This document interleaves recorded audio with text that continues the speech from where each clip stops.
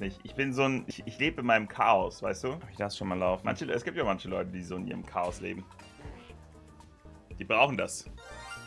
Und da sehe ich mich halt leider auch. Dann kann ich jetzt trotzdem nebenbei schon mal laufen.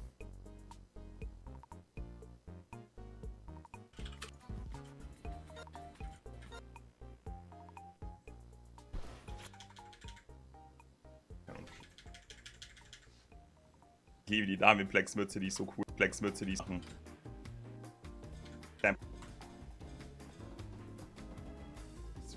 wie die. Ich hab halt auf Limit.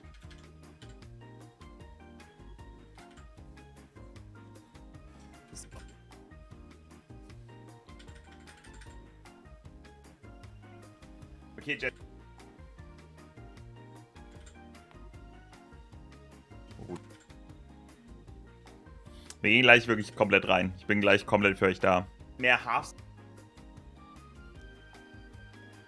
Im TCG Live. Warte, ich kann sie dir wahrscheinlich. Ist das meine weiße Karte? Weiß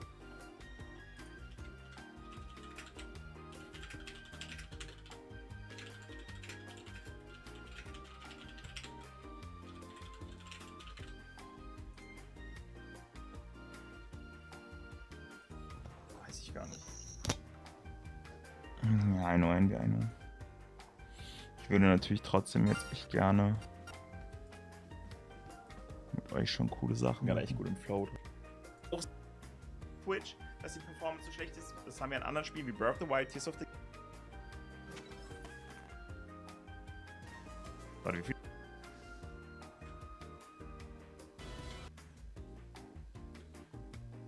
Nämlich.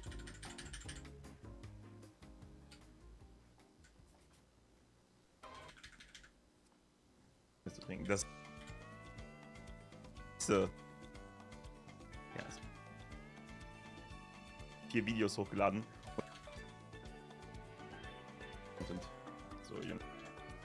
Das ist eigentlich ein Spielplan. Inwiefern Spielplan?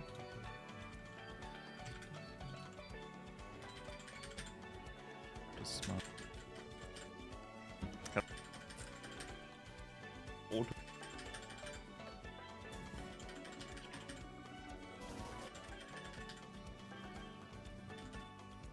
Miraidon. Endlich.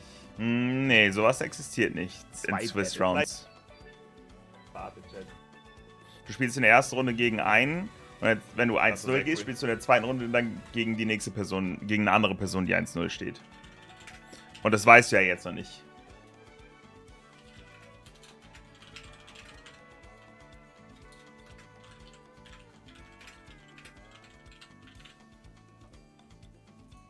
Endlich, Chat, endlich.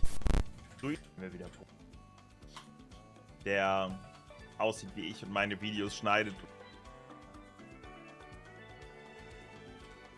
Und die. Aber feierst du die?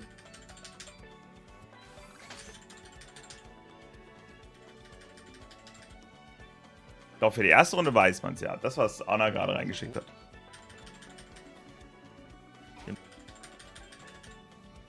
Legen.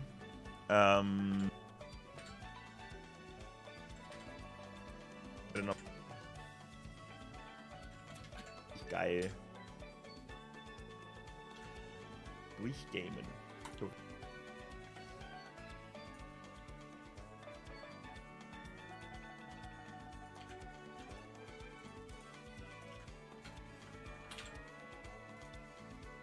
Auf jeden Fall Bock. Okay, Chat, ich wünsche euch allen eine wunderschöne gute Nacht. Schlaft alle gut und bis später.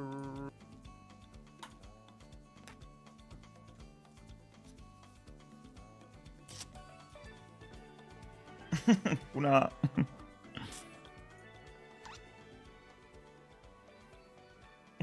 Mann, Chat ist aus UD.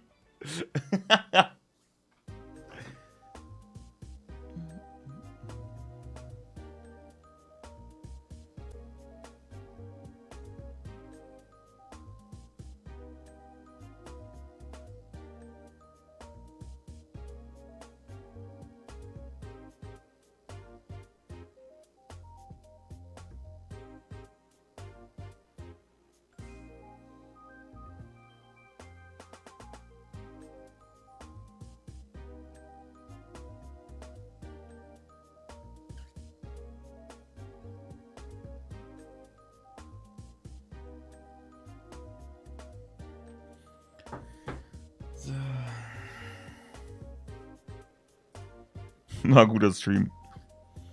Ich lade gleich die 3 Sachen hoch, dann bin ich im letzten Highlight. Da ist auch noch der freie Tag drin. Das heißt, es sollte vielleicht sogar relativ entspannt alles noch sein. Es ist nicht mehr viel, was gemacht werden muss.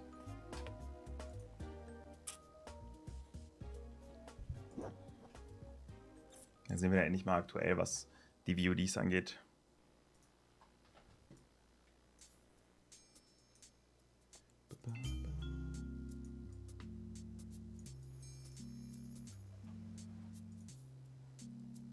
Wo man TCG-Kategorie für Drops? Nee, das mache ich nicht. Wir gehen nicht einfach so in die TCG-Kategorie, wenn wir VGC gucken. Das machen wir nicht.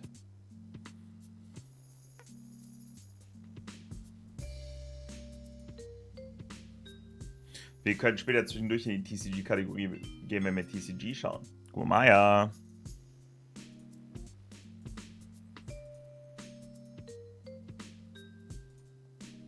Aber nicht einfach so. Ja, wenn wir TCG schauen, ja. Das ist dann was anderes.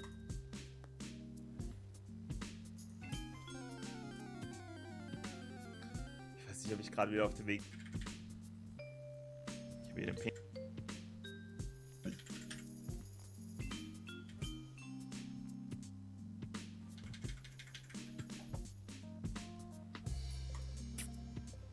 So nämlich nicht. Wie lange hast du die Person Timer?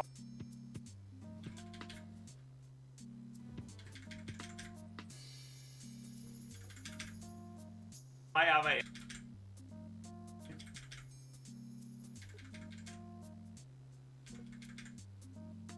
20 Stunden das Video.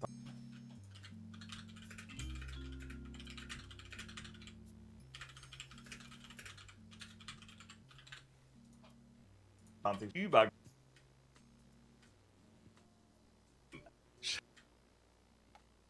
Hier steht schon 1-1, damn. Spannende Sache.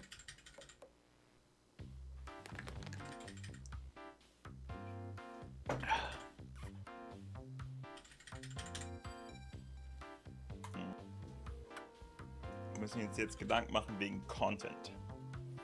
Weil, ja,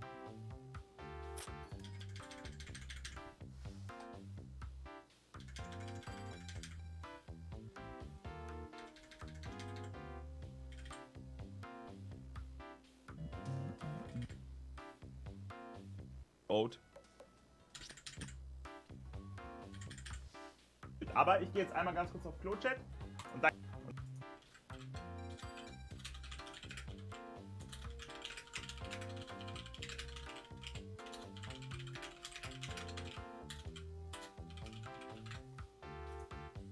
Dann gehen wir weiter rein in die Alpen.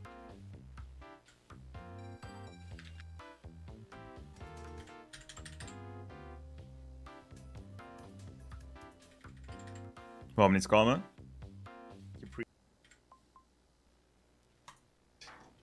Ich appreciate dich sehr, wirklich. Oh, das habe ich zu Envy gesagt, glaube ich. Das ist keine...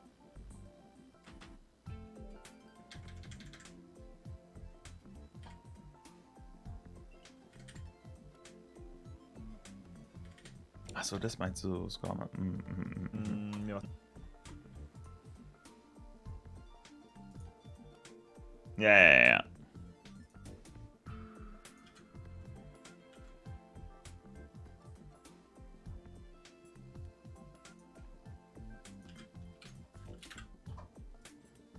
Mir was zu essen machen. Bis gleich. Da ist schon mein... Ist an der...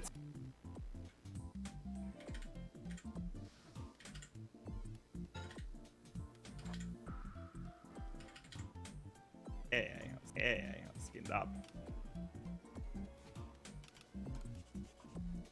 Was geht denn da ab? Lebedeck und viel.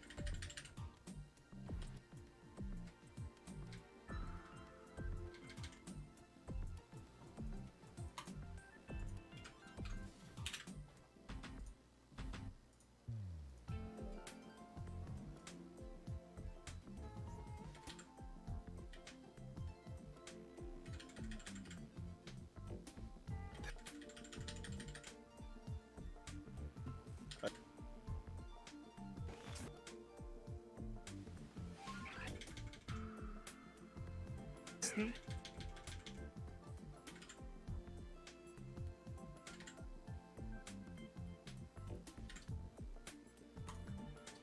Ist er jetzt auch over hier?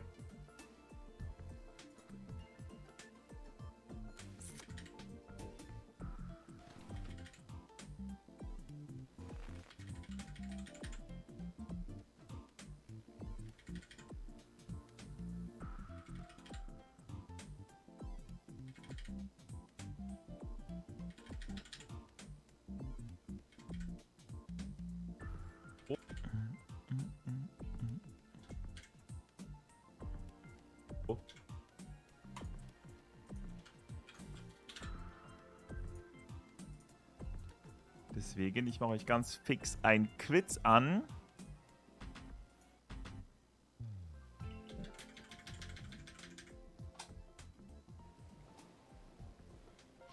Nee, bin ich. Wirklich.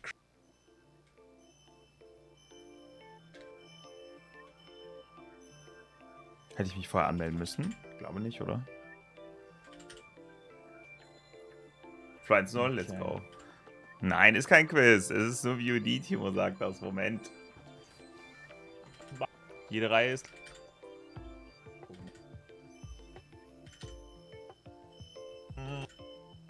Ebenso extrem... Samuel 1. Sad. Ist halt die Frage, ob du auf so Farming-Stuff, also so wirklich...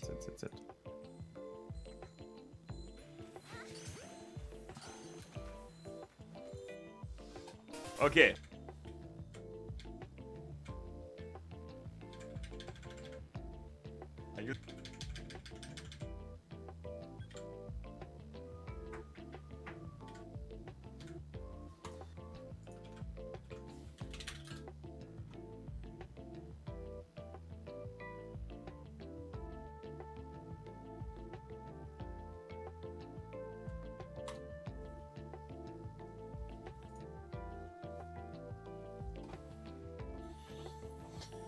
So.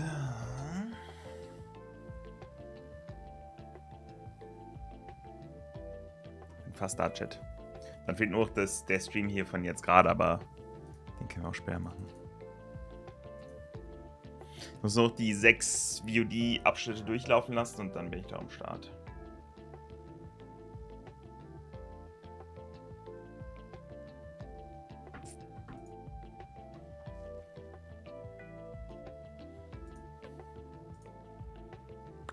Dann haben wir auch erstmal auf dem VOD-Channel wieder 48 VODs noch offen. Geil!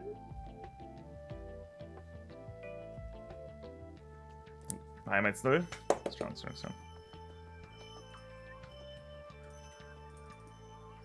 Sehr gut, sehr gut.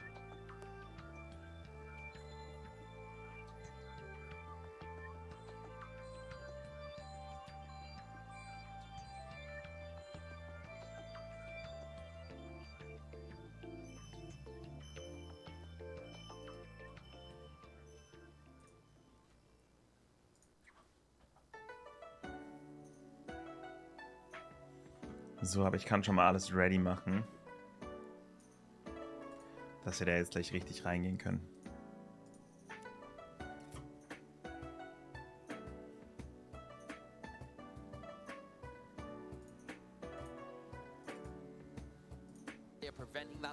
Which is huge, and then they flood him in, taking huge damage from that grassy glide. Now pinned in because what have you got in the back to switch in? Francesco. Saluna's going to come in. Yeah, that'll go down to the grassy glide. So it's very easy now for Gabriel. Now he's got this board position set up to just continually go for that grassy glide into that slot. Whatever comes in there is going to get knocked out. Yeah, the slot's locked out. That's it. There's always going to be a KO that's going to be picked up there. So if you're Francesco right now, you really... wishing, first of all, you had ally switch on Cresselia, but you're going to have to really take into consideration which Pokemon you want to try to rely on right now, the Flutter Mane or the Ursaluna, and if there's any strong being able to turn this round. Yeah, and it seems very difficult at this point, with all emphasis being on that Cresselia. Hasn't got the damage output to take down the Incineroar. And not only that, the Assault Vest Rillaboom, which is also even more bulky than what we've seen the Incineroar be already. We are going to see the Fluttermane switch out, the Ursaluna take the field once again and take that Grassy Glide for its troubles and get knocked out. Yeah, gets knocked out. So Francesco opting to have the Fluttermane in the back, maybe hoping that the Grassy Glide is a roll to not guarantee pick up a 2-hit KO from that range, as Flare Blitz will be focusing down onto this Cresselia. And if there's a focus of the Moonblast that leads into the Incineroar, it will whittle its HP down even further. But no, Lunar Blessing wanted to be safe, wanted to get that recovery going, because Cresselia needs to enable its partner Pokemon and at least try to salvage this Game 3 to allow Francesco to get his Game 1 win. Yeah, it's very difficult from this point. The Fluttermane going to come back in, but going to be susceptible to the Grassy Glide once again. The Grassy Train's still on the field, and if you are Francesco, you need to be able to stall that out. Unfortunately, because it has got the Choice Specs item, it doesn't have that option, so it is really all down to the Cresselia. And Gabriel, what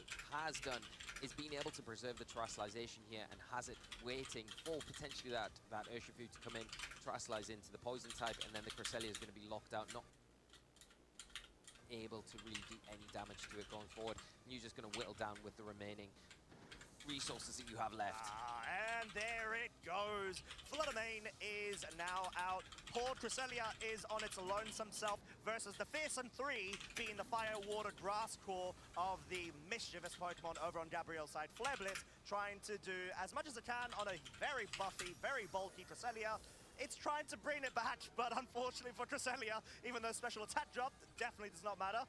It just seems like Gabriel has been able to just really take control of this Game 3 in an exceptional way, to the point where he just based it off of those first 2 turns, and it was able to unlock the rest of the game for him.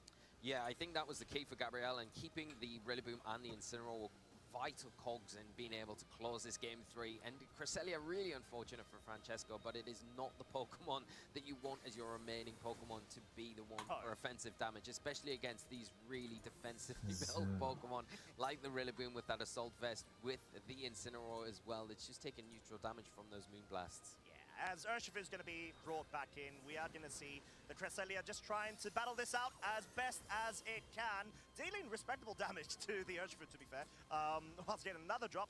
However, Flare Blitz, is this enough to pick up the KO? It is! Mein And all of a geht. sudden, we have your round 1 winner of the So, jetzt bin ich auch Gabriel gut ready für euch. What a phenomenal performance to kick off round 1. Okay, Flo 1-0, Dennis 1-0. Sehr gut. Markus 1-0, Kusha 1-0, Reim 1-0. Billa steht 0-1. Philipp steht auch 0-1.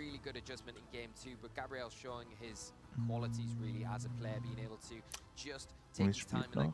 Luis Utek. Ein paar Leute zocken noch. Benny zum Beispiel spielt auch noch. Okay, aber schon einige 1-0er. Hallo Kusha! Na? Gaming oder wie? Ey, drück alle von mir ganz doll. An euch alle ganz, ganz, ganz viel Erfolg, Kusha. Ihr rockt das. Ihr holt es. I think just being able to have the option of the Poison Terror on the Gaming. proved too much for Francesco to have to take into consideration. Gaming. Fühlt ihr euch confident? Wie war das Stream-Match? Hab's nicht geschaut, ich habe gerade noch alle meine VODs fertig gemacht. War bestimmt ein Banger. War bestimmt mega nice. Ich bin jetzt richtig am Start. Also ich warte noch bis ein VOD gerade muss noch fertig laden. Und dann lade ich das hoch und dann hat das Team vom Schlafengehen gedroppt. Echt? Wirklich? Da kann ich ja jetzt gleich ein bisschen, also ich erzähle euch gleich ein bisschen was dementsprechend Achterbahnfahrt-Gefühle. Ich erzähle euch jetzt gleich die Story hinter Reims Team und allem drum und dran. Ich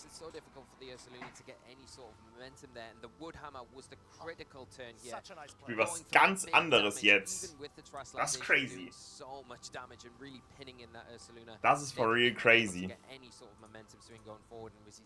The Rillaboom doing big work for Gabriel once again. I think that would be the highlight turn, if I'm completely honest, where Gabriel, he had his own back against the wall. Ja, das ist erst mal laufen und dann capitalize and just Sage ich euch, wie das mit dem Team lief. By just going for it. He has the sugar berry on the Incineroar, something we don't commonly see at all so far, and just being able to completely play into that in the exceptional way that he did.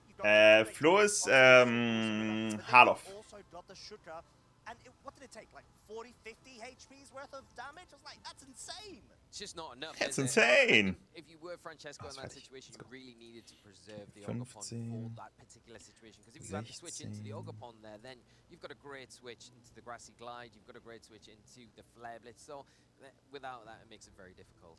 It does indeed. We're going to hear from the man himself, Gabriel. So we're going to go ahead, throw it to the stage for a winner's interview. Thank you so much and welcome trainers to the EUIC VG stage. I'm here with your winner of that thrilling round one, Gabriel Agati. Gabriel, that was tense. How are you feeling? Ja, ist halt auch over hier. Great. Yeah, winning on stream, especially on round one. I was never on stream on round one, so yeah, that's pretty cool. Excellent stuff. It's you managed to keep your cool just like that, Chien Pao, and that's what I want to start with talking about. Game one, Chien Pao, Icicle Crash, left, right, and center. Okay. It was getting such crucial knockouts. That must have felt good in game one. Yeah, I was very surprised. Ja, vor jetzt noch interviewt zu werden. Ja, genau, ich werde Belex noch anschreiben. Yeah, I was really happy when he just got a KO. Made the path a whole lot clearer, but then game 3, the Icicle Crash missed, kurz, arguably the most crucial one, but you still managed to win. So when that missed, what were you thinking? Yeah, when I missed, I was a bit worried, but then I realized that I could still win because Ushif was great against what he had, especially the Terra Poison. Because I can use it against Fluttermane as well. And the Cresselia only had Moonblast. So yeah, I just tried to stay calm and it worked. Ja, er wirkt aber auch komplett calm. You need to stay collected in order to triumph in the end in this game. Game 2, of course, that was a loss for you. How were you feeling after the first turn of that game? Yeah, my opponent did a great read on, and I pretty much lost game on turn 1. I think I. Ja, der Typ, der war jetzt wirklich komplett gechillt. Maybe I need to be a bit more reckless. Francesco really managed to turn up the heat on you. Ja, irgendwie wenig Zuschauer noch da sind. Das Ding ist, es kommen echt wenig Leute dahin zum Zuschauen. Fast alle Leute, die dort sind, machen halt mit. Sehr, Dankeschön für den Resub. Sehr, sehr appreciate. Dankeschön. Vielen lieben Dank. As a kid, I choose Charmander. Okay. But I like all the trees, so. OBM, du tust so, als würden wir das alle wissen. Du tust so, als würden wir alle wissen, wer letztes Jahr gewonnen hat und sonst irgendwer, wer ist. Das weiß doch keiner außer dir.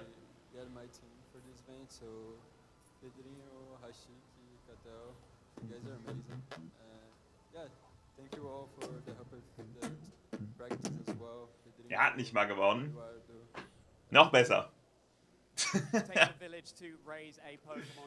Ja, Zweiter. Okay. Der One ist auch nicht so interessant, außer die Famous-Leute. True. Aber ich habe trotzdem Bock, ein paar geile Matches zu sehen. Ein bisschen neuen Stuff. Thank you very much, Charlie and Gabriel. Of course, we're able to hear a lot of great stuff there. Congrats once again to him. And we had a bit of a sneak peek of favorite Pokemon, being that Charmander, scorching fire hot, as we saw from that match in round 1. Oh, definitely. And I mean, we've seen previous champions in Sword and Shield. Leon using the Charmander there to the Charizard. So. Eric Rios won the world champion. Oh, sorry, the EUIC, of course, in 22. Yeah, with Rinya's son. Yeah. Mistaken, so. Fitting Pokémon for a fitting player, I think. So, ich muss gleich Dings holen. Ich habe neue In-Ear-Kopfhörer. Du hattest ja welche bestellt. Ich muss die gleich holen. Ich weiß nicht, ob irgendeine der Seiten kaputt ist. Ich will nicht gleich zu laut stellen, aber ich noch ein bisschen lauter kann ich schon machen. Aber ich hole gleich einen neuen Kopfhörer. True, night, true. I think the good example in that last game was the adjustments he was able to make, you know, under the pressure, where that game 2 really fell apart and you saw. Was hat er für einen Pin an? Ist gar kein Pin, das ist eine Serviette, oder? Also das Grüne. Ah, die haben beide Vermiebs und Sweeps Pin. Ist das eine grüne Serviette? Ich sag, kann man schon machen, so, das macht man ja häufig so, in die Anzugtasche dort so eine Serviette oder so reinzupacken, aber Die sieht so reingeknüllt aus. Benny hat verloren. Sad. Nee, Kusha ist Kusha. Yeah, and I really like the poison translation on the Urshifu as well. Das heißt Einstecktuch. Hey, same. So a really nice adaptation. Let's see how it plays out throughout the weekend, of course. But the one thing you would mention is previous tournaments we've seen finalists always have a poison translation Pokemon be a key part of their team. So maybe that plays out this weekend. We'll have to wait and see. But we do have the top 12 Pokemon in the usage stats for day one, so we can have a quick Incineroars auf 1. Already spicy. Where is that Odrapon? It's gone down. We've got Incineroar, Flutter, Crazy. now being the true first three. Es war Fluttermane nicht immer auf 1? Just kept on rising with this Pokemon. People started picking up on why it's just so good, and the fact that it had so many different sets that you can play around with just goes to pay virtue as to why it's been so heavily utilized. Yeah, this is not Spicy Incineroar. War ja nichts zu erwarten, nö, war's auch nicht. Es war immer Fluttermane. I mean, it's so good. We saw how useful it was in that first game for both players. Kurz die Pokémon Gormon Season Chat. To its potential, you can see how good it is. We didn't really just get to see that Will-O-Wisp come into effect in that last game, but I think it's something that you Ich glaube, Ultrich war der auch auf 1. Na, okay. Na, okay. Hätte nicht gedacht, dass Incineroar auf der 1 ist, sage ich ganz ehrlich. In every single format it's allowed in. And then the Raging Bolt there, sitting up, propping third place, and right behind that, I do like to see Landers and Carnage usage. Nein, Mutter, da bist du noch ein bisschen outdated. Really, really important Pokemon. Ja, Day 2 ist Gorm, okay, Day 2 ist was anderes.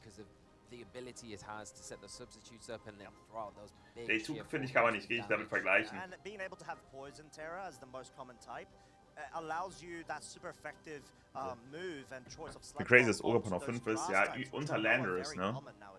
You know, have the Odrapon variants. We've got the Rillabooms. We do have a Moondress, but it's not on this top 12. I wouldn't be surprised. Ja, ich sage, Day 1 Incineroar auf 1 finde ich auch crazy. That's definitely something I kind of expected coming into this. Either Day 1, but definitely Day 2. I feel like that Amoonguss should. Ja, Incineroar wurde eigentlich, also ich sag mal so, okay, Incineroar wird schon viel gespielt, aber ist halt natürlich performt immer sehr, sehr gut. Aber in Anführungszeichen, viele Leute, die nicht so ultra krass sind, spielen halt einfach nicht Incineroar.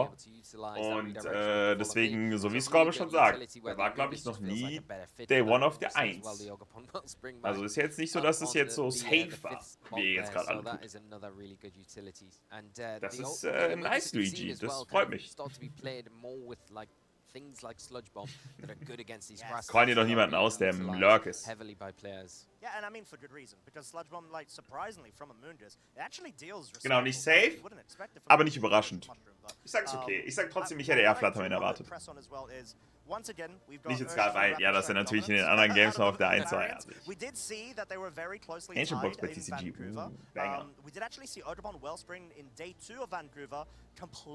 Okay, während die das kurz erzählen, erzähle ich euch jetzt die Story von dem Rahim-Team, okay? So. Das kannst du sehr gerne machen, Junge. Das ist ja natürlich komplett fein.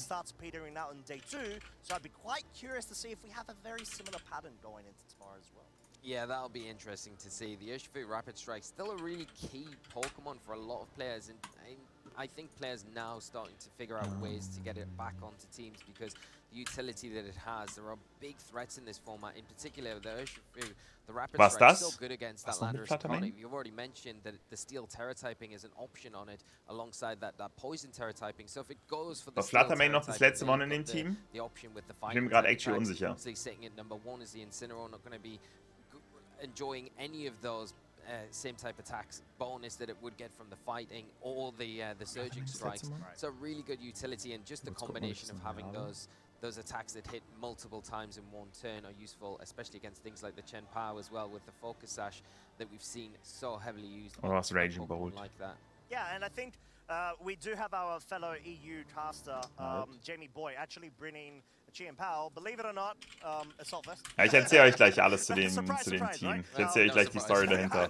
Und Michis Quatschi. So, actually there are some more nuanced ways that you could. Ja, das Fluttermane. Okay. Also. Okay. Das hier. Ja, kurz ein bisschen leiser. Ist ja sowieso gerade Pause. Okay. Das hier ist das Team von Belex, was er seitdem Paradox-Pokémon erlaubt waren, fast immer gespielt hat. Nicht nur Belex hat es gespielt, Belex hat es von einem Kollegen bekommen, Belex hat es sehr erfolgreich gezockt. Und Flo hat es auch in Dortmund bei der MSS gezockt. Dann kam Rahim auf Belex zu und hat gesagt, yo, ich finde das Team sehr cool. Kann ich das mal haben? Dann hat Belex gesagt, klar, kein Problem. Dann hat Rahim damit viel gespielt und war sehr erfolgreich. Hat aber gemerkt, dass Gouging Fire nicht so gut funktioniert, wie er das gerne hätte. Darum hat der Gouging Fire ausgetauscht.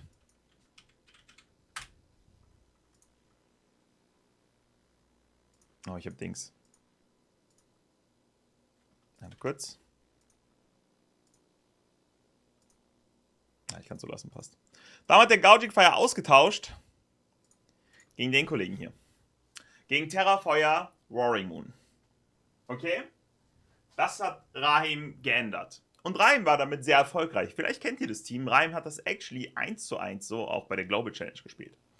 Dann kam Michi hierher. Und Michi meinte zu mir, krasseste Team, wir haben so gekocht, das ist so crazy. Und dann hat er mir das Team gezeigt. Und ich habe gesagt, das ist doch einfach Belex Team bloß das Roaring Moon über Gouging Fire ist. Weil weil Michi gedacht hat, dass ich das Team nicht kenne. Und hat mich dann angeguckt und hat gesagt, du hast doch keine Ahnung. Und dann habe ich gesagt, okay. So, dann haben die Jungs gesehen, dass dieses Team ein kleines Problem hat in der aktuellen Meta. Und daraufhin haben die Ursaluna gegen Sandy Shocks ausgetauscht. Ab dem Zeitpunkt habe ich gesagt, okay, finde ich sehr cool. Jetzt finde ich, ist das Team auch was Besonderes.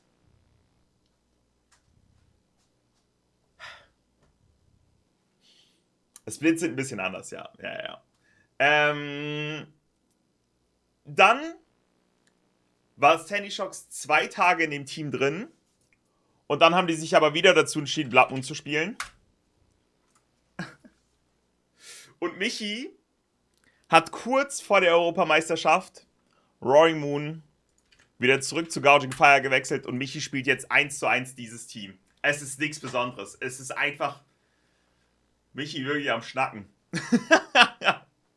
Das heißt, während die anderen jetzt noch die Version wahrscheinlich mit Roaring Moon spielen, spielt Michi einfach das. Einfach 1:1 das Belex-Team. Es ist nichts Besonderes. Es ist ein cooles Team, aber Michi komplett am Schnacken gewesen. Das ist die Story hinter diesem Team. Ja, aber das Team ist halt einfach Belex-Team. So, Belex hat das schon in Lyon gespielt, in Stuttgart, auf allen PCs und MSS. Michi sagt on Stream, der Watertype ist echt crazy. Ja, der wollte nur für Verwirrung stiften. Also, ja. Und der wurde Zweiter bei den Worlds. Ja, Michi ist einfach ein Schnacki. Michi ist zwar ein Süßi, aber ein Schnacki. Gut, Dani, was geht?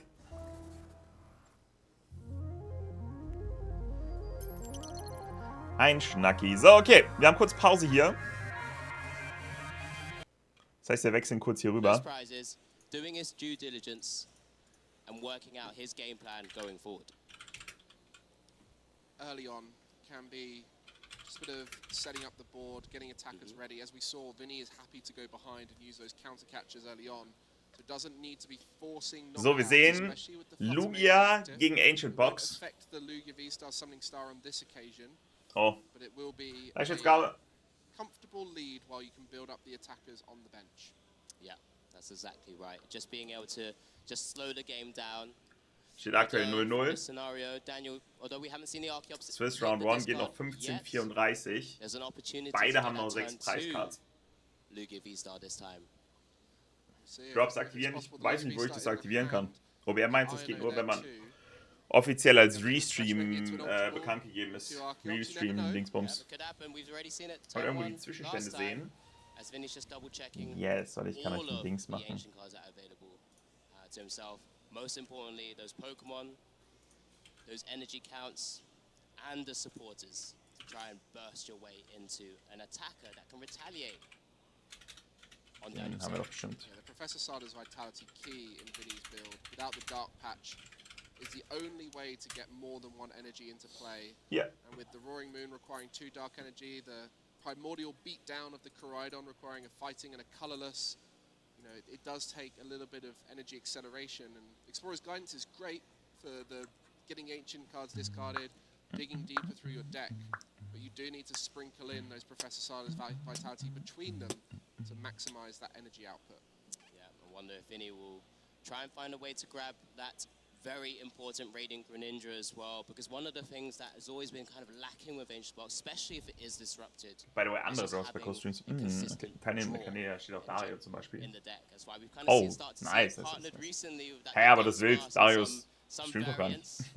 As well, but of course we've already mentioned this is very much the straightforward version here. That one has Roaring Moon EX as well, a familiar face that's fallen out of favor with rotation. But still has a fantastic attack and that frenzy gouging. But maybe we'll see it across this weekend. Who knows? We're waiting to see all of our top players steht schon 1-0 für Vinny. coming onto the stream to really showcase their decks. As we do see the Explorer's Guidance now hit the field. Bit of deja vu of how the first couple of turns went for Vinny as well. Got the Professor Sada's for next turn as a super rod in there. Also ich erzähle euch mal kurz, wie die beiden Decks funktionieren, okay? Für die Leute von euch, die nichts mit TCG anfangen können. Okay, ich erzähle euch jetzt, wie diese beiden Decks funktionieren. Rechts sehen wir Lugia, okay? Das Deck ist sehr interessant, weil das Deck sehr viel mit Spezialenergien funktioniert. Da funktioniert viel. Mons machen teilweise mit Spezialenergien mehr Schaden. Ihr kommt schneller an Spezialenergien etc. pp. Und Lugia ist halt allgemein einfach eine Strong-Karte in dem Deck. Und links sehen wir Ancient Box, nennt sich das Ganze. Der Main-Attacker in dem Team ist Donnersichel. Denn Donnersichel macht 70 Schaden. Und für jede, ihr seht hier zum Beispiel links die Karte, die hat hier Ancient stehen. Es gibt Trainerkarten, Pokémon-Karten, also zum Beispiel auch Flutterman und so weiter. Das sind auch alles Vergangenheits-Pokémon. Und Donnersichel macht für jede Vergangenheits-Pokémon, Vergangenheitskarte im Ablagestapel 10 Schaden mehr. Das ist halt sehr geil, weil erstens, Donnersichel hat halt nur, wenn der besiegt wird, kriegt man dafür nur eine Preiskarte. Anders ist es ja bei V- oder EX-Karten. Da kriegt man ja 2 Preiskarte. Das heißt, es sind kleine Pokémon, Baby-Pokémon. Und kommt halt trotzdem auf den Damage-Output, den man halt mit V- oder EX-Pokémon vergleichen kann. Ich finde Ancient Box auch nicht so leicht zu spielen. Ich finde, du schmeißt halt wirklich sehr viel aus deinem Deck raus. Du musst halt aufpassen, dass du nicht Decktot gehst, plus dass du, es braucht sehr viel zum Aufbauen. Außer Handskilled, ja. Ich wollte jetzt die Leute, die TCG nicht kennen, direkt überfordern und Hands ansprechen, solange wir den noch nicht sehen. Wir sind auf jeden Fall mit Chino hier erstmal. Wir müssen auf die Chillerbell-Karte hier, ne? Man kann hier drüber hovern, das finde ich by the way so cool. Aber wir müssen auf die Chillerbell-Karte warten, dass wir dort so ein bisschen was Cooles sehen. Hier sehen wir jetzt Enigmara. Enigmaras, durchsuche dein Deck nach bis zu... Nee, warte, das ist falsch. Enigmara ist, ihr mischt euer Deck und ihr dürft so viele Karten neu ziehen für jede Preiskarte, die ihr noch übrig habt. Das heißt, beide dürfen jetzt 6 neue Karten ziehen. Safe. Das glaube ich auch. Weil Daniel hatte scheinbar nichts Gutes auf der Hand und musste halt einen Supporter spielen. Das war sein Play hier.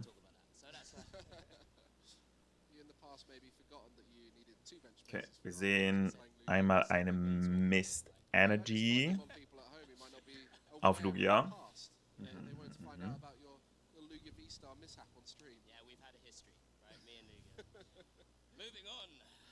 Komm, Daniel, ihr habt nicht so viel Zeit. Du kannst nicht die ganze Zeit deine Handkarten mischen. Okay, er nutzt den Pokestop. Schaut sich die ersten 3 Karten an. Darf dort eine, ich glaube, Itemkarte ist es, wenn er dort eine Itemkarte findet, dann darf er die auf die Hand nehmen. Oder jede Itemkarte. Okay, aber alles andere muss er auf den Ablagestapel schmeißen. Was jetzt gerade natürlich nicht so geil war für ihn. Also Daniel versucht gerade so im Background sein Lugia aufzubauen. Aber ich glaube bisher aktuell, weiß ich noch nicht. Dadurch, dass er schon Lugia V-Star hat. Er hat keinen Chiller-Bell. Der kriegt seinen Pico-Chiller da nicht weg. Und der gute Vinny, der schafft es hier in der Zeit gut, seine Warring Moons ready zu machen.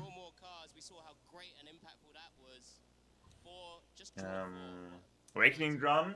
Draw a card for each of your ancient Pokémon in play. Ziemlich coole Karte. Ziemlich coole Karte. Wir sehen hier Radiant Greninja. Radiant Greninja auch sehr strong, weil du willst in dem Deck sehr viele Unlichtenergiekarten auf deinen Ablagestapel schmeißen, wegen dem Finsterpflaster beispielsweise, weil mit dem Finsterpflaster dürft ihr eine Unlichtenergie von eurem Ablagestapel an eins eurer Pokémon ranlegen. Und Radiant Greninja sorgt dafür, dass ihr eine Energiekarte aus eurer Hand auf den Ablagestapel legt und dafür 2 Karten ziehen dürft. Pokestop immer gut in Ancient-Karten discarden. Und Palpads und Retrievals gehen ja eh auf die Hand. Ja. Ja. Oder Seider. Oder Seider, genau. Mit Seider geht es natürlich auch. Wie ist es? Die haben noch 9 Minuten. Was passiert nach 9 Minuten? Hat Vedi dann gewonnen, weil es 1-0 steht? Ich weiß schon, Seider. Alles gut, okay, alles gut. Ja, okay. Wenn Daniel aber jetzt in diesen 9 Minuten gewinnen würde... Achso, warum sieht diese Karte daneben so geil aus? Das sind Ace-Specs-Karten, die pinken. Das sind Karten, die darfst du nur einmal in dein Deck haben.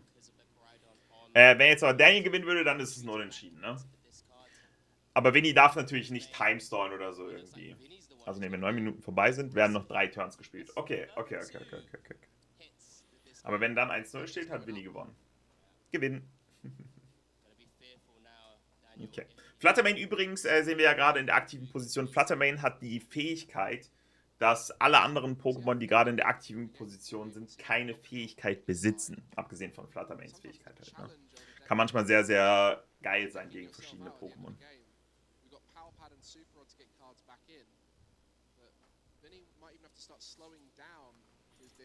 Schauen wir nebenbei nochmal links. Ich mach den Streamer nochmal auf.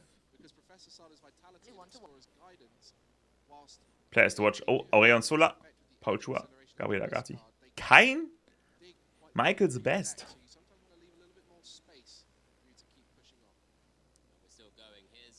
Kein Raheem.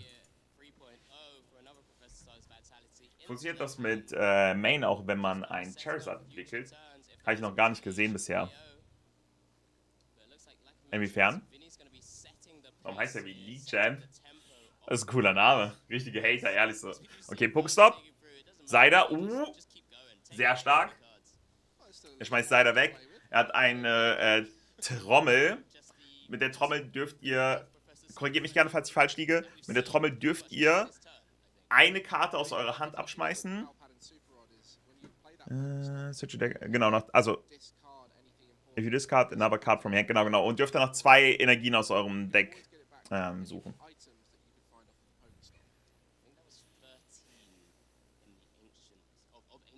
Ich glaube schon, Cells. Ich glaube schon.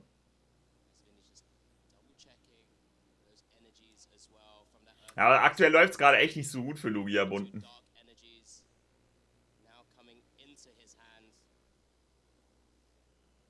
Habe ich Trommel gesagt? Ich meine nicht Trommel, ich meine natürlich die Urne. Das Gefäß. Ich wollte nicht Trommel sagen, sorry. Habe ich versprochen.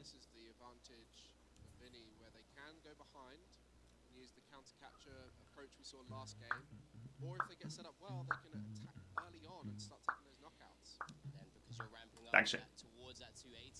Okay. Adressbuch. Er holt sich jetzt hier die Seider. Das Crazy ist halt, also ne, er darf jetzt die 2, glaube ich, wieder zurück in sein Deck mischen. Genau, ich glaube, davon bis zu 3 mit Adressbuch.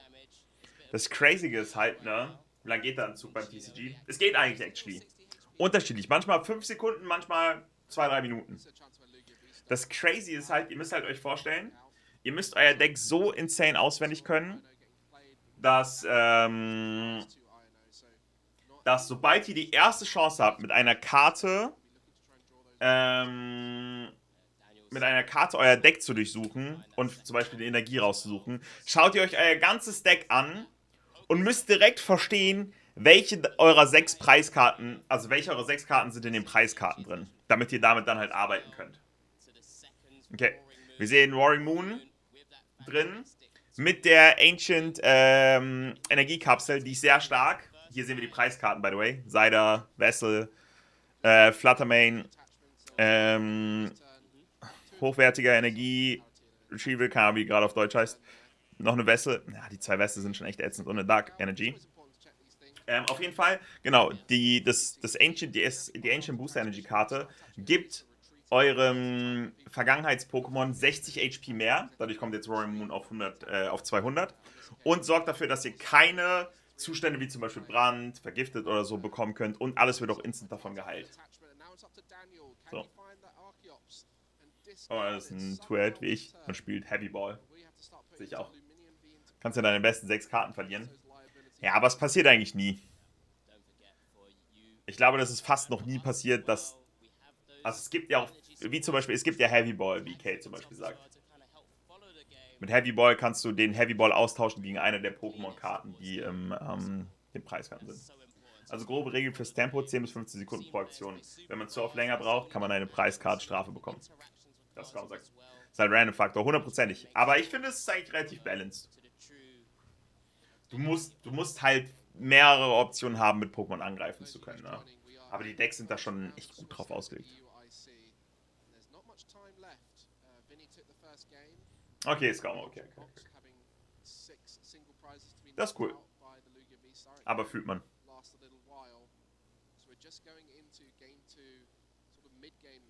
Das ist crazy. Aber man erlaubt es trotzdem mal. Und übrigens einen Hands abzuholen. Das ist nice. Eigentlich aber auch wack, weil im aktuellen Battle Pass bekommst du, glaube ich, 4 Alt-Art Hands. Okay, wir sind Lumineon. Lumineon dürft ihr nach einer Supporter-Karte suchen, nachdem ihr sie gespielt habt, glaube ich. When you play this card, a Pokémon card from your hand into your bench during your turn, you may search, genau. Für den Supporter, Moreshat. Ein Scarlet Violet. Oh, okay. Das ist cool. Lumineon, so ein unrated Pokémon, ich liebe Lumineon auch. Die Karte ist halt ganz nice, aber ist halt auch so ein bisschen so ein Hands-Opfer, ne? Also das sind halt mit einem Befehl vom Boss sind es halt easy 3 Preiskarten.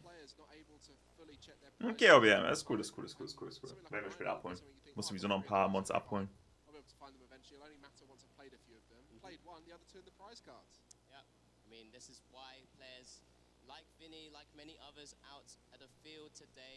Do take notes as well, just to kind of remind themselves what's prize and just do that kind of prize check and just to help clear your mind so you don't have to keep thinking about it whilst you're going through your deck, going through your turns.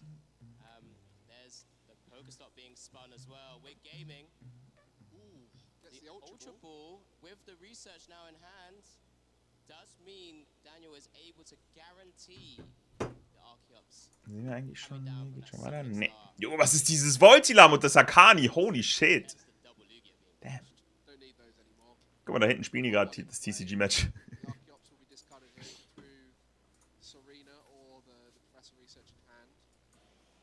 So this is a strong spot to be in for Daniel in terms of getting attackers going, but in terms of time frame and the amount of knockouts that will be required for him, it's going to be pretty tricky here. As you mentioned, it's important just to play the games in front of you, get that experience. You know, there's so many first-time players here at EUIC who are trying to get their experience up, learn how to play those 9 rounds, learn how to play best of 3 and getting those results. Also, Research, schmeißt deine ganze Hand ab und zieh 7 neue Karten. 2 Boss Order haben wir da, glaube ich, gesehen. Wir haben einen Chillabell.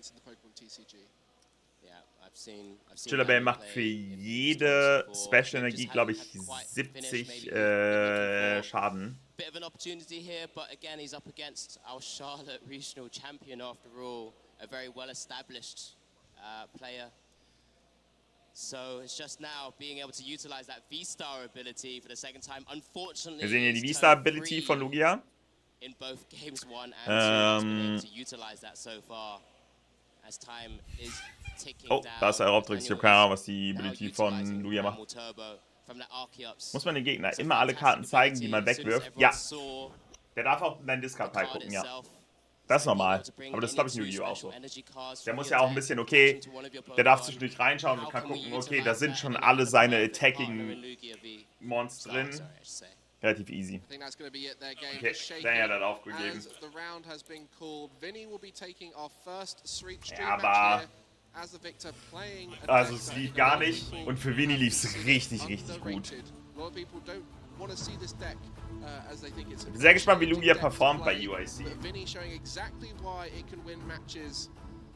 What a deck it is there, just seeing how much power it can get with that Roaring Moon.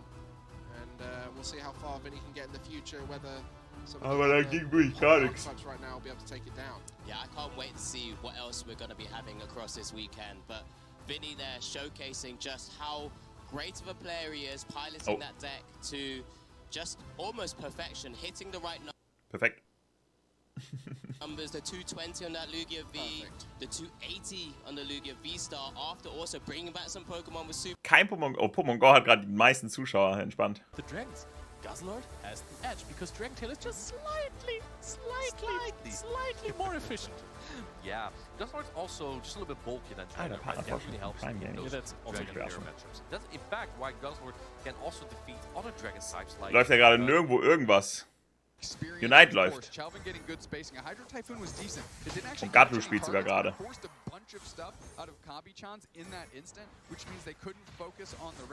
Steht 1-1 gerade, EU gegen Japan.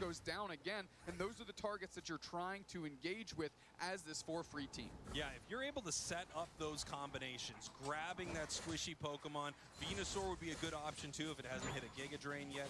Grabbing it, pulling it towards the team. Aber es sieht gerade gar nicht so gut aus für For Free, wenn ich das so sehe, oder? Was geht? Warum ist da rechts eine Evoli Level 10? Das ist ein Umbreon. Oh, schöner Catch auf Vinu. And now the Umbreon Unite pops as well. They're looking for an opportunity, and they're starting to work on this Regieleki. Closing the gap is the Eldegoss Knife Surf spacing on top of the Dragonite. Okay, Niki sollte man in der Theorie securen können, ja. Japan spielt auf jeden Fall eine wilde Kombi. Oh! Ah, ne, hätten die nicht runternehmen können. Okay, okay, der Mew macht da echt guten Damage. Ja, irgendwie alles andere ist gerade Pause.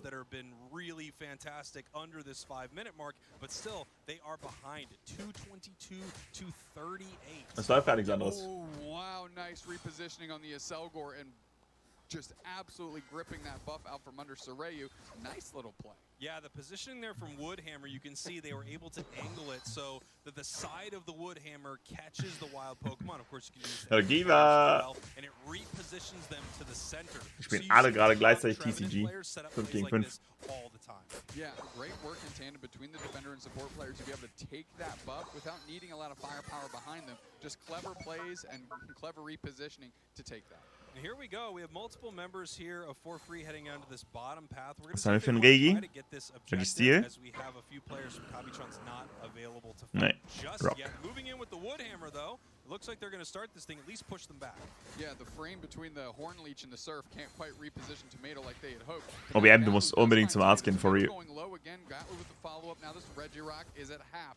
We've got the Dragonite lined up, ready to go. Zervis is trying to move in. Oh. Ja, ich wollte gerade sagen, das können die nicht bekommen. Die haben echt gut Secure, ne? Die haben irgendwie so eine wilde Comp zwischen Fighting Comp mit Vinu und Eldegoss, aber auch und Blastoise. Naja, und Trevenant, aber auch echt gute Secures mit Mew und Dragonite. Das sollte Best of Free sein, ja.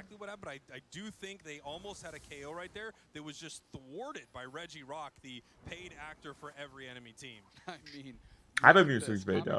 Die haben, das ist halt so wild, weil die so eine Kombination aus Fighting Comp und Secure Comp haben. Und Battle Knight eigentlich auch gedraftet. Ja, unten hier siehst du zum Beispiel auch die Bands. Mittlerweile gibt es Pick und Ban. Oh, schöner Catch auf Vinu. Urshifu sehr low. Aber auch schöne Blastoise-Ult. Der Mew Solar Beam war big. Das sieht nicht gut aus.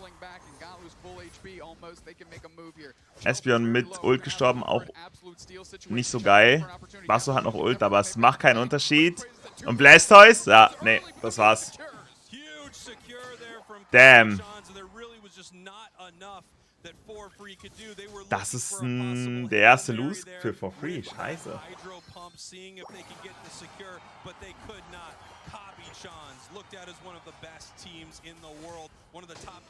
Ich muss jetzt klar, was T-Rock halt quasi Zeller machen. Ich habe ganz früh mal United gespielt und da gab es das gab es damals nicht im ersten Halbjahr. Also Rayquaza ist ein bisschen wie Zapdos, nur schwächer.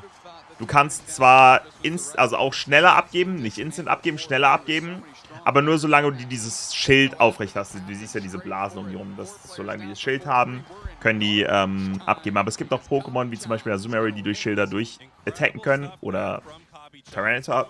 Und die können ich trotzdem abbrechen. Reorg zum Beispiel erhöht für eine gewisse Zeit für das Team die Verteidigung. Registeel macht, dass ihr mehr Damage bekommt. Regice macht, dass ihr mehr HP Regeneration bekommt. Die haben alle so ein bisschen Effekte, so ein bisschen wie Drakes, bloß dass sie halt nicht permanent sind, sondern nur für 2 Minuten. Aber crazy. Crazy.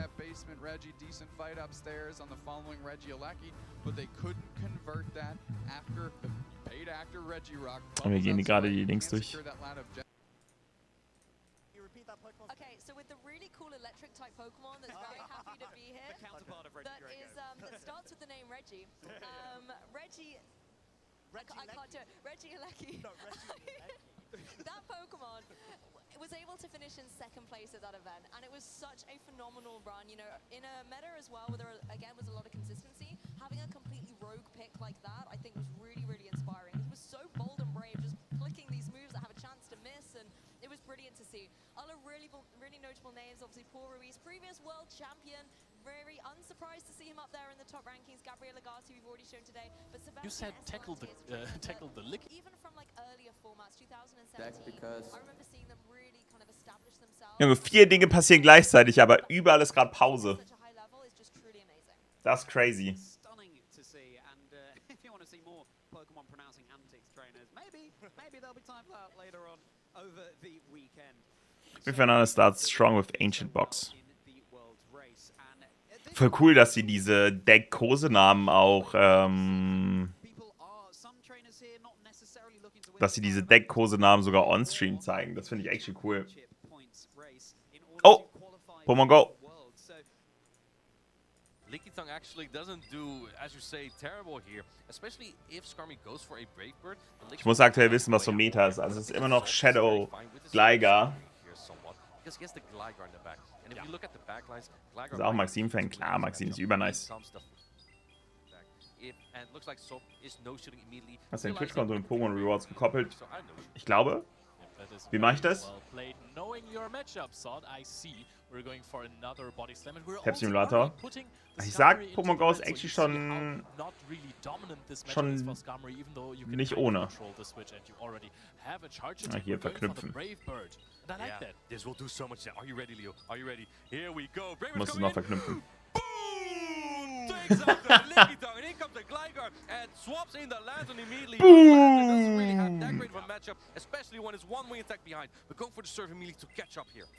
Yeah, Surf is going to deal about 60%, but the sparks don't really add up, especially if it's shielded, it doesn't deal 60%. Okay, alles verbunden. So we're going to be really in an advantageous position in this matchup with the Shadow Gligar. We are farming up to almost 2 digs. 1 dig is going to be thrown here. Kazim is considering to no-shield this. Oh, last second shield from Kazim. Yeah, again, deciding at the very last second. Ich finde Pokémon Go ist schon deeper, als man denkt. See there, Kazim waiting a turn before throwing the Surf, making sure Salt doesn't catch us on something else. But Salt is like probably very happy to see the Lantern in the first place because the Dugong in the back is so dangerous. Going for another dig here. If Kazim shields this, Salt is in a very tough spot, right? That is true. And we're going to shield last second again. Kazim is making it interesting for us. Thank you so much. Keeping us on our toes. And oh, look, oh my goodness, did you see that? He was waiting a turn, Salt waited a turn, because he was waiting longer and now go for the Thunderbolt on the Dugong. What a magnificent, patient play from Kazim here. Okay, alles verknüpft. Erklär's uns. Es hat halt sehr viel damit zu tun, wann setzt du deine Attacken ein, wann shieldest du. Das ist schon teilweise echt crazy.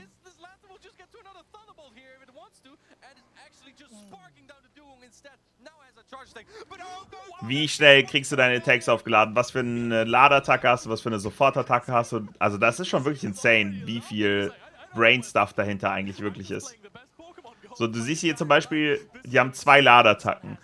Manchmal musst du dich dafür entscheiden, für die schnellere zu gehen und eventuell, oder halt für die stärkere. Jetzt zum Beispiel geht er für die stärkere. Und jetzt ist die Frage, entscheidet der Gegner sich dazu zu shielden, weil er denkt, dass die schnellere rauskommt? Oder shieldet er nicht, weil er denkt, dass, also shieldet er, weil er denkt, dass die Stärke rauskommt, oder shieldet er nicht, weil er denkt, dass die Schwächere rauskommt. Dann kannst du switchen zwischendrin, hast danach aber hier bis geblockt, zu switchen und so weiter. Also wirklich, Pokémon Go ist teilweise wirklich insane. Da ist wirklich eine Menge dahinter, ja.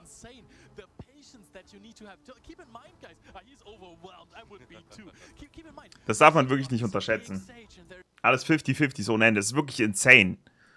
Dass du überall Interviews, dass du so kranke Mindgames dort hast.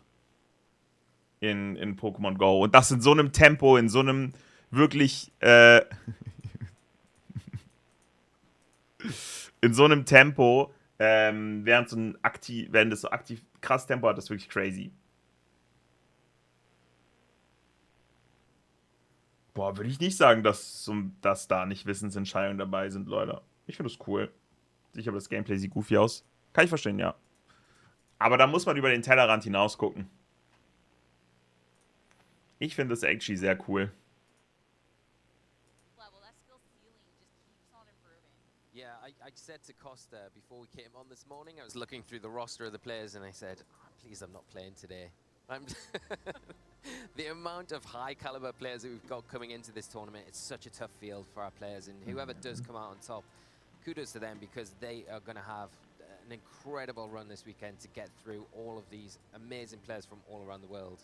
Especially too with the fact that this is the largest event and we have over 900 players. We do have that extra round of Swiss now on day 2, so it's even one more step that players have to take. You think you're good? No, just kidding. You got one more round to be going on, and that's incredible. Nee, das würde ich nicht sagen, dass es mehr Glück als VGC ist. Es gibt keine Hacks oder sonstiges irgendwas. Das ist wirklich rein und allein einfach Wissen und Einschätzung der Situation. Ich finde, dass es kompetitiver ist. Ja, sehe ich selbst nicht. Doch, gibt Hacks. Mit Drops und so weiter. Another thing I was talking about with Costa earlier on as well, I get your opinion on it as well. I think it's ich dachte, die sind immer garantiert. Es gibt tatsächlich Drops und Boosts, okay, aber das ist natürlich auch viel mit Switchen und so weiter, ne? Es gibt halt Drops und Boosts, aber da ist halt auch, du kannst ja dann dein Switch ready haben und so. Also ich finde, es ist trotzdem deutlich kompetitiver. Nee, leider, das stimmt nicht. Die 50-50s haben nichts mit Glücksspiel zu tun. Du musst die Situation ja einschätzen können. Von Razor Pokémon Go. Es hat sehr viel damit zu tun, die Situation einschätzen zu können. Ich würde nicht sagen, dass es einfach stumpfes Glück ist. Da kannst du auch einfach sagen, Pokémon ist stumpfes Glück, wenn du einen Switch-Out predictest oder nicht. Das ist genau dasselbe. I know, right? I'm normally all pro EU, but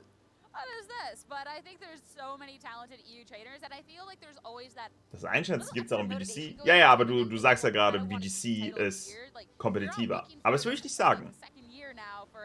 Ich will sagen, beides sind halt. Beides ist relativ ähnlich. Einschätzen, welcher Move wann gedrückt wird, ist ja in beiden Games fast genau gleich. Ich würde es eher so auf eine Stufe stellen.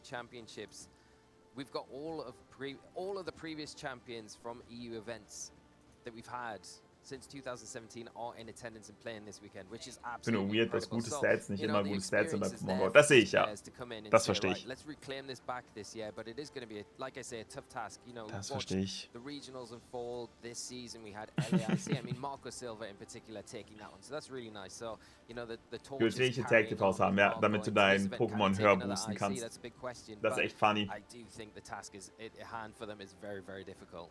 And like we're talking about, oh yeah, there's so many international champions here. There's world champions here as well. Yeah, of course, yeah. Like, it's so incredibly stacked out there. I'm even more like I'd love to be out there representing Slitherwing. One person out there in the field that is, by the way. But at this point, so many good people. I'm okay right here. I'm glad we've got the Slitherwing because looking at the caster predictions, I liked a lot of your picks. I think the Slitherwing Mega-Kartenspiel kann, oder? Wie meinst du, Tim? I don't know if I could quite see it. I'm sorry. See it win of the tournament, but you know, might sneak in there. Interessant, dass das Cheat-Problem in Go nicht so bekannt ist, zumindest mir nicht wie in VGC. Welches Cheat-Problem? Ja. VGC ist schwerer, weil man mehr Attacken spielen kann, oder? Also jein. Theoretisch gesehen ja. Aber du hast im VGC viel mehr Zeit, dir darüber Gedanken zu machen. In Pokémon Go ist es wirklich im Eifer des Gefechts, das ist so super hitzig. Du musst dich sehr schnell entscheiden. Yeah, and I think the one thing about King Gambit that I really like, and ja, genau, das was OBM sagt, ja. lean on quite heavily is the fact that it's so good defensively as well. It's got that offensive presence that you have to really respect when you're playing against it, but it's so hard to take down. And I think we saw in Vancouver like players adapting the different terrestrialization types with it. We saw, I think, Ashton with the flying terror type, and then aber Pokémon Go wird schon sehr hart gegen Cheater vorgegangen. Or the other way around, I can't remember, but a little jet lag, but Dragon is quite popular. I can't remember if James quite had that, but it is a pretty popular type too. Yeah, but what I mean was like a few formats ago we were seeing primarily Dark Terror type to really capitalize on that Kowtow cleave damage there and really make sure that you're maximizing that on the other side of the field. But I think the more defensive typing suits the King Gambit in this format in particular and really allows it to kind of have that bit more flexibility for players to really utilize it and make it such a threat going forward. Especially too, like nee, das war einfach bearbeitet, 3D modelliert. Mach die Maus weg. Passiert gerade sowieso nichts. Or paired up with the gouging fire with the howl, so you get a +1 attack to both Pokemon. There's so many different ways to get your damage up in that sort of way. Bedex hat gesagt übrigens, dass er später vielleicht zwischendurch mal dazukommt und ein bisschen mit uns schaut.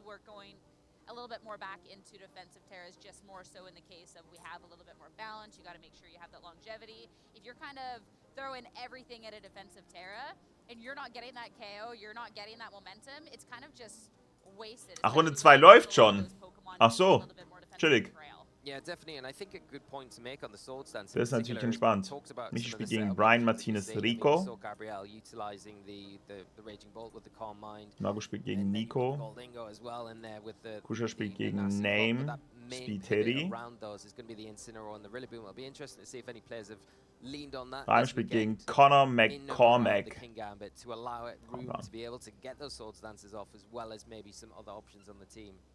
Yeah, there's still so much to dive into. Dancer spielt gegen Daniel Anselm. Das wäre Deutscher. Looking at a couple of the matches that we have coming up next. The notable matches here for our oh. round 2. Stream-Match Markus. Oh, Markus ist on Stream. I think we picked the right stream match. I think so. Oh, Nick Schrott ist auch dort, Leute. Also Ducky. Wolf jetzt on Stream? Nee. Markus on Stream. Matches going on. We've got Nick Schrott against Victor Mendina, and we have Judy Azzarelli as well. One of das ist ehrlich cool. Referring to a little bit going up against Maxime Lebrun from France. Somni spielt gegen Luis Serrat Teixeira. Okay. Wer spielt gegen David Villanueva Sanchez. Yeah, I mean, I know that I go crazy talking up the Slitherwing, but Len was the OG talking about, hey, this Reim ist auch da, ja. Reim steht 1-0. Benny spielt gegen Kilian Maurice. Actually just doing better and better at our NA events as well. So being able to show up then at an international, having what would Reim steht schon 1-0. in the field a more unconventional pick, but something that works really, really well for them. I'll be really excited to see kind of how far that goes forward. There's my NA bias there, and I think caster bias too, looking over here at Len, but no, there's definitely a stacked field, and these are some great matchups ahead of us. Oh, Jens Soller spielt gegen Yamiro Tech. Ich meine, das 0-1 gegangen und dann gedroppt. Vielleicht auch allgemein gedroppt, maybe. Non-Present Stream, ehrlich so. Wir wollen alle rein on Stream. You make a good point with Len in particular, because he is one of those players that does go back to what he's comfortable with, and it always seems okay, Markus on Stream ist actually cool. Du kannst abstimmen für Markus. Ich dachte, das ist schon entschieden. Steht doch Stream-Match, Markus. Wurde, glaube ich, schon abgestimmt. but it will be an incredible feat with this maybe not so common selection. Ich glaube, das ist schon entschieden. Pokemon. I like how too, like, it's not like we've really dived into a couple of players. Ist nur Wette. So like we know what Len's gonna be running. We just know. Dann kommt dann Round 6 ums Stream, damit ihr sein World Wide live miterleben könnt. Das wäre insane. We gotta put the Tyranitar. Auf Win kannst du abstimmen. Ja. I'm sorry. Okay. Guck da oben rechts, aber das ist ja nur, wer gewinnt. We've got better things. Also einfach nur wetten. Yeah, we've got a great match here. Obviously, previous champions going head-to-head in this all in auf Markus. representing the EU region where I've just been bashing, so hopefully I can redeem myself in this next game and not take too much of a bashing for that comment. But I think these are two players in particular I think on their day could really go all the way and potentially take this sort of event. So really going to be great to kind of highlight both of these players going in. Obviously Marcus representing Germany and David representing Crazy. So, clash of the two nations going into this next one. Wir haben hier die Usage von den jeweiligen Decks. Glurak auf 1. Hätte nicht gedacht, dass Qianpao, ich hätte nicht gedacht, dass Lugia das drittmost used Deck ist. Dann Arceus Giratina und Hans Ironcrown actually nur auf Platz 5. Das hätte ich nicht gedacht. Das hätte ich wirklich nicht gedacht. Aber ich sag ja, ich sehe übelst wenig ich sehe übel wenig Iron Hands die ganze Zeit. Around it, but even just looking at the composition of this team, I actually think it's quite interesting in comparison to how I've seen Gouging. Zu neu Never Change Running System, aber auch bei Limitless actually wird's viel, also bei Limitless Tournament wird's viel gespielt. Qianpao mag ich auch sehr gerne. 1 und 2 war safe, aber Lugia überrascht mich auch. Ich hätte eher gedacht, dass Hands auf der 2 ist. Qianpao auf der 3 und danach Lost Zone. Ancient Box nicht mal Top 5. Ja. Tinglu in particular from this side of the field is that Tinglu was really the talking point of last year's EUIC where krass, ne? I think it was 3 in top cut finished. Obviously both finalists had Tinglu as well. So a Pokemon that players are kind of slowly coming back to in this format as well. Well, especially too, it's slowly coming back because the format's been slowing down, right? Yeah. So being able to have that, you can bring the Tinglu, it's not just going to get completely pressured, and you can really just kind of make it so the whole pace of the game is how you want to be playing it. And when you're having it paired with something like the Dondozo, the solo Dozo too, no Tatsugiri in sight, obviously you're not getting the boost for the Dondozo. So being able to further mitigate the damage that's being done really just kind of set the pace. And having like the faster and slower mode of the team, not so much in the speeds, but in terms of the damage output you want to have, I think gives you actually quite a few options. Because I think an issue that I see with some of the Tinglu teams is it's kind of all in, and that can be exploited. Yeah, definitely, and I think pairing up with some of these. Haben sie mir abgeholt. Wo finde ich die jetzt? Next to it, you know, the Gold Ingo would feel quite good, I think, in this team generally. If you were to see a nasty plot variant going into this muss, glaube ich, einmal neu starten. They're not opting for that here, going for the choice specs item. Of course, we'll get into the intricate details in a minute, but I do think you make a really good point. The solo is such a difficult Pokemon. You can't ignore it. You've got to really respect. Aber einfach auf Abholen gedrückt. Du bekommst Code. In particular, the kannst du einlösen. is such a threat, and if you haven't really got good ways, mitigations to kind of be able to switch around, get around that sort of threat, then it can become a problem. It allows things like the some of those bigger attackers like the Gouging Fire to really capitalize in these positions in the match, and it sometimes just becomes a little bit too overwhelming, especially if you're a bit sparse on options yourself to be able to deal damage to these big defensive Pokemon. Yeah, it's definitely something to be careful about going into this. Hier steht abgeholt. Menge 2. Ja, ich habe by the way heute Morgen noch ein bisschen gespielt, bin jetzt super bei Rangchat.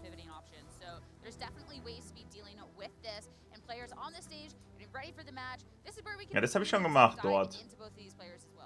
Yeah, and we've got on Marcus' side of the field, we have that Tornadus, the Fluttermane, Amoongush, the Urshifu, which is actually the Rapid Strike variant, the Zero and the Landorus Incarnate. Hier ist ein Code. Ah, okay. Dann kannst du einlösen. Okay. You have the speed and you have the damage output. We talked about, oh, well, some things in the format slowing down.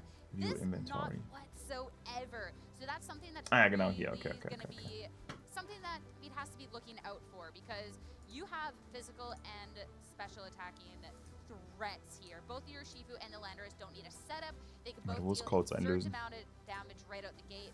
And the biggest blocker to Urshifu Rapid Strike nowadays, the Wellspring Ogerpon, nowhere in sight. So you don't necessarily have that water absorb to stop this Pokemon from going haywire. Yeah, and I think in those particular situations, it's a really good identification. Frees up that Pokemon in particular, but we'll take a closer, deeper dive into Davida's team with the Goldengo here, the Ting Lu, that Chen Pao, the Gouging Fire, Dragonite, and that so we've touched on a few things here, but I really do like the combination with that Gouging Fire, one of your top picks this weekend, Sierra, and the ability to have its attack boosted with that Howl, the Protect on there that we don't generally see so much of. Okay, big, Miraidon. The Gouging Fire, but being able to boost things like the Chen Pao, the Dragonite, and even that Dondozo, coupled up with that sort of Ruin ability as well, is very, very potent. Especially into the Dragonite, Fluttermane, considering nice. it's the inner focus. So it's not that you're Fluttermane getting Howling and then your opponent can swap it Incineroar and make it so things are getting dropped with that inner focus. You can't be intimidated down. So the damage on the Dragonite,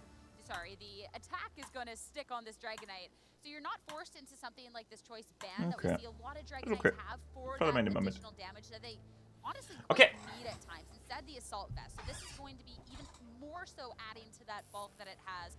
So that could be a potentially devastating combination and something that really has to be looked out for. Yeah, I think a really good identification, especially if the Dragonite is the Pokemon that Davida decides to Terrasilize here, because that Fairy Terrasalization really, I mean, it limits the options for what Marcus can do on his side of the field. It obviously comes down to what... Okay, wir sehen Goldengo mit Make It Rain, Shadow Ball, Trick Specs, Vessel of Rune Ting Lu, Terrafee Goldengo, Sand und Body Press, Ruination Protect, Chen-Pao mit Terrastella, okay, wild. Gouging Fire wieder Terrafee, ich spiele alles Terrafee, so crazy. Standard Gouging Fire wahrscheinlich mit Speed Boost. D-Knight, AV, ja. Fühlt man. Und einfach so Doso. Das ist crazy. Was macht Terrastella eigentlich? Terrastella sorgt dafür, dass du... Oh, wir schauen uns noch kurz die Sekunde, ich erkläre es gleich. Wir sehen Tornado's Eye, Ghost, Protect, Bleak Wind Storm, Tailwind, Rain Dance, Fluttermane, Boost Energy, Terrafee, Standard, Amoonguss mit Sludge Bomb, fühlt man. Ich feiere Sludge Bomb, Amoonguss. Rapid Strike Urshifu. Ja, das ist ein bisschen das Rain-Team, wie ich es auch gespielt habe. Der hat echt viel gleichen. Er hat 5 gleiche Monster, die ich gespielt habe. Ne, ich habe keinen Tornadus gespielt. Ich habe noch Pelipper. Ich weiß gar nicht, weil ich noch drin hatte, statt Fluttermane. Ich weiß gar nicht. Close Combat.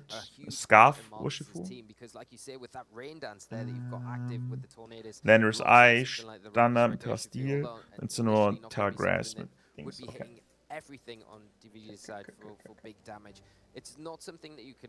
Terrastella sorgt auf jeden Fall dafür, dass du deinen Typen behältst, die Standardtypen, aber du hast einmal mit jedem deiner Attacken von verschiedenen Typen, also zum Beispiel deine Unlichtattacke, die erste Unlichtattacke, die du einsetzt, ist boosted, die erste Eisattacke, die du einsetzt, ist boosted, die erste Kampfattacke, die du einsetzt, ist boosted, aber immer nur einmal pro Typ. Now with the addition of the Gouging Fire, in comparison to something that, not quite of old, I feel like that's a little disrespectful, but that Tornadus with that Tailwind in particular, since we have seen... Ach stimmt, ich hatte Monetenjung, true. True. But of course, with a lot of priority out there, things like that has that priority move, Chen-Pao with priority, we haven't necessarily seen quite the most of it. Players may be preferring to go for those priorities. Das stimmt. Also ich feiere das Team von Markus, erinnert mich ein bisschen an mein Dortmund-Team. Dementsprechend bin ich sehr gespannt. TCG da rechts geht auch weiter. Ich will kurz gucken, was die zocken. Wir sehen... Ja, Charizard gegen Chen-Pao, okay. Dondozo to a certain extent is going to be very effective against the Goldengo, maybe forcing a Terrasalization into that slot. It'll also be able to hit anything that does decide to Terrasilize, as if there's obviously the Fairy Terror. Zum Beispiel Gott sei Dank kein Sensi Storm. Sad. Aber er relied auch nicht so hart auf Regen wie ich. Poison Tinglu as well. That's going to be an issue, especially if the Landorus Incarnate does get that substitute setup, because that will be so detrimental for being able to remove Germani, los, Markus. Like you would normally be able to do, and then you can't really disrupt it with the Sein Kack-Move. Ich sag, mit Pelipper fand ich actually fine. Bleak Wind Storm fand ich kacke ohne Rain. Aber ich habe keinen Sensi Storm in Dortmund gemisst.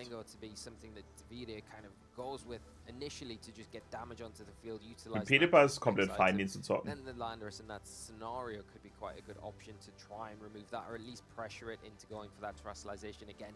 Another fairy terror type there, which makes it difficult in front of that Pokemon that's so versatile at the minute in this format. The one thing with the Landorus, though, there is ways to make sure that it doesn't quite get set up, or at least just constantly pressuring into it. It does have the steel terrestrialization, which fares into things quite well, like the Chien Pao when you're looking at the super effective Ice. Wer ist Markus? Markus ist einer der besten VGC-Spieler in Deutschland. Der spielt schon seit so vielen Jahren und der beste Freund von Wolfie. Yeah, and I think the one thing that Marcus could do to kind of counteract that a little bit is utilize the Incineroar and the Amoonguss there, because between those two you've got the fake Ich sage einer der besten. on that side of the field when the Landorus comes Ich weiß gar nicht, ob Markus vorher der Beste war, vor Michi. Und sogar im TCGs gerade. Markus auch schon jeweils erreicht.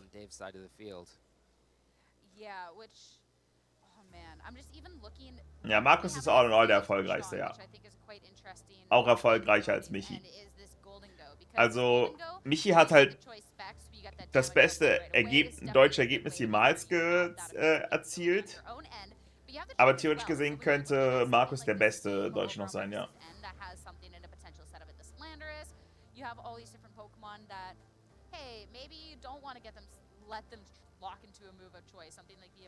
Ja, safe, Leute, safe. We might not see it, it is pretty niche, but if you get caught off guard, it could be devastating. Yeah, in particular, also Markus schon sehr, sehr strong. With the Goodest Gold ability, you're kind of happy for it to click in and lock in with its Spore, and then you could really catch it out. Like you say, with that trick, give the Amoonguss, Choice Specs item. Of course, at the same end is that you kind of want to preferably put that item onto a Pokemon that maybe doesn't have a und der hat mit Juggles Bochum gewonnen. Special type attack that would be maybe a bit of a detriment to some of the Pokemon on your side of the field. So the Amoonguss, I'm kind of curious now to see what the damage output would be like from that Sludge Bomb. Choice Spec Sludge Bomb? Yeah. That would be the craziest match of all time. You all of a sudden lock it into a Sludge Bomb because you don't want to get spored, and the Sludge Bomb just runs through your team. Oh, let's Please let this happen this game. I really want to see this now. It's like, you know, it's like a needle in a haystack. Ich würde auch sagen, Markus wahrscheinlich aktuell noch die 1. Wie gesagt, Michi hatte das beste Ergebnis jemals, aber aktuell ist Markus wahrscheinlich noch die Top 1 in Deutschland. This one does have the choice scarf, but even making sure it's not necessarily getting the speed on its own end, or the fun little interaction where you try and get the speed on your own end, be a way to be slowing things down there too. Yeah, I think absolute that's quite a gamer nice option there, where you could say maybe, all right, the Urshifu is locked into something that I've got to safe switch it to in the back. Maybe it locks into close combat. I think it's something that Marcus is going to have to be quite careful with, because if you lock into the close combat, you get that choice spec switched onto you, and then you got a nice. Die Bühne sieht so cool aus. Mittlerweile ist auch schon deutlich was los.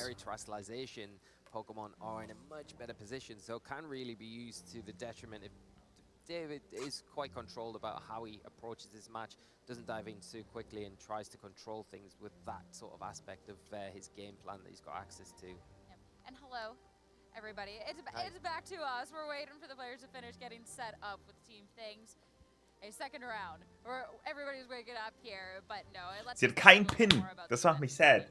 And the fact that I think that we get two really strong players with such different team ideas, such different Pokemon on each end, I think is actually a really good sign of a good meta that we have going on right now, where it isn't. Ja, aber das ist ein bisschen.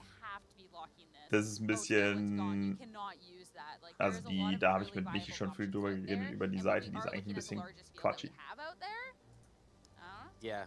And I think as well, when you're looking at such a large event, you want to try and make things as easy as possible for yourself going into a tournament, because you don't want really to. Also die Limitless-Liste ist nicht so crazy eigentlich. Then it puts that extra strain on you, especially like you mentioned, we're going to have an extra round of Swiss tomorrow, so if you do progress into tomorrow, trotzdem Zweiter geworden, Bunter. As much of that stress today as possible, whilst also progressing. Not an easy task, of course, but I think it's a big thing to consider when coming into these big tournaments. Aber aktuell ist wahrscheinlich Markus noch der beste Deutsche. Especially too, like, as cool as this Tinglu Dragonite der zweitbeste, true. And that maybe you could expect it to be new. It is something that it has been using in like online events, the global challenge, stuff like that. So. Frau wird gewertet. Achso, gewartet, ich was Match sehen, wahrscheinlich irgendwelche Probleme oder so. Sometimes get wrapped up in their heads going into an event of moving away from their comforts into what's going to break the meta. What is going to be the next thing? What counters the best thing out? Aber er ist nicht der beste deutsche Bunter. But other times, you're going to find yourself in a unfamiliar matchup. You're going to go up against the Dondozo gouging fire you never expected. And if you don't know the matchup, then... Hack-Check. Be pretty hard. Yeah. Especially Meinst du es keiner, meinst du? Things like Ting Lu as well are just Ich so weiß hard to nicht. break down if you don't Doch know Markus the ist lines Deutscher. that your Achso, team has to nebenbei. go through to get through those big behemoths, you know, it just becomes so difficult. And then that one bad match that you may come off the back of. Standpunkt jetzt schon. In Recent History hat er mehr Erfolg noch. Abgesehen von seinem Worlds zweiten Platz noch nicht, nee.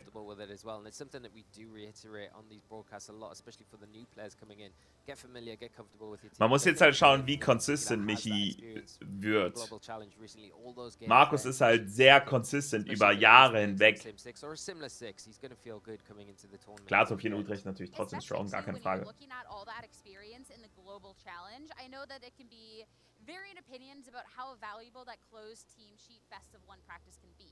Aber Faker ist ja auch nicht mehr der Beste, obwohl er consistent ist. Ja, aber trotzdem kann man nicht sagen, dass jemand der Beste ist, nur weil er jetzt so seit einer Season mitspielt. Markus hat auch schon World Top 4, ja. Okay, es geht los! Yeah, and we're going to see the Amoongus Ich finde on Dose so Marcus' wild. side of the field with that Urshifu. So big attacking presence there. Going to threaten the Ting Lu if it doesn't go for the Trustalization. But more importantly, the Amoongus here going to be able to disrupt things on Dave's side of the field with that Spore. And it has got access to that redirection. Das ist eigentlich ein relativ solider Lead für Markus hier. Nico mit einem ultra defensiven Lead, aber Amoongus kann da gut gegen vorgehen. Wir sehen Protect. Und Urshifu kann halt direkt offensiven Druck ausüben auf beide. Ja, wir sehen auch Instant Close Combat. Das macht halt so viel.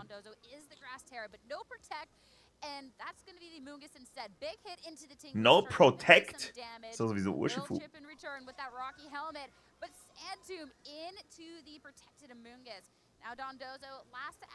Oh Gott, der Double Fokus auf Amoongus. Das ist stark für Markus, sehr stark.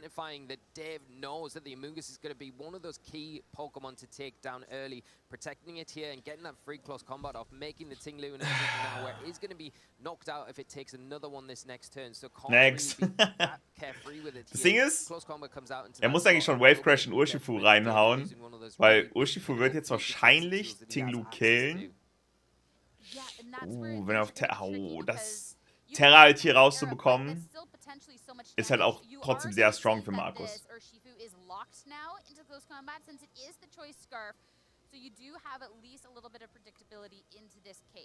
Keon geht für Terra. Er geht diesmal wieder in den Double-Fokus into Amoongus.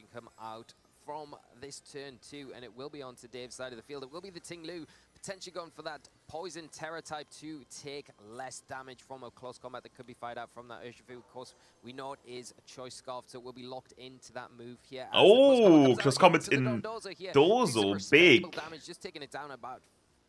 Das ist crazy. Und wir sehen wahrscheinlich einen Spore, I guess. Oh, Santum geht daneben! Und wenn jetzt hier noch ein Spore rauskommt. Ja, und jetzt kann er Amoongus einfach rauswechseln. Also der Plan wäre es hier gewesen, mit Sandtube und Yorn den zu trappen, damit er nicht rauswechseln kann. Jetzt kann er einfach rauswechseln.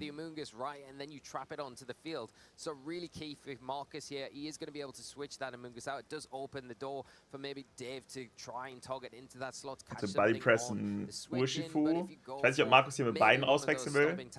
Also, okay, er wechselt wahrscheinlich beide raus, actually. Wahrscheinlich. Oh, Fluttermane in den Body Press. Oh, Markus ist so gut. Es läuft so gut. Imagine, er hätte hier Heavy Slam gedrückt mit Ting Lu. Und da kommt Incineroar. Das ist halt so Jova.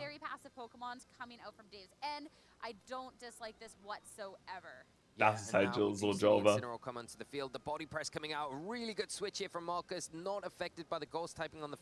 Junge, das sieht so aus. Seht ihr Markus Cam? Das sieht so aus, als wären Incineroar und er so Kollegen.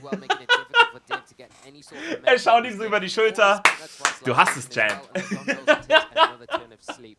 So it'll be interesting to see. There is fake out here from the Incineroar. Will it go into the Tinglu to prevent it from moving this turn? Probably likely. And that frees up the Fluttermane to get a big attacking option off onto either of these targets that have taken a lot of damage already. Was ist Jova? Ist vorbei. Ist over. Aber Jova ist so. Ist einfach so. Funny. Das ist over. Ist vorbei. Shadowball killt Tinglu. Nein. Wir sehen wahrscheinlich eine Abgangstirade in dem Mungus. Parting shot into the Dondozo and a chance again for Marcus to pivot. Yeah, and a really nice option here. Getting that attack drop again onto the Dondozo, making it even less useful from a defensive point of view. Coming in probably is going to be the Amoonguss again, coming back onto the field, going to be able to utilize not the Amoonguss, it is the Urshifu wanting to go for that offensive damage. The Ruination coming out from this Tinglu, going to be able to do 50% damage to its current health, taking it down just below 50% of its health now. Marcus sitting in a very dominant position here. The Dondozo on not great health. Tinglu going to get knocked out with whatever comes out from Marcus' side of the field. So Dave in a bit of an awkward position here going into this next turn. That's 100% it, and considering the speed that Marcus has on his team, oh, jetzt Marcus ein Victory Road. Even just with the natural speed of these Pokemon, the Choice Scarf onto that Urshifu, Dave won't even have a chance to really respond. Wahrscheinlich eine andere Switch, die er von einem Kollegen oder so nutzt. Okay, wir sehen Terrafee auf Flutter für Dazzling Gleam und Close Combat. Oh, er geht actually für Sorting Strikes. Killt Moonblast Dozo? Das ist der Jova-Emote, hat niemand Jova. That Fluttermane that is just terrestrialized, boosting those fairy type attacks. So going to be able to do some big damage. Is it enough damage to remove this and take Marcus one step further to closing this game out? The Moonblast coming out, and it is into the Dondozo. Okay, ja. Moment. Dann ist natürlich komplett fein. Will be taking full force of the damage and double KO on this turn. Now we get to see the back Chien-Pao Dragonite. This is definitely a very Chien-Pao Dragonite, ja. Das Ding ist halt, der wird hier jetzt einfach einen wird E-Speeden in Urshifu. Ey, wann du ready bist, Rahim.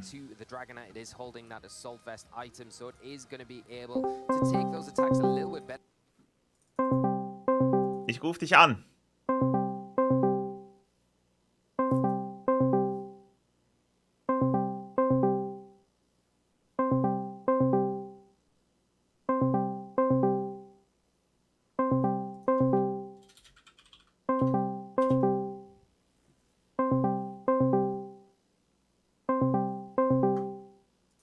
Schon durch mit seinem Match? Gamer oder wie?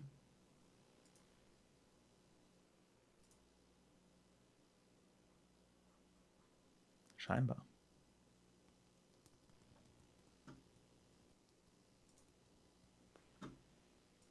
Schauen wir mal weiter. Ja, auf jeden Fall E-Speed auf Urshifu. Musste kommen. Ansonsten wären Surging Strikes into Chien-Pao gekommen. Das Ding ist, jetzt kommt hier halt Amoonguss wahrscheinlich rein. Das war kein E-Speed. Was war das für ein Move? Hab nicht drauf geschaut. Hat Urshifu noch ein... Der Chien-Pao angechippt. Ah, okay. Ah, true, Tatsache. Okay, na meint.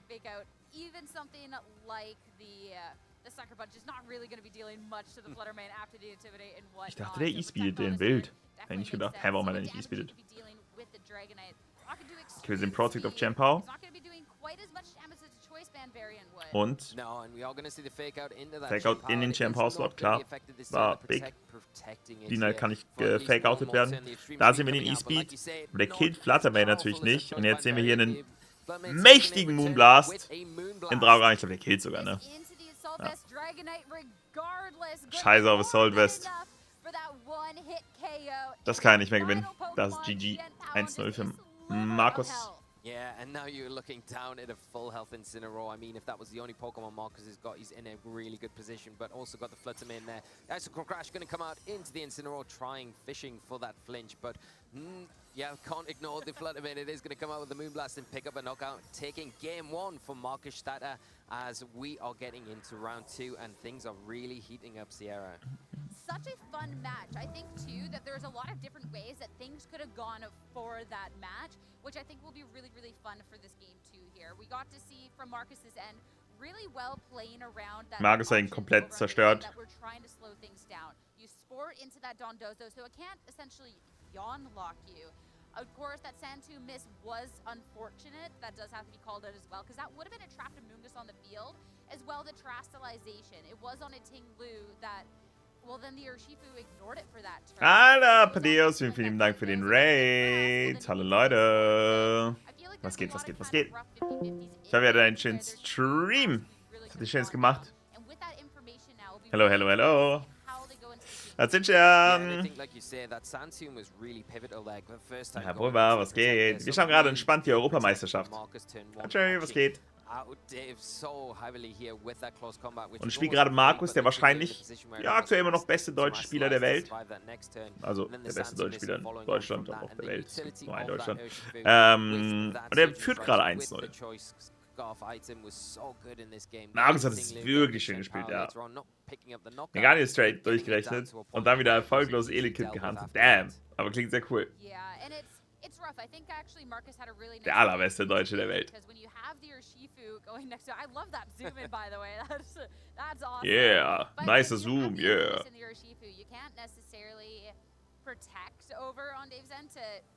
See what Marcus is trying to do. See what he's going for, because then you're just going to be taking unnecessary damage from that Urshifu with that unseen fist. Wer ist der Markus? Markus sitzt rechts. Das ist nicht Markus. Yeah, I think if you're going down a different route, I think maybe the Dragonite would even be a good Das option Markus. from Dave going into Game 2 to potentially look at least where it does pressure things like the Amoonguss. Er ist nicht unser Mann. Ach so. Pretty well with that aerial ace in particular. You haven't got the choice band we've already mentioned, but of course you can do some big damage, and then if you're pairing that up with the Chen Pao, almost you feel like Dave would have been in a better position if he'd kind of swapped his Pokemon around and led with. Okay, next round. Next round. But we'll see what comes out here. So Marcus leads off with the Incineroar and the Wir sehen wieder Tingludoso.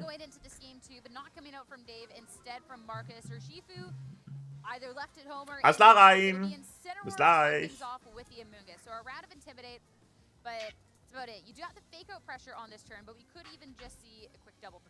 Yeah, and I think that's what's coming out from Dave. Just wants to kind of get around this fake out, which is going to stop him from potentially going for a Santu. Doso Dinglu ist wirklich crazy. Ich frage mich, also, ist wild, dass er so passiv-defensiv spielt. Sehr ätzend. Markus könnte vielleicht sogar Incineroar First Turn rauswechseln. Das wäre crazy, wenn er das machen würde. Nee, macht er nicht. Wäre aber geil gewesen.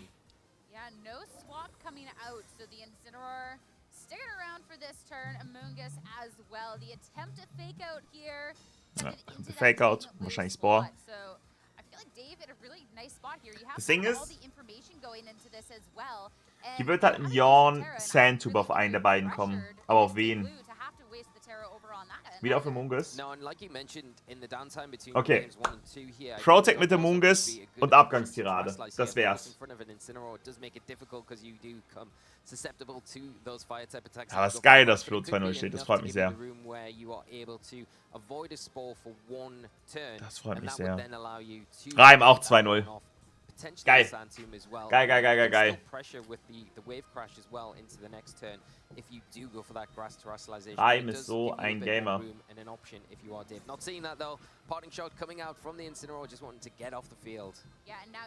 Flo ist gegangen, ja.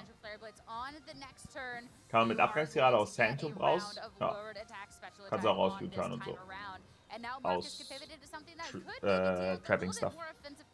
Hat der Protect gedrückt mit dem Mungus? Ich habe kurz auf die Standings geschaut. Oh, hat er nicht? Aber er hat gemisst. Schon wieder. Aber auch selbst hat Schuld, wenn du Sandtube Yawn spielst, da bist du auch ein Opfer. Wie viel Accuracy hat Sandgrab? 85. Ja, sounds disgusting. Ist auch disgusting. Hallo Champ. Hörst du mich? Ich höre dich, ja. Okay. Ich bin nur kurz da, weil ich dann gerade hatte mich nochmal angesprochen und ich muss gleich nochmal dann zu der Truppe und so, aber ich wollte nur kurz mal ein Update geben. Aber seid ihr mit im Game? Wir schauen gerade Markus gegen Nico, ja. Aber erzähl ruhig. Ja, Markus ist am Gewinnen, Ja, weil er weiß Macher ich. ist. Natürlich ist er Macher. Und weil er schon 2 Yawn Sandtubes gedodged hat mit dem Mungus. Ja, alles easy. Vor allem das Ding ist, spielt gegen einen richtig guten Spieler. Nico Cognatta. Ja, same. Aber Markus hatte also wirklich, Nico konnte First Turn nichts machen, gar nichts. Also in der ersten Dings. Weil Markus ist ja auch einfach ein Maker. Ja, und safe. Ich bin auch ein Maker, genau wie alle anderen. Maker. Ey, ich habe zweimal gegen Hard Trick Room gespielt und ich habe zweimal 2-0 gewonnen. Und der zweite Gegner meinte auch so, also ist irgendwie Day 2 in Stuttgart oder irgendwie sowas gegangen und meinte dann auch so am Ende so, yo, du hast mich komplett gestompt. Und ich so, krass. Also, das war wirklich gut. Wie fühlst du dich heute? Ah, okay. Also, ich sag mal so, ja. Ne, man muss ja auch ein bisschen humble bleiben, dies, das, jenes. So, 100%. es kann auch alles passieren. Ich bin happy, egal was passiert. Ich habe einfach eine gute Zeit. Ja. Aber ich habe trotzdem so einfach dieses Gewinnergefühl gerade. Und als ich so diese Bilder gesehen habe, von diesem Intro-Shot, so, wo der eine seine Trophäe in die Höhe hebt da hast und du so. dich gesehen. Da habe ich mich gesehen.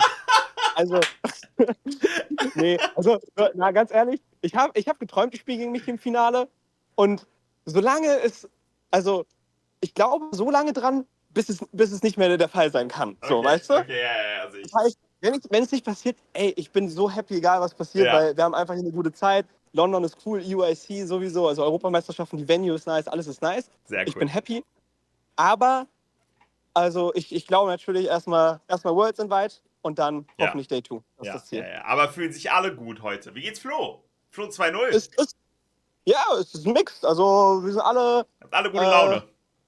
Ja, auf jeden Fall. Und also klar, mal schauen einfach, wie es wird. Wie gesagt, es kann auch alles passieren. Also so von 2-0 kann ich auch noch 2-7 gehen. Deswegen ich bin wirklich Runde für Runde. Ja, eine gute Zeit haben. Du schießt 0-0 gerade. Genau. Ja, ganz normal. Ja. Ganz normal. Gut, ich verlasse euch jetzt wieder. Ja, ey, wir wünschen dir wirklich alle das Beste. Dankeschön. Also, ich habe wirklich alles gesehen. Vielen, vielen Dank. Es ist so sweet. Ey, danke für den Support. Ich bin euch allen sehr, sehr, sehr, sehr dankbar und weiß das sehr zu schätzen. Hast du auch verdient. Du rockst es heute, ihr rockt es heute. Grüß alle und ganz, ganz, ganz viel Erfolg rein. Danke, Mann. Kuss. Kuss. Dann bis später. Bis dann. Tschüssi. Tschüssi. Ich liebe den Jungen so sehr, wirklich. Ich liebe ihn so sehr. Weltmeister in Spree. In Spree heißt es, ne? Egal. Parting shot into the gouging fire. That's just going to be bringing that attack back to neutral at this point. Well, Marcus can have a Pokemon come in, whether it is that Amoonguss or whether it is that fourth final Pokemon. So, ihr Markus haben Gewinn oder wie? Gutes Mindset, der Mann. Wichtig. Du gehst, guck mal, das beste Mindset ist sowieso, du gehst in diese Venue rein und du sagst, ich gewinne hier gegen jeden. Ich habe Angst vor niemandem und ich kann hier gegen jeden gewinnen. Ich kann nicht nur gewinnen gegen jeden. Ich bin der Beste hier. Das ist das beste Mindset, das du haben kannst. Einige Leute würden sagen, abgehoben, finde ich kacke, aber genauso, du musst so ein Gewinner-Mindset haben. Wenn du schon von vornherein da reingehst und sagst, ich gewinne das hier heute nicht, dann bist du einfach ein Loser. Da hast du nichts zu suchen.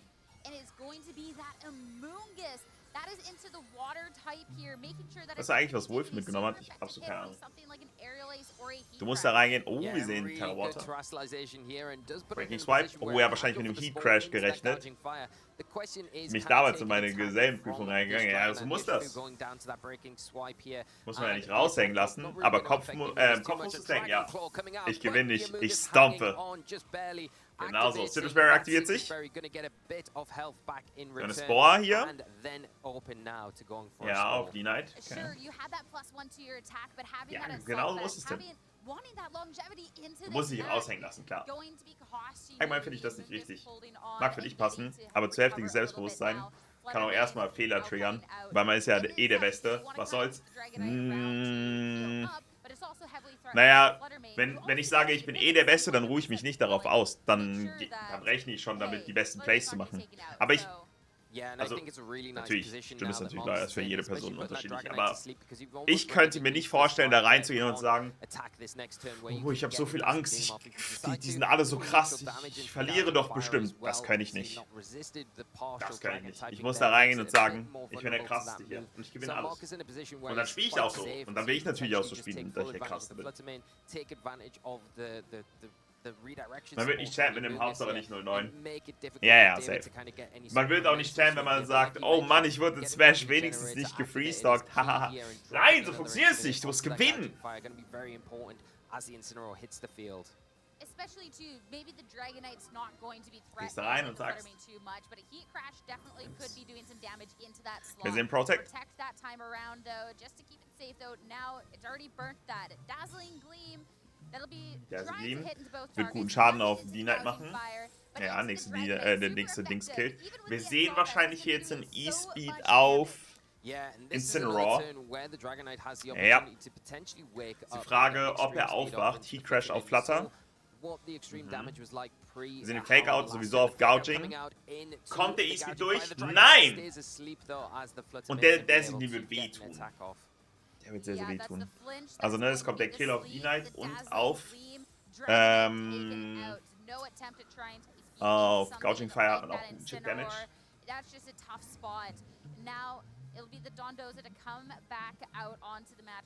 Safe, Leute, safe. Ich sage ja, also, ne, jeder kann natürlich ein anderes Mindset haben. Aber ich feiere dieses Mindset, ich gehe dahin und sage, ich gewinne alles. Ich feiere das. Okay, wir sehen Jorn und wir sehen Howl. Er predicted den Protect auf Flutter Main.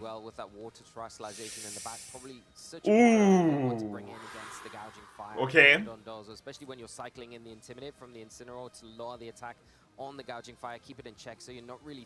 Aber es könnte auch ein Parting-Shot kommen. Er wechselt. Oha. Ich glaube, stark für Nico. Okay, geht in Amungus und Parting-Shottet in... Er Parting-Shottet in Flutter Main zurück. Howl from Gouging Fire to try and make sure these last two Pokemon are set up for the best success that they have going on here, where Incineroar with the parting shot instantly lowering it back. Aber ist natürlich trotzdem jetzt nicht so geil. Gouging Fire ist jetzt auf +1. Er heißt übrigens Victory Road, weil ne, das ist die ja, kommt der Jahr noch Flutter Main. Oh, das sieht schlecht aus für Markus. Weil das die Veranstalter, also nicht Veranstalter sind, aber so die... Aber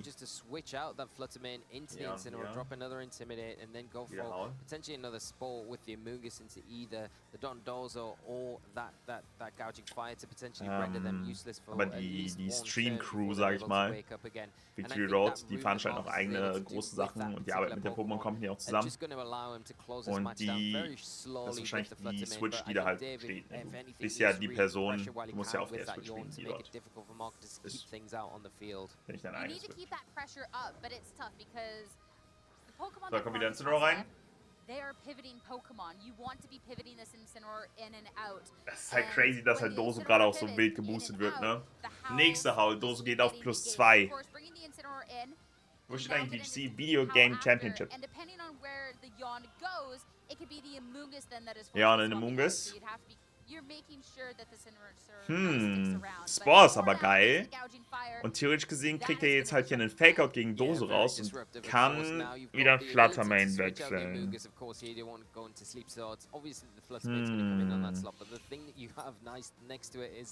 Fake out from the Incineroar, that's an easy target into the Dondozo here. Get the Flutter Main back onto the field, and then you're in that same position the next turn where... Timidate ist wichtig auf Gouging, aber er muss jetzt versuchen, irgendwie dieses Doso gesport zu bekommen. Er wechselt raus. Geht in Flutter Main. Fake out Doso. Fake out Doso. Drückt jetzt hier wahrscheinlich Dazzling Gleam. Das ist kein eigenes Follow. Drückt hier wahrscheinlich Dazzling Gleam. Gehe ich von aus. Vielleicht auch Protect. Ich glaube, er überlegt hier für Protect zu gehen und in Amungus zu wechseln.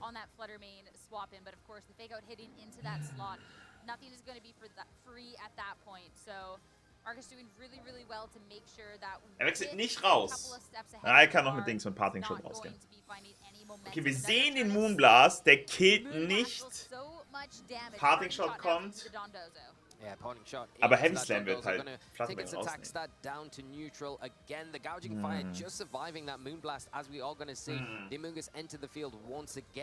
Ich weiß nicht, ob wir Mungus und Dings das gewinnen können. Slam wird halt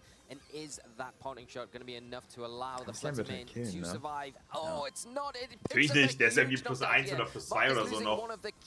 Der hat 2 Verteidigung. Yo, der killt was, damit hat niemand gerechnet.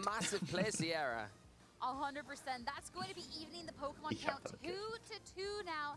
Incineroar and Amoonguss. The Dondozo has taken... Sorry, the Gouging Fire has taken so much damage at this point. Der war +/-0 XG, killt trotzdem immer. Das ist so ein dicker Bautz-Dozo. Naja, er macht auf. Kriegt seinen Protect durch die Spiel. Protect über dem Bollwerk-Dingsbums. Warum? Was ist der Grund? Warum macht man das?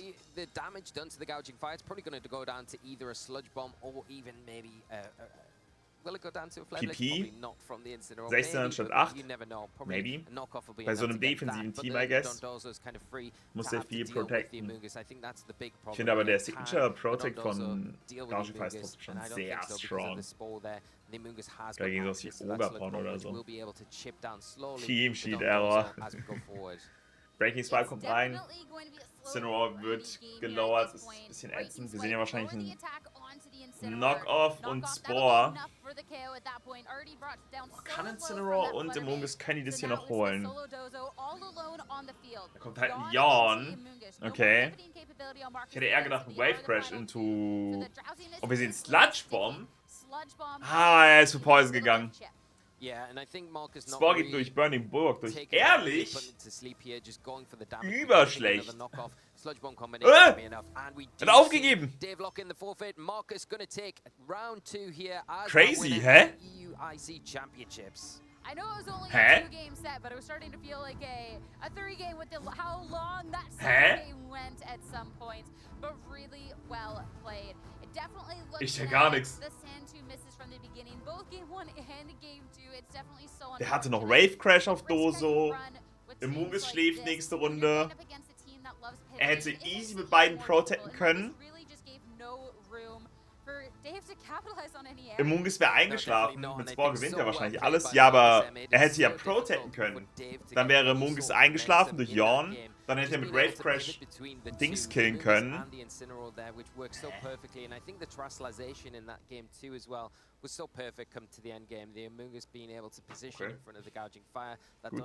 Hey Markus! Ja, let's go!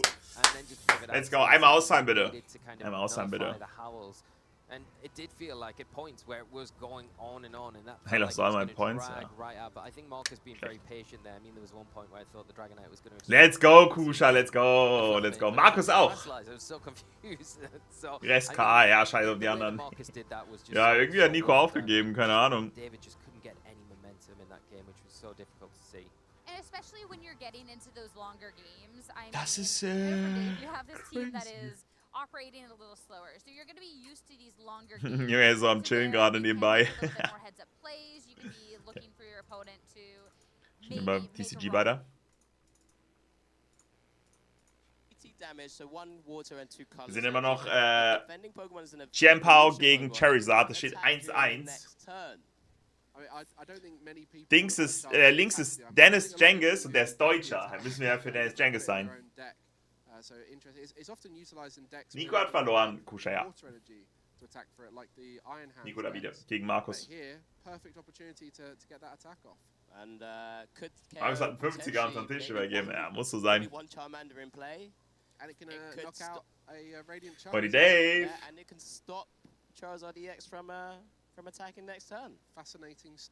Er getweetet, dass es ihm gar nicht gut geht und dann wieder gelöscht.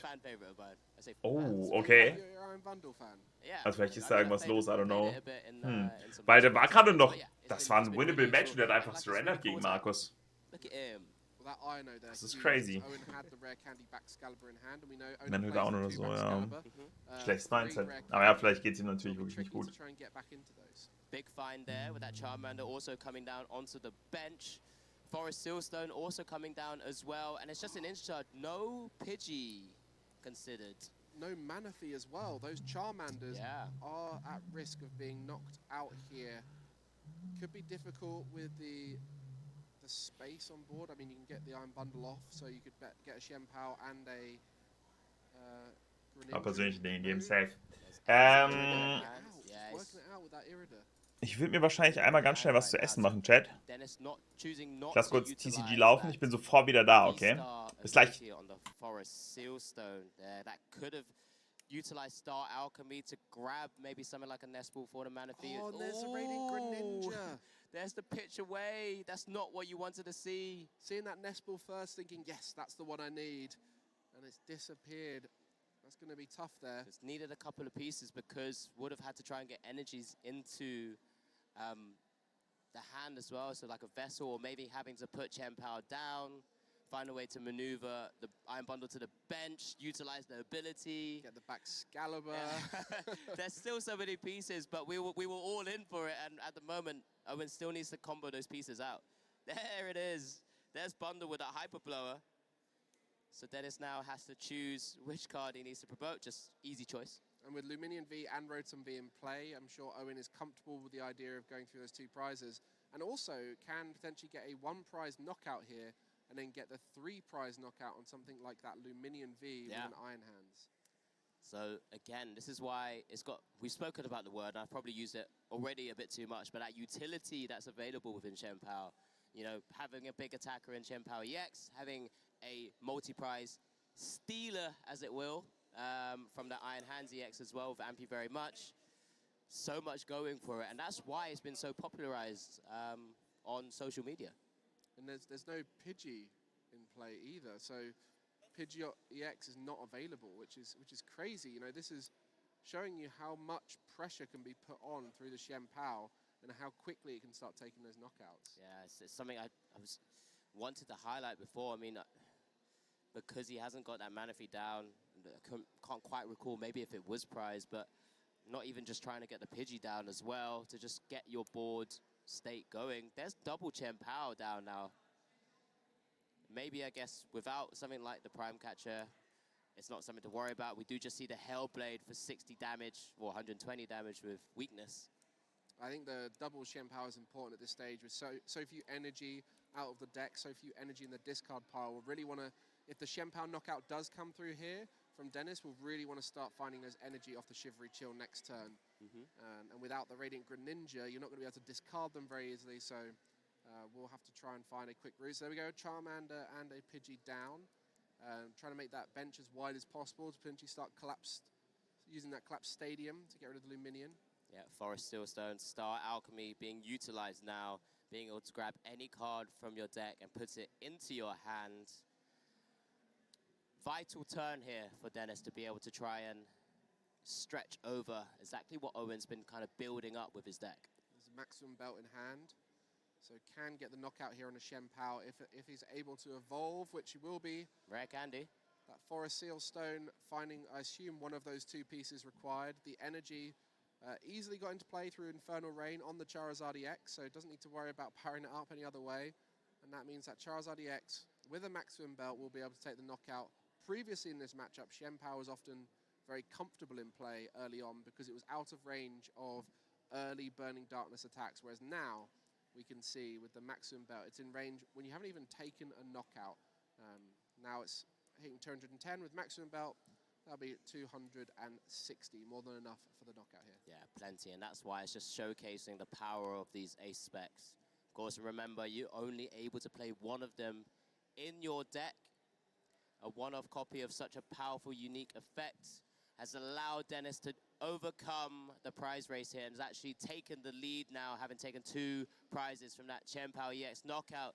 Can Owen conjure up a combo to be able to get those 6 energies back on that active Chien-Pao? So, wir da haben wir jetzt erstmal Aufbahrbrötchen in den Ofen gepackt. Ah, okay, ist kaum. Okay. I see.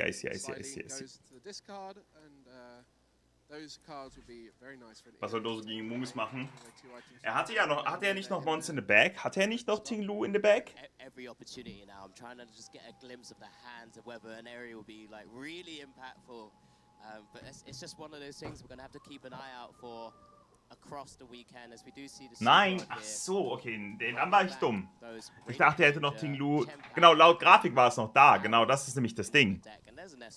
Das glaube ich nämlich auch. Das ist nämlich laut Grafik.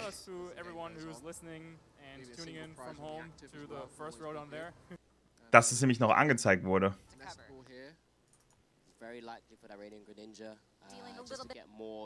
Ah, nevermind, okay. Nee, doch. Ja, das ist Replay.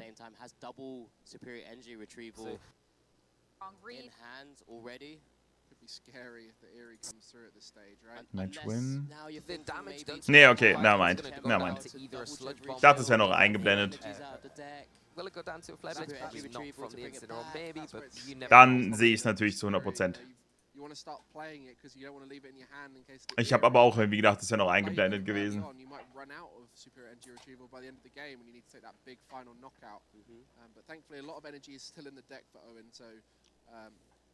Silo aber auch sehr dunkles Mon, ja. Ich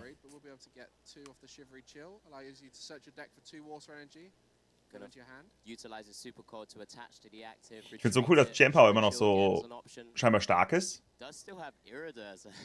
As a card said, again, all of these pieces are kind of coming together. All these combo pieces come together really beautifully. Now can go for the ultra ball, grab up a barrel, pitching away some energies as well. There's the Frigibax chosen as the water Pokemon of choice from Irider, of course. Ich finde das so witzig. Wir haben einmal hier Owen, der von jedem Pokémon die... Markus hat gewonnen, Andy, ja. Ich muss... das kommt, wenn du magst, kannst du die Beta auflösen. Oder ein anderer Mod. Owen hat so die least Rarity von jeder Karte. Und Dennis hat einfach von jedem das krasseste. Jede Goldkarte, die Altart, jede Fullart, jede Altart von jedem Pokémon. Hat mitgemacht, weil keiner gegen Markus gewotet hatte bei 10 Sekunden. Ah, okay. Muss mich auch verpannen. Giovanni, was geht? Ja gut, dann mache ich das eben fix. Ich glaube, es ist gar niemand anderes da, der die auflösen könnte, oder?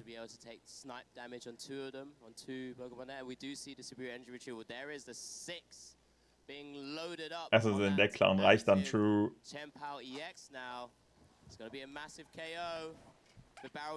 Alter, die ganzen Water Energies. You Champion. There it is. Hellblade. 60 times 6. 360 damage, knocking out that Charizard EX. Asking Dennis, can you build another one up without a Pidgeot in play? Owen hat 2 Regionals in Folge gewonnen. Aber Dennis hält gut mit. Der ist Deutscher. Wir müssen eigentlich für Dennis sein. Dennis has to try and figure out a way to remove it from play as well, maybe through that collapse game on Professor Chura's scenario, if even possible. This is going to be big, it's a massive turn. Ja, Mani! Ich weiß, steht 1-1. That will help you to remove the Luminion from play, but still needs to try and find attacker and just an instant charge. My goodness, it's all on Owen now to try and take this win. Damn, ich wollte gerade sagen. Doesn't need to. Just take a knockout. Yeah, can just take advantage of the slow turn. Roto Mobility. Eieieiei. Das sieht echt nicht gut aus für Dennis. Owen hat gerade alles ready gefühlt. Der hat dann Bidifast, der hat dann 2 Excalibur, der hat dann einen Espinodon. But Owen will still be able to take a free knockout here, which could be huge. Yeah, and it only sets up Owen to be just, again, 1 knockout away from taking down this final game in this Swiss round 2. I mean, the time is ticking here, Mike. 2.5 minutes remaining. Ich mag das Lurak nicht. Eigentlich ist schon strong. Yeah, and Owen will be happy to see that instant charge. Oh, das ist wild, Owen, das ist wild. Spot to be in here, where you're not only on your return back into the game as you try and claw back those prize cards after Dennis took out that big 2 prize knockout, Auron hat Game 2 auch gescoopt, um noch Zeit für Game 3 zu haben. Das heißt gescoopt.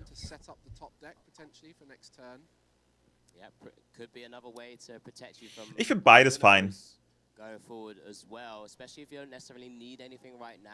Also ich habe für mich auch gesagt, ich will in Zukunft auf jeden Fall aufgegeben. Ah, okay.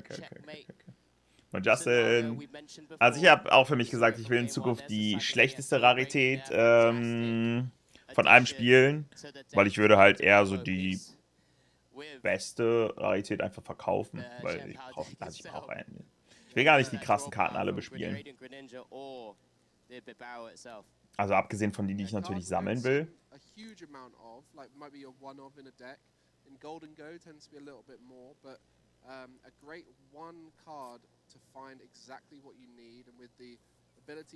Und heute Morgen Swiss Rounds und Sonntag Finals oder wie läuft das ab? Yes, korrekt.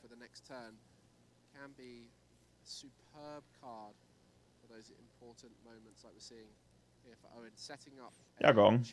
Du Gong. Du machst den Entei-Deck runter. Meinst du Entei oder Gouging Fire? Ich feiere die Gouging Fire Karte. Das ist Entei. Achso. Dance einfach. By the way, für die, die es nicht mitbekommen haben.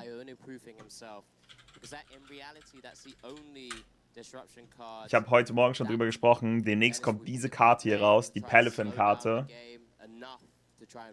Die hat 340 HP und für eine Wasserenergie macht die 250 Damage. Das ist gestört, diese Karte. Die ist for real gestört. Also ich freue mich schon sehr darauf, wenn die Karte rauskommt. Ich habe so Bock, diese Pelican-Karte zu spielen. Wie leicht kann man die spielen? Sehr leicht. Du musst Normie finden. Der hat auch dasselbe. During your next turn, das Pokémon can't attack. Ist quasi genau dasselbe. Wir wissen aber... Ja, genau. Iron Hands ist halt gut gegen den. Ja. Hab ich's kaum, ja. Das heißt, der wird wahrscheinlich auch schon guten Schaden machen. Dann entwickelst du den zu Pelican und Pelican. Sobald du Pelican von seiner aktiven Position auf deine Bank ziehst, kannst du den zu dem hier verwandeln.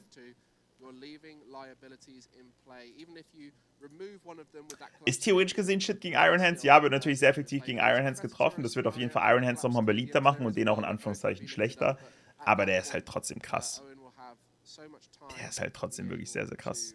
Ich finde sehr cool, dass... War schon immer so? Dass im Hintergrund hier sein Artwork voll ist. War das schon immer so?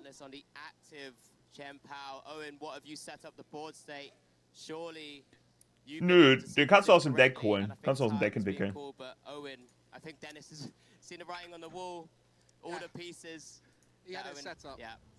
Okay, Auron hat wahrscheinlich gewonnen. Der One-Shot, genau, der One-Shot hat halt Hands, richtig.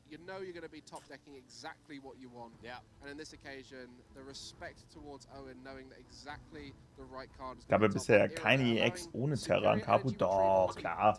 Für viele. Enlilus gegen Dennis, Funky. Dancy gegen Enlilus.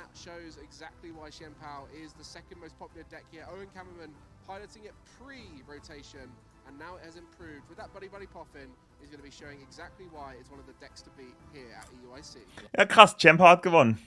Das ist cool.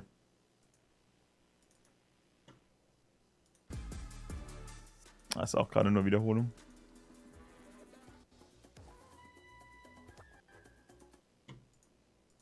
Läuft nur Pokémon Go gerade, ne? Ich will das sehen. 6 of the top 8 players used teams that followed the chalk guidelines, including Shoma Honami himself.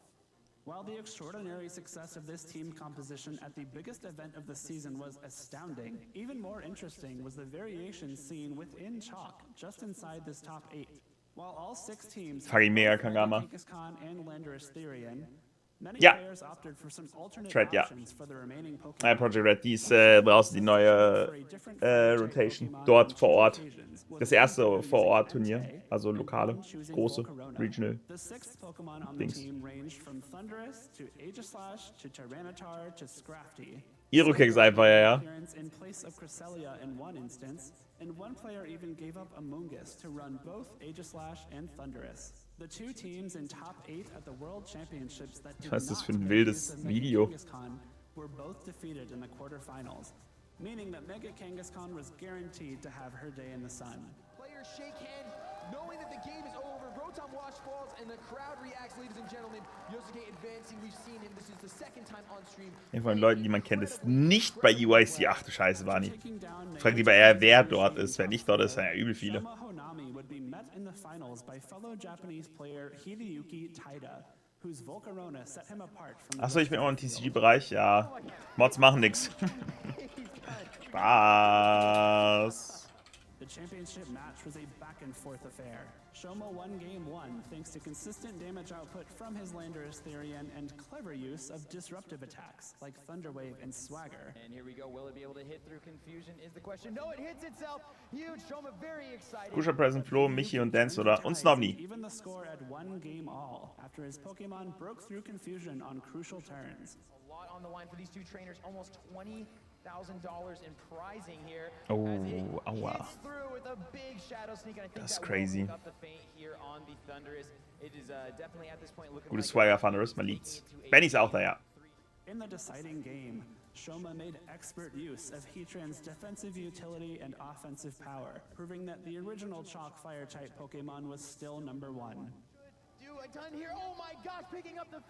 Oh, Burn von Heatwave gegen Durengard.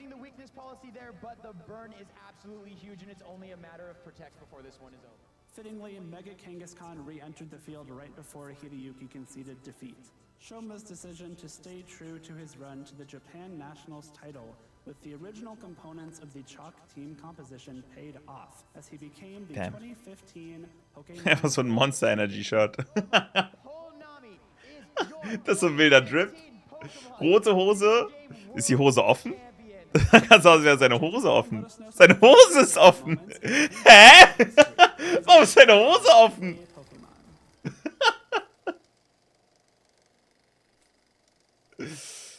Der chillt einfach in offener roter Hose.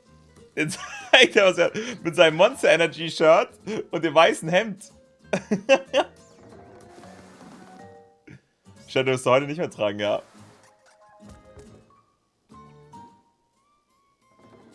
Das ist schon ein wilder Drip gewesen. Verständlich, Bonky ist ja auch Weltmeister. Hello everyone and welcome back to the European International Championships round 3 just around the corner. Cannot wait. The competition is stacked. The teams are amazing. And so is my co-caster. I'm Sierra Dawn, returning here with the wonderful Lou this time around. How are you doing? I am so excited to be here, Sierra. It's EUIC, my highlight of the event calendar, and to be casting with yourself again, following, you know, back-to-back internationals. I'm so excited. It's going to be great. I'm so excited. It wasn't, one cast wasn't enough at LAIC. Oh yeah, no. I need more Sierra time, please. I begged and pleaded for this more. Well, it's because we're both like Team Gastrodon, but different Gastrodons. So it's an interesting dynamic, but you know, that's what friendships are for. We prevail. Exactly, exactly. So there's only, I believe, 6 Gastrodon. I know you've been watching them out in the field. There's one out Stimmt, there. Gastrodon ist Lou's Lieblings-Pokémon, ne? Definitely got my eye on it. The others maybe need to play catch up a little bit, but you know, we'll see how the competition goes.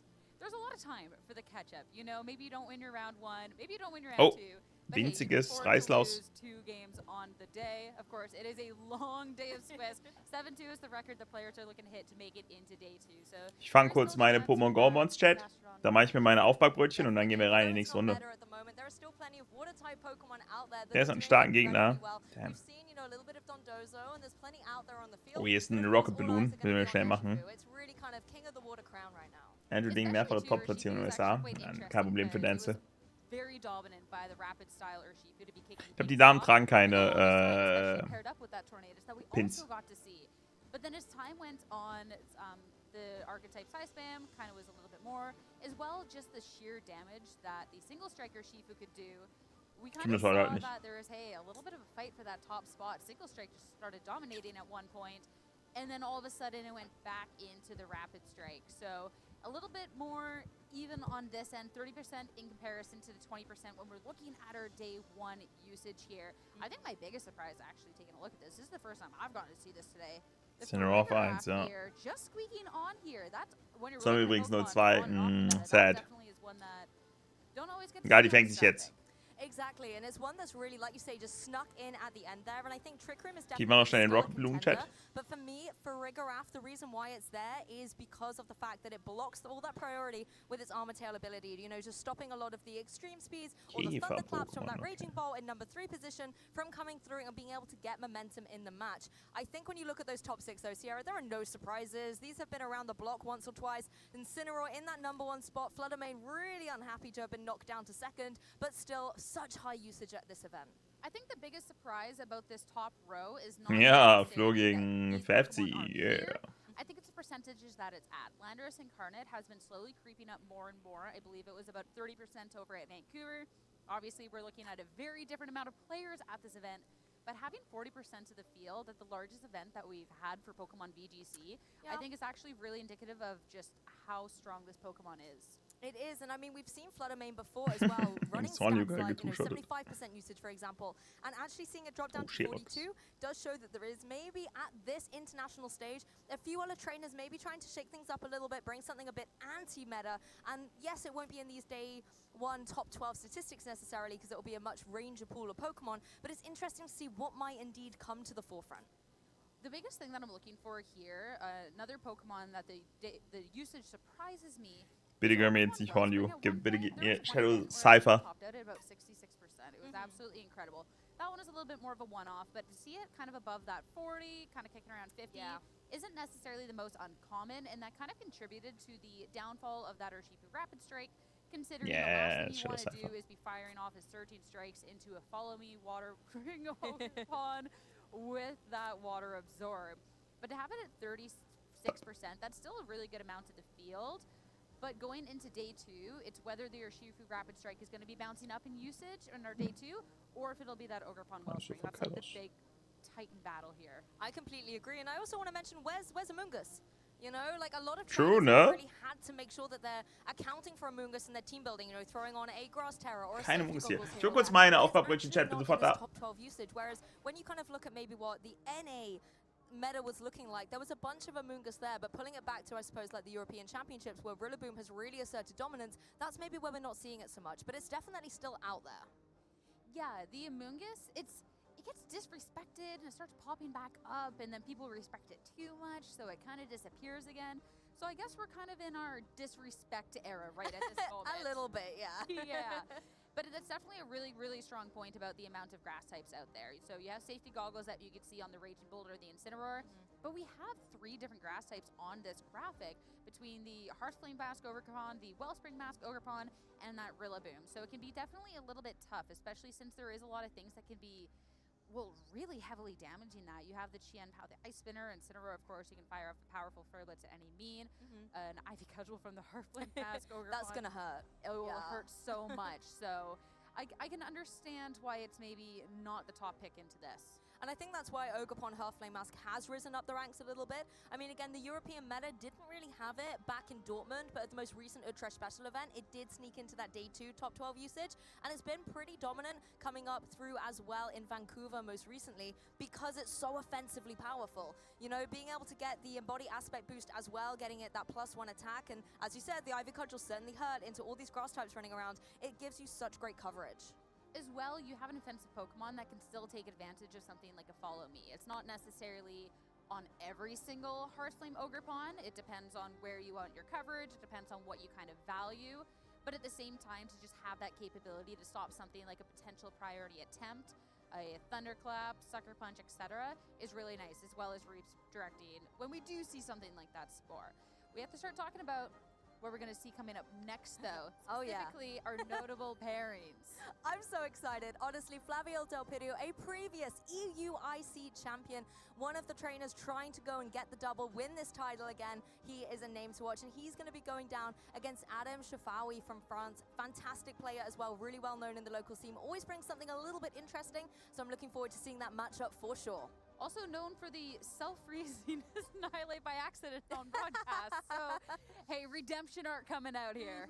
Yeah, exactly. Everybody needs a, a second chance, let's say, and we're better than the international stage. But it's not the only exciting matchup, of course, in round 3. Alberto Lara versus Francesco Pio Pero as well. Ashton Cox versus Carmine Ragone. And Paul Chua, the reigning EUIC champion, versus Arasho Mardi, a previous world champion. It's crazy when you have a field of so many players here, how many stacked matchups you can have in a round. And this is only a handful of them. This field here, it is so incredibly strong. But I'm really excited for an upcoming match. Yes, exactly. And I want to wait until we know they're on the stage ready. I'm waiting to dive a little bit deeper. But I mean, one thing that's always interesting when you see these trainers come through, trainers like Flavio as well, they won their European International with a very kind of standard team. I think, if I remember correctly, the 6 Pokemon was actually a mirror in that grand final. And he's shaking things up a little bit more today. So his playstyle, showing his flexibility about being able to go with sehr gut, Nacho, sehr gut. Pokemon and then something Steht from fast 1-2-0. out of the left field does show his caliber as a player. And we're talking out of left field, for real. Oh, you just wait. So just wait. It's actually amazing. So this is the moment where you can start speculating, start thinking, just so you can see how off guard you could be caught. Bonus points if you can't actually guess it right. Yeah, I'm on the desk, so that might be a hint to one of them. And it's not even the craziest thing. Yeah, that's so true, actually. It's not. Like, I was not necessarily surprised to see one of these things that we had going on here, but yeah, nothing could have prepared me for the rest. So I can't wait for this. Yeah, me neither. And particularly at this point in the competition as well, it's kind of, working up to midday here in London. So these trainers have already had that morning of anticipation and adrenaline and getting their first couple of matches out. And for some trainers, not the ones we're showcasing right now, but some trainers will be at O2. At this point as well, and if you want to try and get into that day 2, you need to get that 7-2 record. So it's a real uphill struggle for them, but it has happened before. Yeah, normally at this point in the competition for us, we're focusing on our undefeateds. We're looking at the people that have followed this record so far on the day until we get to the tail end of the day. But definitely when we look at our day 2, we start retelling a couple of the stories like, hey, this person took that round 1 loss and had to bounce back. People can take that round 1, even a round 2 loss, and still make those day 2 runs, win the events. There's been multiple regional winners that have lost their first round of Swiss to kick off the day and just win the entire event. So maybe there aren't stories that get told here necessarily on the day 1, but hey, there's a lot of stakes out there.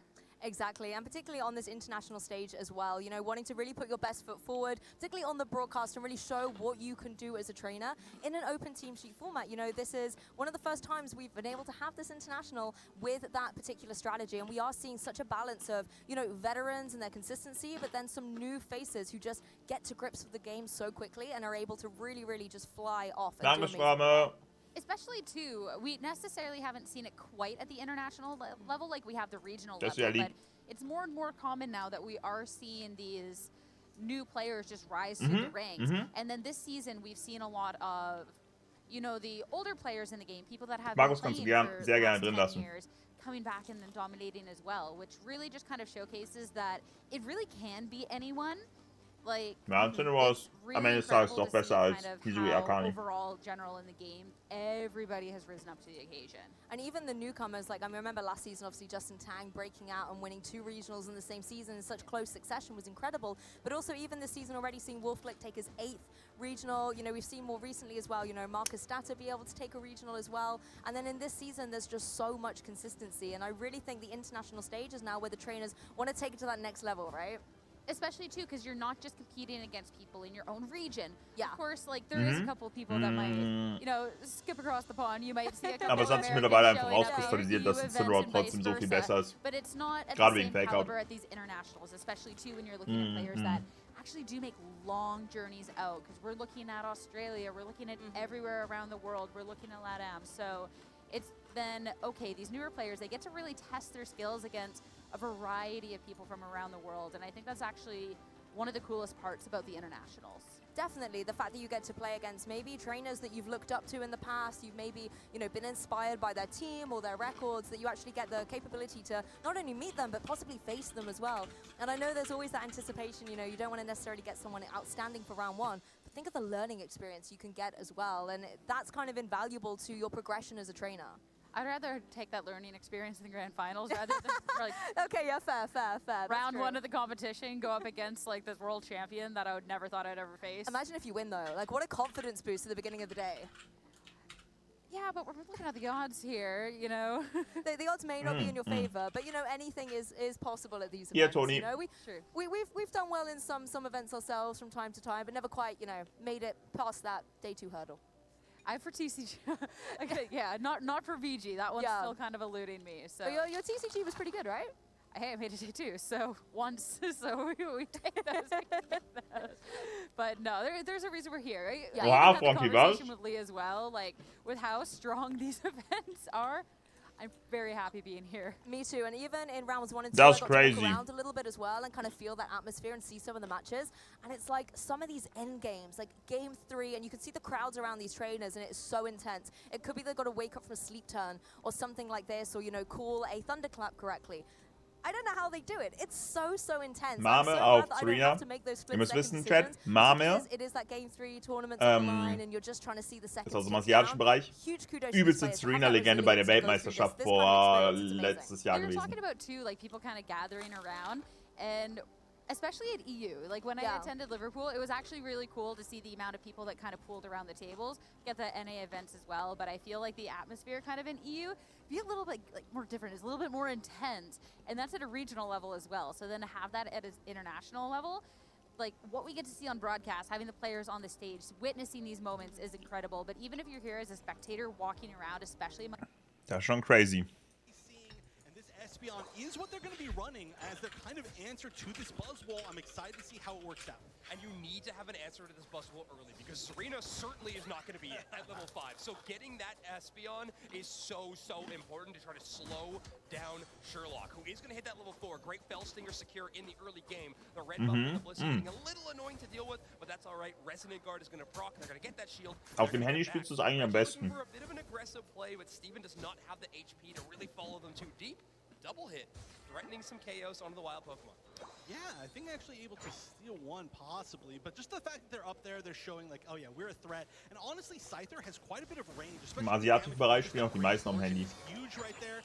We are going to see the center area Pokemon go to different paths, which is pretty surprising. Weniger Verzögerung am Handy. They're going to be pushing in, trying to get a KO on this poor little Squirtle who is going to pick up that Citrus Berry. Very key. The Hyper Voice almost getting the kill on the Crustle. Looks like they're going to be chasing it down. Should be able to finish that off. And now only the Serena left. Mame trying to find a KO, but they should at least be able to escape. Mobility on that Pokemon, pretty good. Yeah, extremely strong. And yeah, Mame have an incredible showing, but we are going to have a pause in game for a moment. Unfortunately, we did have one player. Ein bisschen schwer zu erklären so. That all reestablished, we will back into game. But I think the point still stands. A creative bottom path push for Uniteholic, trying to avoid that. Aber das not really going to be able to contend in that moment. So. Gastrodon, but a pheasant. Oh, Gastrodon. You got that right. Als ob. Incredible kudos.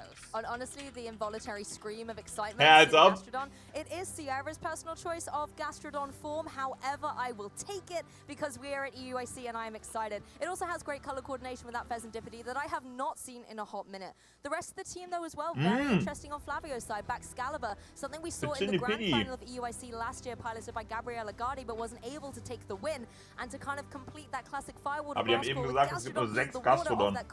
Is the classic. Und es ist halt das Lieblings-Pokémon von einer der Castlerin. As well, some very interesting choices.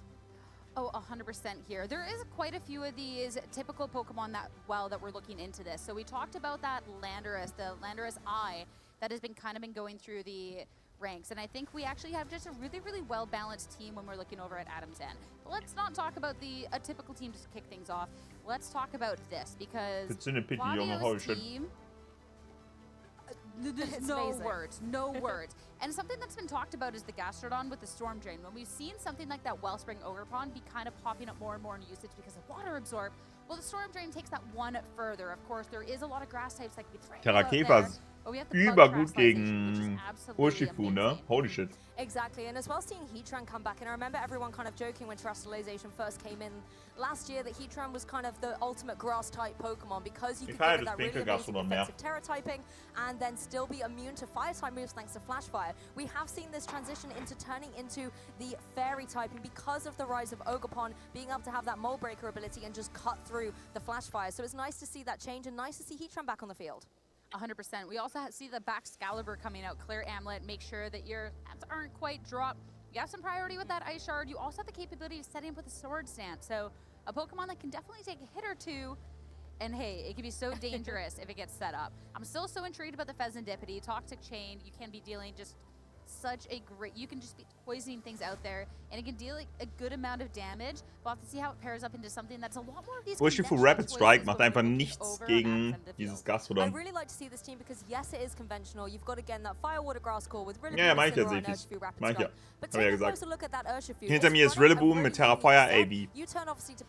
Also Standard. Instead of running something like the Aquajet, it's running Ice Spinner, and I really like also this. Ice is an incredibly good offensive coverage move, but also Ice Spinner gets rid of terrain. And where there is Rillaboom, where there is gar nicht. Ich hab das schon vor 2 Minuten oder so gesagt. What I really like here too, when we look at that Ogrepon Heartflame, talked about, hey, you don't necessarily always see the follow me because you might want to go for something else. Sword Stance, you can take advantage. Könnt gerne reingehen in die Wette, Chat. Let's go, let's go, let's go, let's go. Grass core come out because you do have that grassy glide. So you have the Rillaboom to set up the terrain, and you have a potential of a double priority here, which your opponent then really has to be watching out for. That can ist auch echt not bad gegen Ogrepon allgemein. Also natürlich mit ein bisschen Mindgames und so weiter, ne? Aber macht dann mit den Pflanzenmoves nichts gegen Terra-Käfer, aber mit den Feuermoves halt nichts ohne Terra, aber wenn es geterrat ist, dann schon. Das wird funny. And running that Calm Mind can make it an incredibly specially defensive wall if it is able to get positioned correctly. Especially when you have the leftovers and that grassy terrain recovery. We saw Brady Smith at ich frage mich, warum er Käfer über Gift Gift spielt. Wahrscheinlich wegen Earth Power, aber trotzdem finde ich es ein bisschen wild. He adjusted and played around. So that Raging Bolt, you can get that special attack boost with that Calm Mind. You can kind of sit around, let that health. Oh, was sehen wir beim TCG für... Such a difficult Pokemon to get. Ah, okay, nee, die zeigen da gerade nur. Particularly in this meta, coming into a tournament, we always ask our trainers, you know, do you Special Illustration Raging Bolt EX Burst Raw EUIC 24 limit of 100,000. 6 very standard Pokemon and 6 that are very, very uniquely formed. I don't think many people have teched against Fezandipity or, to be honest, Gastrodon coming into this tournament. So it's going to be interesting to see how Adam adapts. Yeah, when we talk about, hey, comfort is key because you want to know your team inside and out. You're not caught off guard by something. Ist auf 100.000 limitiert. Nehmen wir mit. Coming out from Flavio that I'm talking about because you won't know the damage rolls coming out from Fezandipity. If you do, you're incredible. You know all 1,000 plus Pokemon. Let's go. The rolls because that is something different. That is something really unique. And it'll be really fun too. And Flug juckt halt weniger als Boden. Naja, aber meistens spielt man halt fast alles mit Terra-Gift wegen den Kampfsachen. Käfer auch besser gegen Psy-Spam. Ja, ist true. Aber warum spielt man dann auf den anderen Mons meistens Gift anstatt Käfer?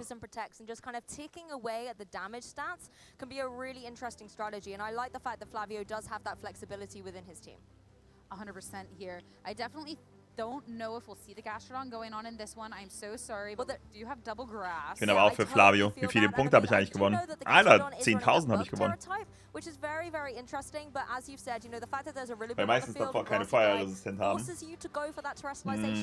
Ja, sehe ich. Mein Urshifu Rapid Strike habe ich auch mit Terra-Gift gespielt. Oder hat man auch eine lange Zeit lang mit Terra-Gift gespielt. Ich bin mal ja auch jetzt teilweise. The one nice thing would be that you are then hard locking the Urshifu Rapid Strike from using the surging strikes whenever it hits the field, and that is something too that Adam is going to have to respect. Käfer ist auch an und für sich eigentlich kein so guter defensiver. But at the same time, you have to be certain. And an issue with that bug terrestrialization on the Gastrodon, when one of the Pokemon that is threatening you also has that fire heavy oder? Bei so vielen Parlaments, ja. Zum Beispiel, ja, sehe ich schon. Ja, stimmt auch wieder. Definitely, and the Urshifu, as you've mentioned, has such great utility as well. Ich meine, gegen Adams Team ist strong. Kein Fluttermane. Der hat Lando Eye. Der hat Gortrom.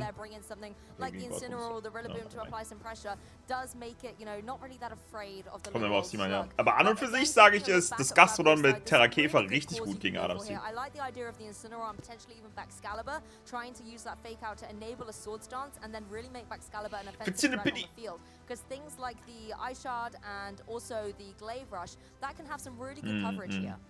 It also then, if you are expecting to see the Landorus Eye on the other end, well then that's also going to be ich hätte so Lust, mir jetzt einen Just Legend zu machen. Since that is going to be 4 times weak to aber ich bin that gerade so faul. And you are going to be outsped before you can even get something like a substitute up. So Aber nicht von Just Legends, sagt ihr ganz kurz heimlich. Ganz kurz heimlich, auf schnell. That is going to be a terrestrialization that the rest of the team can't have. And you can be dealing with that poison type, since you can hit a lot of things into it even neutrally, or you have Ganz schnell something like heimlich. earth power from either the Heatran or the Gastrodon to just deal with it that way. That's where my mind was just going. Where's the Kriegst du immer schnell so off-cam? Ich glaube, ich hole mir den jetzt. Will keiner merken, Chat. That could still just be wishful thinking. Heatran, I think, has a lot more viability here. Being able to go for something like the Magma Storm as well, Heavy Slam. There aren't any Flutter mains here, so Heavy Slam's kind of null and void. It's going to be difficult if that Poison Landorus comes into play now. I'm thinking about it. When I'm just looking at this team, I think the biggest notable thing to me is just the potential power difference coming out from these Pokemon. So I really think how these Mann, Just Legends Trinkflasche habe ich auch überlegt, aber da ist halt Kohlensäure drin und irgendwie finde ich das nicht so geil. Because when you look at these Pokemon just kind of one-on-one, well, Ich feiere so aus Dose trinken. Das ist eigentlich von Regulation G. I'm definitely more intrigued with aber lieber how Scam. Flavio decides to play this. Nee, ist ja kein Scam. Just Legends immer noch über allem anderen, hundertprozentig. Aber ich bin gerade nur zu faul, mir einen zu machen. Oh, Cam ist ausgefallen.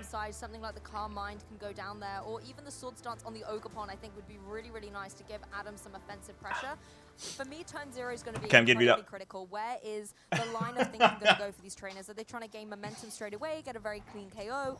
Or are they going to really try and take that step back, take the time to be able to get set up to sweep through later in the match? And if they've both got a similar strategy, calling turn zero correctly is going to be critical.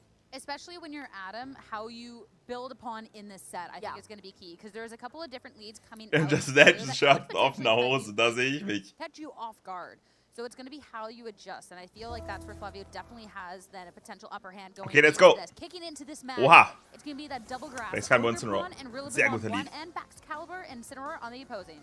Als ob ich Red Bull trinke, Bunter. Ich finde Red Bull Arsch. A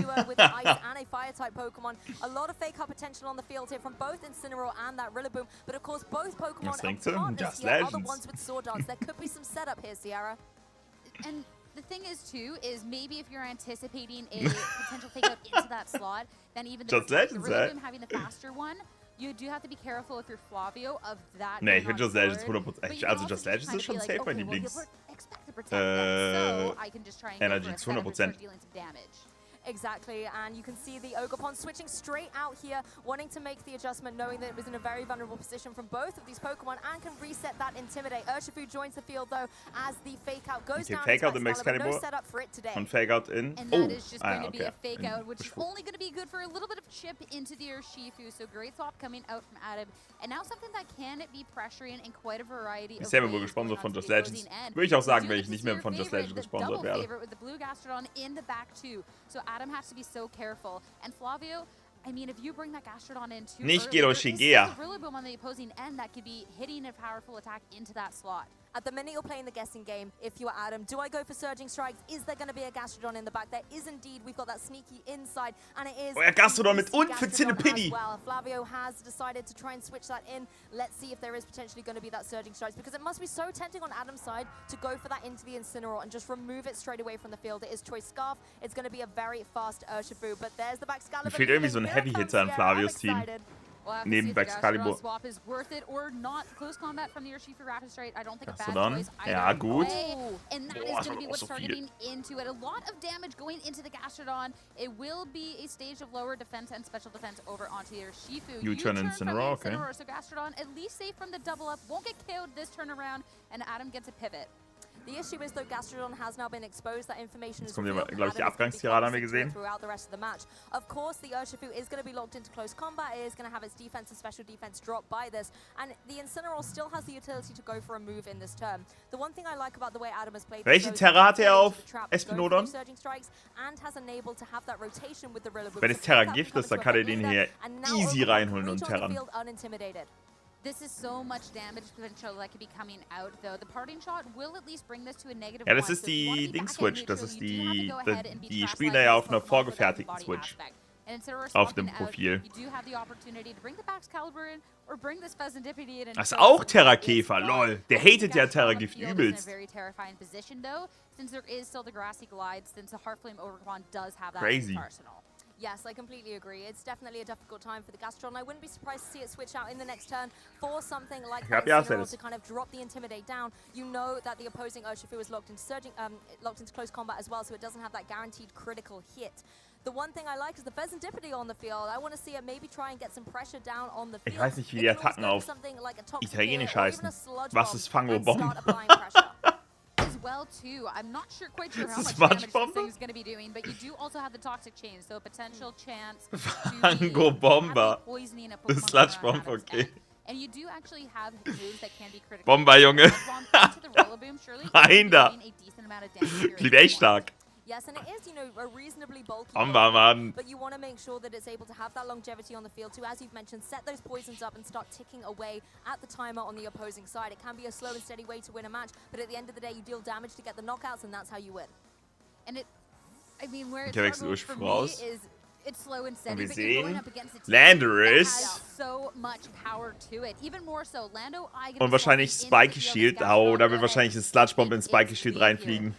Yes, Incineroar is replacing that Gastrodon. A really nice play by Flavio, being able to Da wird ein Sludge Bomb in dieses Spiky Shield fliegen. But as we know, the Landorus Incarna is running that special moveset. Oh nee, Terrat Instant. Aber jetzt minus 2. It will be, and it will be that Heart Flame Ogerpon in body aspect and also going into just a pure fire type. Der wird halt Rankenkeule in dieses Pizzinipiti drücken. Oder Pflanzenmove in Incineroar. Nee. Das geht komplett in Pizzinipiti. Aber es war kein Crit. Wie viel macht Fangobomba? Fangobomba? Nix. Gar nichts. Crazy. Oh, Cam ausgefallen. Great job dropping that grass typing, and even with the Toxic Chain and the potential of badly poisoning, you're not going to be hitting it this time around. And that's, I think, one of the biggest issues with Pheasantipity is you're not necessarily nur kurz gucken, was da noch für Mon hat. Crazy damage output to start, and if you're not hitting that Toxic Chain, then it actually just kind of feels bad going on forward as well.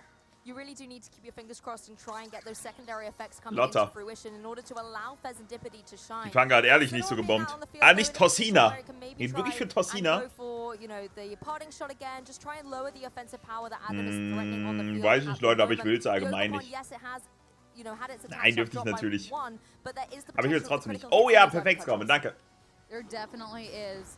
It's going to be fake out onto the Landorus first to be kicking things off. Swords Dance, though, so you're not going to necessarily have to rely on a crit. You can just try and be getting that damage up. It's going to be a +1 attack now after that one, but it's not going to be allowed to just sit here and run amok for free. Toxic fired off into it. It's going to badly poison it, so it's going to be taking more and more damage as things go on. You know, I really like this play by Pheasantipity, knowing that the Sludge Bomb may not even get the poison on it. It's not going to be able to get anywhere near a KO. Let's just guarantee that the poison happens on Ogerpon with that Toxic. And I mean, one way to be able to negate your Intimidate drops is by going for that Sword Stance. So I believe diese Ogerpon-Plüschis sind so It's going to be incredibly formidable with those Ivy Cudgels into Pheasantipity. So I'm glad it got the Toxic off there when it had the chance.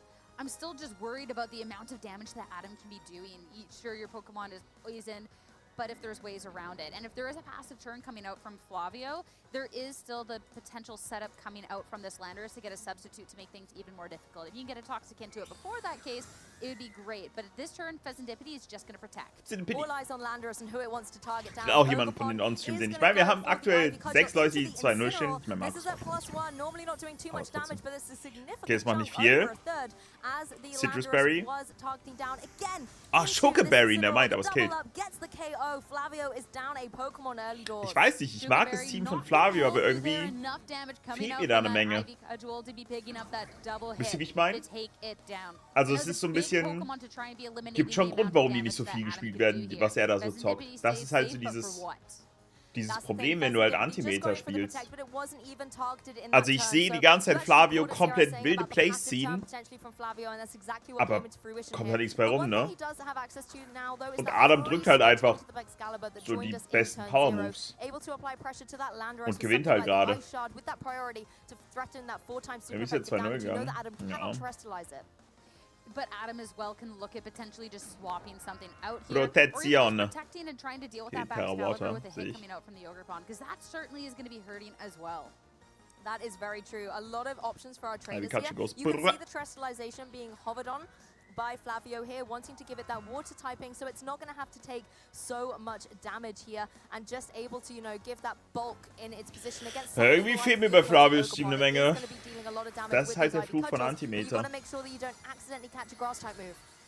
Well, water, terrestrialize, and serendipity, not the words that I thought I'd ever say here at there you go. EUIC, but hey, we're saying it, and I cannot wait. Protect on back Protezione. Make sure that you're not going to be taking a powerful hit this time around. It's Serendipiti's time to go on to the offensive, but again, hitting into the not protected Pokemon. I think Adul is not going to be doing too much, but that's still a significant chunk of damage. Wow, aber war das so viel?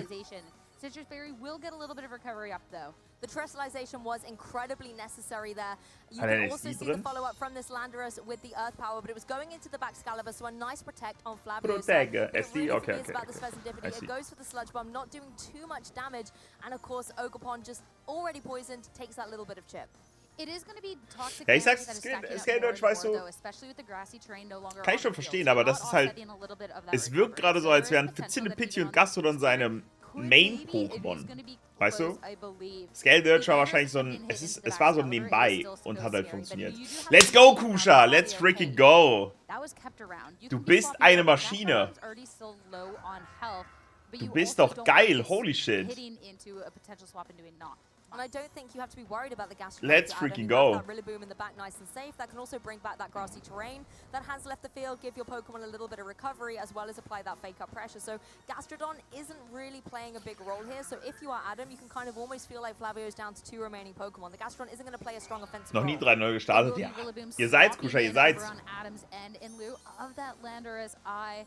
And of course, that will be the grassy terrain set back up. So that'll be a little bit of recovery. Could make all the difference in Stimmt, welchen Sechser spielst du eigentlich, Kusha? And the poor Gastrodon, your poor es gibt 2 Leute aus Malta hier, aus über 900 und ich spiele gegen die einzigen beiden Back-to-Back. Geil, richtig Replay-Spot, okay. Ja, das sieht hier nach gar nichts aus. Bei Flavio läuft hier gar nichts. Serendipity ist so ein Opfer. So ein Loser. Moniako, der macht legit nichts. Der macht hier gar nichts. And that'll be the grassy terrain recovery to be coming in for all of these Pokemon before that damage tick. And that is going to be the Ogerpon Heartflame surviving past this turn and only a smidge done into this Rillaboom. I think that there's just a little bit too much momentum taken by Adam, so sure, both of these Pokemon are toxic. Vielleicht fängt sich Flavio gleich noch, aber ich habe so das Gefühl, der spielt es hier gerade schon fast perfekt. Ich pfeife für Serendipity, für dein Potenzial, und wieder weg, Stream. Alles klar, Kusha, bis später. Der Poison halt alles, was da kommt. Ja, aber das wirkt gerade so wie sein Main-Attacker. Und der macht viel zu wenig Schaden. If you're back Excalibur, yes, you can go for something like the Ice Shard for the priority, maybe just try and get the KO on that Ogerpon. You could go for it. Make sure the Ogerpon doesn't have the capability Kack-Team, raus mit dem. It does get one more attack off before it does get KO'd at the end of this turn because of that toxic damage. No amount of grassy terrain recovery is going to be helping you at that point. There is still swapping potentials, though, and Adam's been so good at calling the protects. That's Serendipity or Protect to start this one off. Let's see if Adam has called this one. Macht er auch. Going to be the double. Maybe Flavio just Protection. Protection. As burn the fake out on this Rillaboom. You can see it was going down into the opposing back Excalibur here. Excalibur Team Protect. Something like a sword stance as the Ogerpon also goes for the damage to no avail. The other nice thing about the double protect is the poison stacking up. You get through the fake out, you get through this Ogerpon, and you get a little bit of more recovery on this Serendipity. It was taken decently low to about a third at one point, but with the Citrus Berry and the damage, the heal over and over, it's been getting up. And now Ogerpon has been dealt with. Slowly but surely. Le Ogerpon, ja, okay, das ist der französische Name. I really like that observation by Flavio, playing it very, very safe. You know, there was no need to go for something like the Ice Shard into the KO because the double protect enables it anyway. The only way Adam could have got around that is by switching the Ogerpon out. And you don't necessarily want to do that with the boosts. You now as well get the free switch into one of your healthy Pokemon in the back. War die 4. Runde klar, stimmt, ja? Ja, war doch keine schwere Vergiftung, oder nicht? Hat er den mit Sludge Bomb gepoisoned oder mit dem anderen Move? War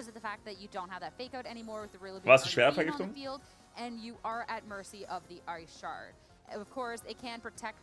Das war Toxic. Achso, ich dachte, es wäre ein Sludge Bomb Poison gewesen. War Toxic, okay.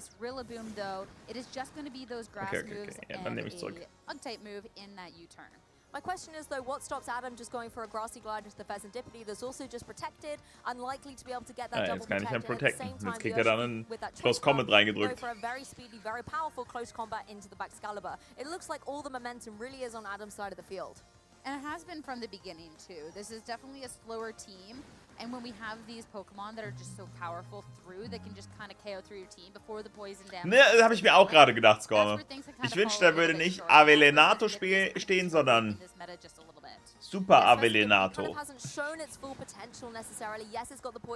Irgendwie anders angezeigt halt. Okay,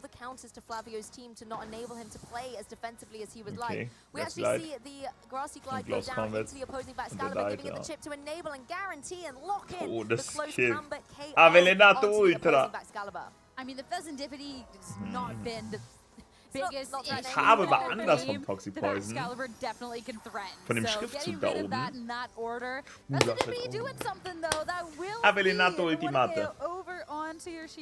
Okay, that was at a Hey, lower crazy, special wirklich? defense, but Pheasantipity will gar take a nicht. KO, but since the Was Baxcalibur es geht. it won't be able to deal with the final two Pokemon. Yes, habe ich. Yes, and it was nice for Pheasantipity to show us that it can get those big knockouts as well. Moonblast, a really nice choice of Ja, keine Ahnung, was Pheasantipity kann. Der macht halt so Dinge und fliegt, weißt du? Er fliegt und hilft den Leuten und er fliegt. Dancel 3-0. Dancel 3-0. Ein Macher. Dancel 3-0. Big. To be dealing the damage first, super effective because of the water chastisation will do so much. And Adam too, you can keep it safe. Sure, you can go for that double hit into it, but a substitute as well will make sure that you're good going on into the next turn. Sludge Bomb will deal the damage. We will get the round of Grassy Terrain recovery though, and I don't know if the Toxic is quite enough yet to take care of that Rillaboom. It's gonna be close. Ooh, but no dice. Naja. Yeah, and even if you go for the Protect now on the Pheasantipity to maybe try and get the KO onto that opposing Rillaboom, the fact that the Landorus is set up that substitute really does secure Adam's victory in this game one. I think Flavio can see the writing on the wall here and is just ready to get into game two.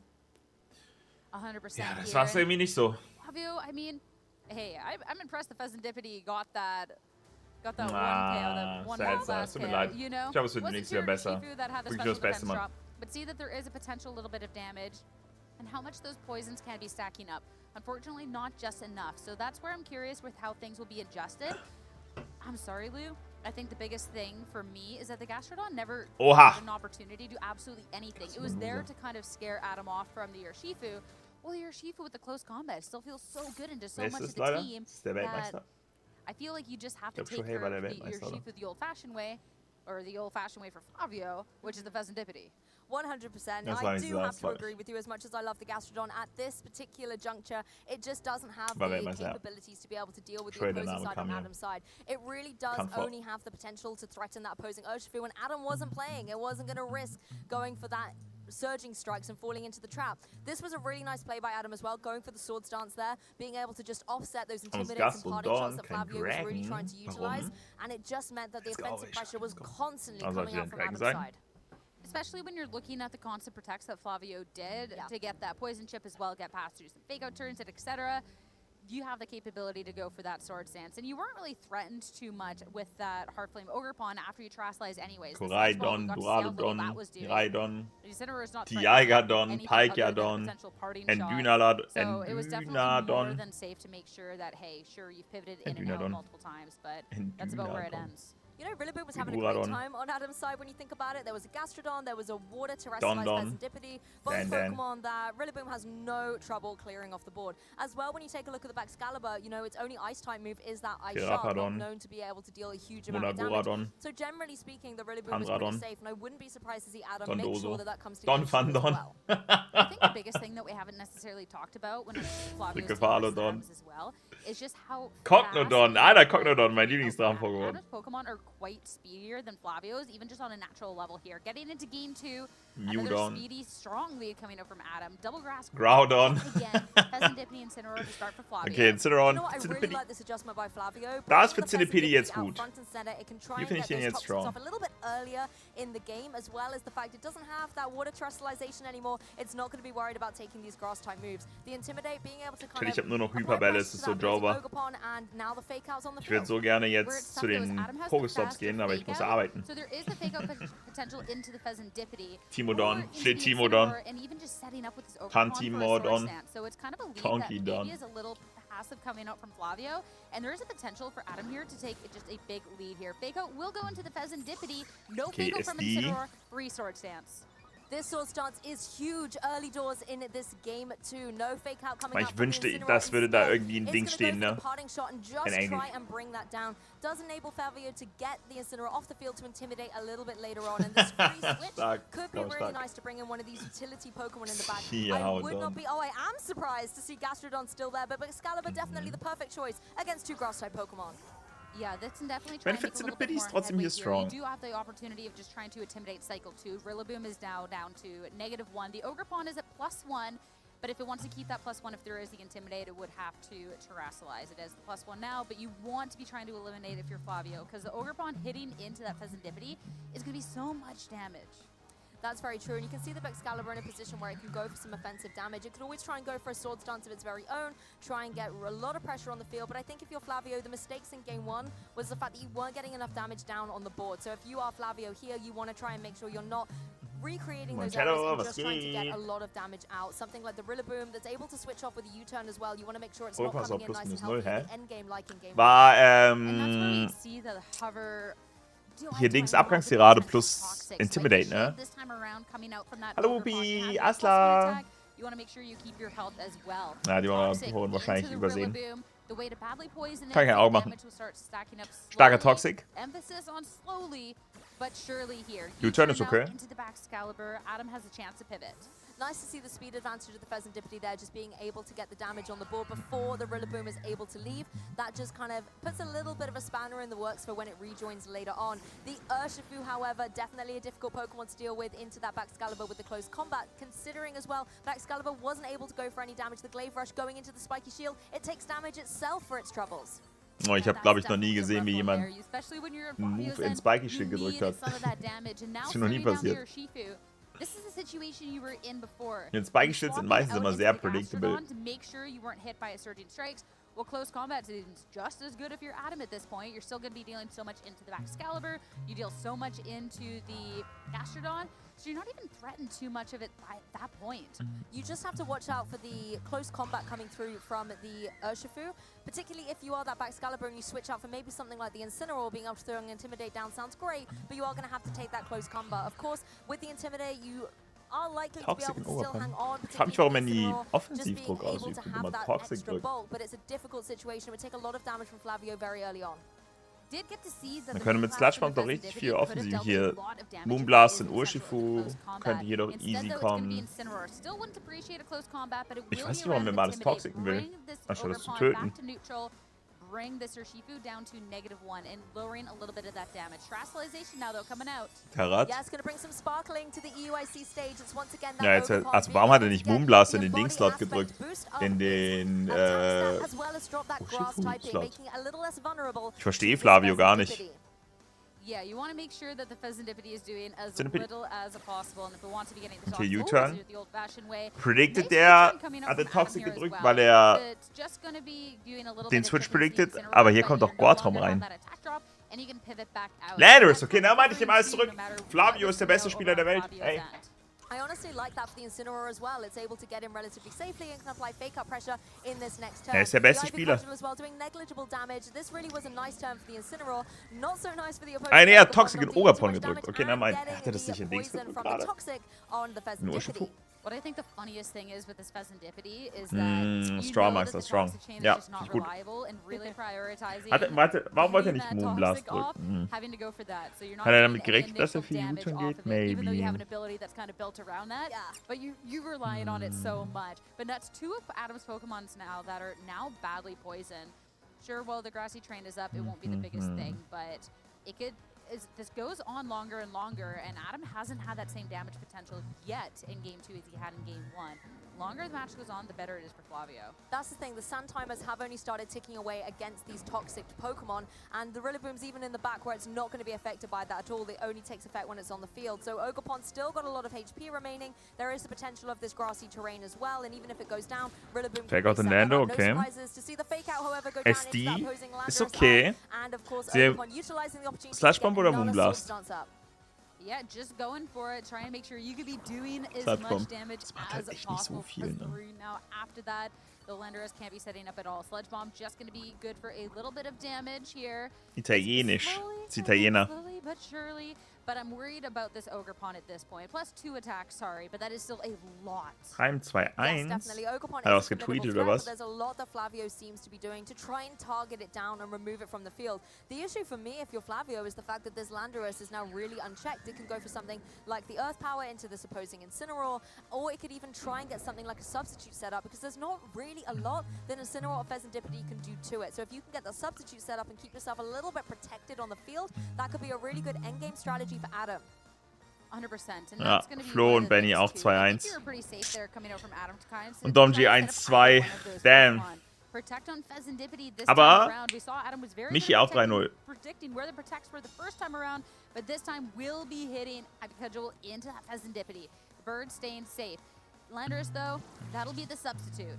That's exactly what Landorus wants to get, and although there is the newfound confidence from Pheasantipede going for these protects, it's not really going to be able to deal too much damage at this point in time. The Incineroar going for the parting shot. This is a nice way to start negating some of that pressure that the Ogerpon is building and allow Flavio to bring in a Pokemon from the back. That Gastrodon is still secret. It is still safe for now, but Flavio is wondering, is it the moment? And I really think the only time to bring Gastrodon in this matchup is when that Urshifu is in play. So really nice to bring the Baxcalibur in. Yeah, the Gastrodon's in a really rough territory otherwise. The Baxcalibur coming in. So, Gastrodon ist halt über nice gegen Urshifu. Especially since it is behind the substitute, so it is kind of stuck here at this point to where you can break that and try and deal a little bit of damage at this point. Grassy Terrain is going to be ending, so that's going to be done with the health healing this time around, so the toxic damage is going to be stacking up more and more. And you can't be attempting to go and just try and preserve this Pheasantipede and just trying to intimidate Cycle a little bit.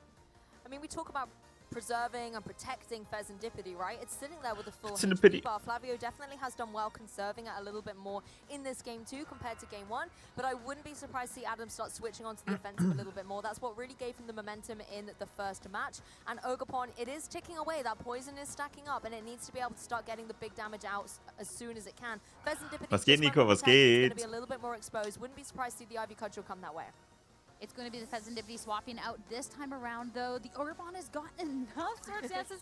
You want to make sure that damage is lowered for when it does start going on the Das offensive. ist plus minus There 0 is a timer gewesen, on das it. You Ogerpon, wanna ne? make sure you can do that damage now. So that is going to be Incineroar swapped in. That'll be a round of Ice Shard Intimidate and and Landorus. Ice Shard into the Landorus. Priority will be acting Kommt ihr first nicht Earth to go Power ahead maybe and in break den that Incineroar substitute, Slot? not letting this Landorus just sit there unchecked. And with the health that Baxcalibur has as well, we will have to see how this goes down here, but it's Ja, in an interesting das spot the gegen next turn to Baxcalibur. go for another one of those ice shards. Okay, maybe not. Critical hit comes Ooh, through. Is now alone on the field. Flavio not happy with that Da play kommt die at Earth all. Power. Earth Power Hat er die targeted Chocoberry? into as well. Überlegt mit 4 KP, okay. That's big. 4 HP left. I mean, the Landorus is in prime position Ja, right Nico, now. aber ich Yes, wünsche dir lost its substitute, eine but it sehr, doesn't sehr schöne care. Zeit für The ein schönes Ogerpon's got Wochenende. it back. Get rid of its biggest Bruto threat, and then is Bulbo. able to apply so much pressure to that opposing Incineroar. I mean, things are looking very dicey for Flavio. You do still have Gastrodon Gastrodon and Pheasantipede at full HP, but let's not be kidding ourselves. These are not the offensive powerhouses that Adam has on his side of the field. No. We'll have to hope that Gastrodon can be a powerhouse and fast, though. Hitting the field, okay. definitely have to be relying Oh, on it. Stormy The Grassy 1-2. Glide is gone, so you aren't going to Let's be go, hit Snomps. by a potential Grassy Glide priority over onto the Ogerpon. Dankeschön, And Nico. you do have the potential still of Terra on your end to try it and get out of the Kio potential grass Forza. weakness there. It does feel bad that you might be potentially jumping into that, but at the same time, you do have Okay, the Ali, coverage was moves to actually geht? deal some damage going on. Ice Beam considerably too could actually effectively deal with this Landorus. I want to say when there's a Gastrodon, there's a way, but it's a very long way for Gastrodon to be Vielen able to Dank, come Nico. back into this. However, that being Richtig. said, let's look at the potential. Gastrodon is running Ice Beam. That's something that the Landorus does not want to take. The Ogerpon as well no longer has the grassy terrain on the field, won't get that priority grassy glide, but I think its natural speed is going to be able to allow it to go before that Gastrodon regardless, but at least it won't get the boost that you get from grassy glide, and maybe Yes, wusste ich, was geht. Okay, Terra Käfer. Er geht all in. Macht sich fertig für die Arbeit. Strong, strong. Muss sein. Okay, Protect.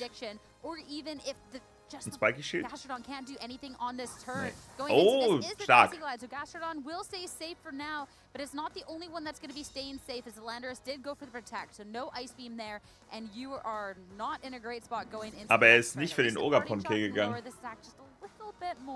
This might be the cutest thing Press I have steht ever seen 2-1. Bug-type Gastrodon Leider on gerade the einen field. Loose geholt. You're right, though, it was a fantastic Terrestrialization call in the face of the Grassy Glide, but now that Ivy Cudgel is in prime position to be able to get the KO on the Gastrodon in the next turn. A wise defensive play from Adam, stopping that Ice Beam from being able to get the knockout. The one thing that's nice, though... Oh, Ogrepon's gone. It's completely out of there, so maybe Gastrodon is crawling its way back into this match after all. Dennis für mich, hier stehen 3-0. More and more damage from those Toxics coming on through. Gonna be enough this time around Toxic to take care of that Ogrepon. So actually, Terrestrialization coming up from the Gastrodon looking good on that turn. And sure, the Rillaboom's still in the back, but the thing is now since, hey, it's Shiny Carpador und dieses Käfermon von Anfang kamen sie mir fällt der Name nicht ein. Was meinst du, Nico? Mickrig? Ah, du hast gestern 2 Shinies bekommen. Oh, Tarundel, Mickrig, aber kriegt Banger. Gastrodon in check, but if Gastrodon's able to hang on and just go for one Ice Beam, then that opposing Landorus is gone. The one issue that's coming into fruition, Ich glaube, man spielt Gastrodon eher gar nicht. Ducky auch 2-1, okay. Tarundel, ja, und der hat geile Shiny. Der hat beide geile Shiny. Gastrodon sieht hier strong aus. Legit, was tötet hier Gastrodon? You can either just go for the double protect or try and make a call. You definitely don't want to be on the wrong end of the fake out and have that Pokemon potentially Bestimmt take irgendwann. out. But if you can make the call right, it could be potentially huge going in on this turn. So you definitely have a decision to make. When your Pokemon aren't the same strong offensive Pokemon that Adam has, it could be a risk worth taking. Yes, if you are the Gastrodon, you want to kind of, I think, avoid the Rillaboom at this point. The Woodhammer, Grassy Glide, U-turn not going to be doing too much. You've got to find a way to get the Landorus down and maybe enable the Fezandipity and the Incineroar to deal with that partner Pokemon in the form of the Rillaboom. Swapping out the Fezandipity, though, Incineroar just on a sliver of health is going to be coming on in. That'll be to Intimidate, drop down the attack of the Rillaboom. Fake Out does go into the Gastrodon this time around. Critical hit Fake Out as well to deal that extra little bit of chip. A Sludge Bomb into the Gastrodon is going to be not near enough to take that out. A little bit of recovery now, and Flavio has the Fake Out pressure on this turn. Nicht I think Flavio really hoping the Fake Out was War going to go trotzdem down nichts to that gegen Fezandipity Gastrodon, der ist ja Käfer. Ice Beam to come out from that Gastrodon, was not happy to see the Fake Out come through, particularly the double up as well. I think Adam realizing that the Gastrodon needs to be taken down because dare I say it was the threat at that point in time. Ich weiß nicht, was da steht. Ich wünschte, was ist Badiglio? Das liegt so, was ist Badiglio? Komm einfach, Fuga und raus da. His Pokemon are relatively unhealthy compared to Adam's. That's the thing. All the Toxics in the world aren't going to help. Aber Genesung hat, glaube ich, 8 AP. At this point. And with these two both on a sliver of health, and just the Grassy Glide pressure coming out on the opposing end, and just the speed coming out from the Landorus, and both of these Pokemon actually in the first place. Protección. Protect over on this turn coming out from the Landorus. So just Seine dürfte Genesung haben alle Recover-Moves nicht mittlerweile 8 AP. Nice call from Flavio going for the Fake Out into the opposing Rillaboom, but the Ice Beam going into the Protect on Adam's side. So Adam, I think, playing phenomenally well. Again, as Assault Vest Rillaboom, it couldn't protect even if it wanted to. Ich glaube, fast alle Recovery-Moves wurden runter reduziert. Jahren ist der zweite, okay. You don't need to feel bad about that because, hey, you're not necessarily taking the most from the Toxic so far. War unterschiedlich, Nico. Also ja, 8 mit AP-Top meine ich halt natürlich. Over that with your poison, so take the one turn of Fake Out. You're still fine. You still have all that offensive pressure in the world over on this next turn. And I Alle wurden runtergesetzt, ja. Also es gibt so ein paar Signature-Moves noch, die mehr haben, glaube ich, als 8. Aber, ja, deswegen. Sag ich ja, der kann keine Genesung haben. But having to take that Fake Out and the Sludge Bomb just meant that it's not as threatening. And at the end of the day, I think if you're Flavio and you lose that Gastrodon, you don't really have a way to deal with this Landorus, and it's just going to be able to sweep through your team. Ja, aber Genesung wäre hier auf Gastrodon so broken. Very wise, the Sludge Bomb was coming into its direction from this opposing Landorus, and the Rillaboom, however, is not going to be able to KO the Incineroar. I was going to say, just ignoring the Gastrodon, trying to get an easy knockout, but it was not to be. The Incineroar is still here. Hey, Incineroar is known for one thing, and it's being incredibly annoying. This time in the way that it's going to be surviving past this turn. And now parting shot into the Landorus, and a chance for a pivot coming out from Flavio. The one thing I like about the parting shot as well is it is lowering that special attack too. So that is something that is going to be affecting the Landorus and making those sludge bombs, the earth powers just a little bit more underwhelming. And the issue is the Landorus is so strong that he can easily take one parting shot and still be a formidable threat. Gastrodon reaping the benefits of the grassy terrain and now Fezandipity in a prime position to try and maybe get that Moonblast off into that opposing Urshifu. Yeah, you definitely need to deal with something. In die linke oder rechte Hosentasche oder Arschtasche. Coming out from Flavio. And both players have been really good at protecting their king, so to say. Over on Adam's end, and dare I say it, Gastrodon over on Flavio's. That king swapping out, Incineroar going to be swapping back in at this point. You have another round of Intimidate. You also have the fake out pressure or to eat a hit going up that way. Yes, and I like the fact that the Incineroar is just for that Intimidate, but it's really null and void, considering the not only gets the KO here, but is going to be to enable the Urshifu to reset that Intimidate coming back in later. Flavio did not look happy about that one. Fezandipity does have a chance to attack here at this point, but now Rillaboom hitting the field once again, and Fezandipity will be taking a hit first. Firing off retaliation, lasted just chipping away. It's not much, but it's honest work. Yeah, and I like the targeting there because it must have been so tempting to go down into that. Gerne die Abstimmung reingehen, Chat. Particularly if you were thinking maybe it's going to go for something like the close combat here and lower its defenses and special Ich könnte mir, also ich kann ja darüber offen reden, ich beeinflusst ja, denke ich, niemanden. Jeder wird ja schon eine gefestigte Meinung haben. Ich könnte mir überhaupt nicht vorstellen, mein Handy in die rechte Hosentasche zu packen. Nee, Maxler, nee. Ich beeinflusse doch niemanden, Mupi, als ob ich jemanden beeinflussen würde. Jeder weiß doch, wo man sein Handy hinpackt. Ist ja immer Portemonnaie auf der rechten Seite. Ist ja immer Handy links.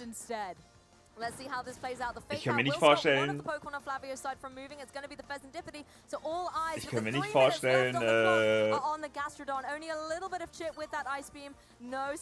Schlüssel und 11.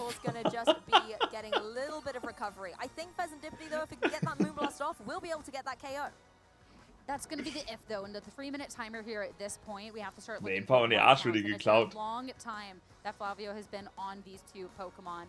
And of course, when you have a team that is more slowly built, that'll be a big thing. And Adam has to be really worried about the preservation. Aber ich pack mein Handy immer nach links. Moonblast could actually be in a range that you could potentially pick up the KO if there is that Landorus swap. And if you can get it ich kann mir nicht vorstellen, mein Handy rechts zu haben. Ich bin nicht so handysüchtig wie alle, Chat. Mein Portemonnaie ist mir wichtiger, dass ich das direkt greifen kann. Gastrodon still stopping thanks to its Storm Drain ability, the opposing Urshifu from going for those surging strikes that must be ever so tempting for it. It is Choice Scarf, so it will be locked into whatever it goes for. Possibly even see something like the Ice Spinner here just to be able to get some good damage on the board without dropping your special defense like close combat would enable. Or at the same time, now with only 2 minutes left on the clock, do you want to keep rotating those Pokemon and preserve? You could see something like a U-turn, but from the Gastrodon, zahle mit meinem Handy. Okay, Resha, sorry, dass du in der Zukunft lebst. Die Schlüssel gar nicht in der Hosentasche. Das ist ja einfach nur unbequem. This point, it'll be the Moonblast, fire off, not nearly enough for a KO since no special defense lowered at this point. And now, sure, you are safe past the Rillaboom, but with that Unseen Fist taking that damage, ja, wenn es schnell gehen muss meistens schneller gehen. You lose this match, and I don't think I'm just gonna let it happen. Honestly, it's always so devastating to see a protect that then the Urshifu targets down into. I think if you're Flavio there, you're really hoping that Adam's going to try and capitalize on the Fezandipity and just get it off the field because those Moonblasts are indeed very threatening. But instead, so, jetzt hier genug Portemonnaie-Handy. Ich will wissen, wie das Game weitergeht. And that's the thing. Ihr seid lost, Chat. Just need to get, like, even just the HP down. If Adam doesn't lose, ja, ich sag Arsch ist lost. Ich sag allgemein, ich pack nichts in meine Arschtasche. Gleiches Timeout. That is going to be enough to take down the Gastrodon. The Fezandipity won't be able to take Ach du Scheiße. So as the time ticks Junge, was machen die da? Adam can start celebrating this 2-0. Gastrodon put up an epic fight, but now it is really all eyes on this Fezandipity. It's able to get the KO, but there's still, as you've mentioned, Sierra, a 2v1 Pokemon deficit for Flavio. And as those seconds tick away, the trainer who has the most Pokemon remaining will be able to come out victorious. Aber das Ding ist halt... Yeah, and at this point, just under 30 seconds left. Won't have an Landorus opportunity to ist go for schneller. another turn in Mit einfach Protect hat er It was gewonnen. such a cool concept. coming out from Flavio with this team. Er kann hier Fake Out Protect drücken, hat er gewonnen. I'm not going to be surprised if this is a theme throughout the day when we're looking at a team with this Gastrodon and this Pheasantipity. Der Timer stallt jetzt hier sogar noch, das ist ja überwitzig. It's just a tough thing. We're going to not even get all the Pokemon on the field before the timer runs out at this point. Landorus, Rillaboom. Das ist ja wild. I mean, that is done. But it's over. Wow, it was what an insane match. Huge congratulations to Adam for being able Die to switchen schon. Die müssen noch Moves drücken. Match is the victor. I think he just needed to double check for a second, make sure, but huge congratulations to Adam, winner of this. Ja, Team sah funny aus, aber Antimeter bewährt sich halt nicht. On his face, like, oh my goodness. Like, that was a long match. Ja, Timer ist schon wichtig. Wir können jetzt, imagine, das wäre jetzt noch ein Game 3 geworden. A 2-1, like a 3-game set. This one seems like it went on for 2 sets. Damit sitzen wir morgen noch hier. So well played. I mean, when you're bringing a team of the best Pokemon and such strong powerhouses, I mean, it's tough. I really do applaud Flavio for this team. I think it's so creative. But looking at the Pokemon matchups just one by one, it was so tough in the Gastrodon. I mean, didn't really get to fire off any moves. Do you know what? I'm going to say game 1, Gastrodon, it didn't really do what it was supposed to do. It was having a difficult time, okay? But I have to say, the way Flavio worked with his Pokemon in that game 2, even though things obviously didn't go his way, the way he was able to still find those win conditions with the Pheasantipity or the Gastrodon, that bug terrestrialization, I think did just show the high caliber of player he is, and the way that this very unique team operates. Being able to see the Pheasantipity early doors going for these poisons, I think, was a really great adjustment by Flavio, knowing that, yes, it's going to be a long game. He wants to make sure that he's able to get that damage ticking away throughout the match. And if he's able to play defensively enough, he's going to get those knockouts. One thing that I think is tough, even just in this current meta, is we got to see the Toxic get hit multiple times. Yeah. But the Grassy Train consistently ja, Crit war schon nicht so geil gegen Espinodon. A lot sooner is now going to be surviving 2-3 extra turns there. Kann schon nichts gegen sagen. Kind of difficult. Even in that first game, we saw the Rillaboom swap back in on the pivotal turn where the Ogerpon Heartflame would have been KO'd. So, erstmal ins Handy. But it gets that recovery first, so it's still going to be sticking around for one more match. And I think that's just really tough. You already weren't. So, wie sieht's hier aus? 1-0 für Arceus. Spielt Arceus gegen Lost Zone. Lost Box. Lost Box. Christian can still put together a combination of cards to Kino, bist du's? Okay, wann machst du den Kommentator? Du bist der professionellste Pokémon-Profi, den ich kenne. Nein, dafür ist mein Englisch nicht gut genug. So I guess maybe in essence instead you're going to go for the second Barrage Gate and you can put Dark on the Roman. You can put Grass somewhere else, of course, as we mentioned earlier, this deck does play Iron Leaves, so you just put it on a Comfey and then move it over to attack with the Iron Leaves later. It's absolutely a solid option. Yeah, I mean, usually it's okay, but Comfey does have a rescue board on it, so it will be a Pokemon that can always retreat without discarding energy. And again, I have to point out that Ryan has already lost Zone 3 energy and burning a lot of these Barrage Gates and just also played, I believe, one of those Super Rods. So there's a lot of resources that are slowly getting out of play. There it is, that powerful A-Spec Prime Catcher, switching both Christian's active Pokemon with one of his bench, and Ryan will also choose to switch his active out. Mal auf Deutsch dann. Aber es gibt keinen deutschen, also Pokémon Company macht nichts auf Deutsch. So, aber gönn dir.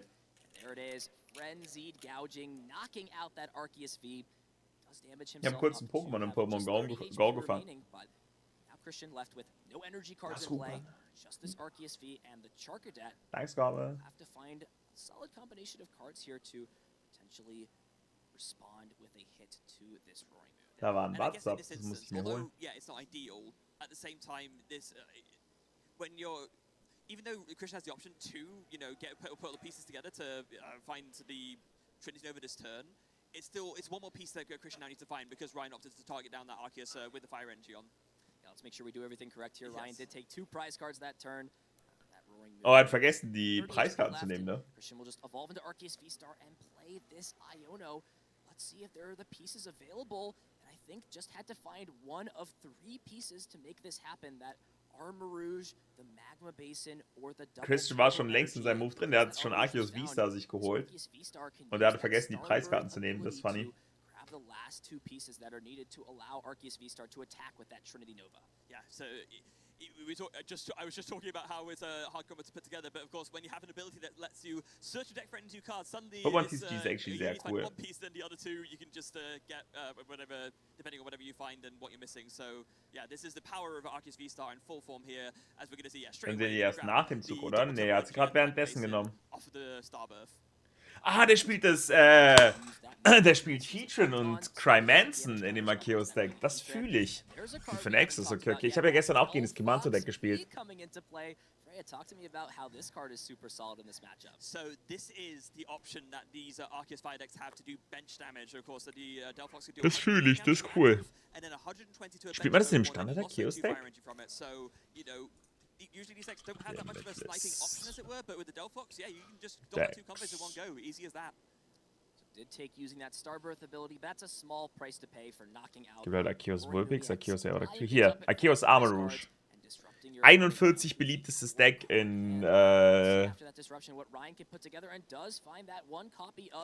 Limitless. Eine 54%ige Win-Rate. Na, ist okay.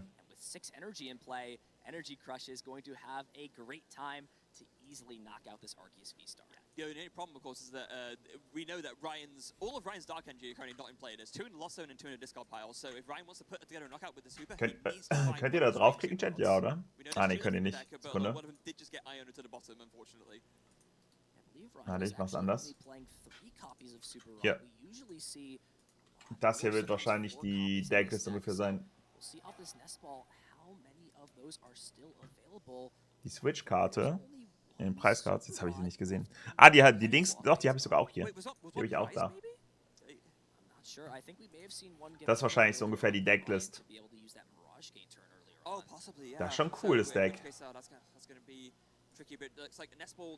Also es ist echt, das ist cool. 2-0 mit einem Antimeter-Deck.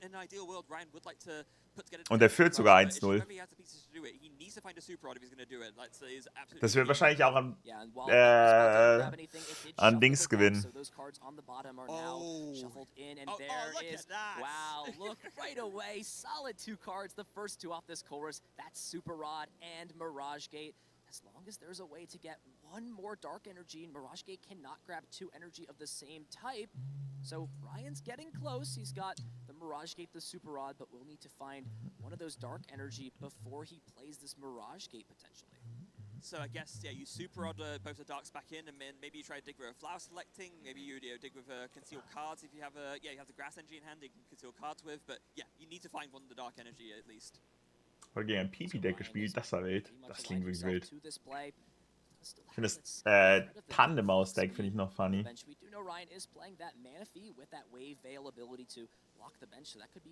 Pipi-Deck ist nicht mal in der Liste drin. Vielleicht der Aves. Final choice, it will just actually be 1 more Grass Energy, so does not want to put that Roaring Moon EX back in the deck, understands that gotta maximize your outs, just put cards back that are going to be beneficial, and while that Grass Energy isn't beneficial now, it can always be discarded later on with concealed cards. Yeah, exactly. It's a lot more relevant to you given your current state in the game. So ja, sollte wahrscheinlich Kanada sein. Roaring Moon that could maybe take a knockout, but it's going to be a liability to be knocked out back again because of Frenzied Gouging. So Flashlight's number 1. Let's see, what does Ryan find here? Looks like it's another Chorus Experiment. Oh, and an Artisan. Ryan, take your read of Delphox here. Beides mag er. Es ist genauso viel RNG in dem TCG wie in allen. Bloß das, also ich finde zum Beispiel in Yu-Gi-Oh! Ist mehr RNG, weil wenn du First Turn keine Hand Trap hast, dann ist halt, dann hast du meistens schon verloren.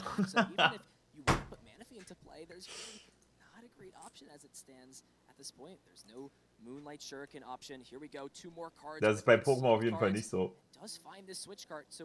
Confidently retreat into one of these Comfey and use this final flower selecting ability. Ryan needs to find a Dark Energy here.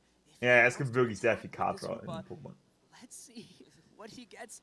Tension is building up. It all comes down to this and finds a switch. You can look at one more card.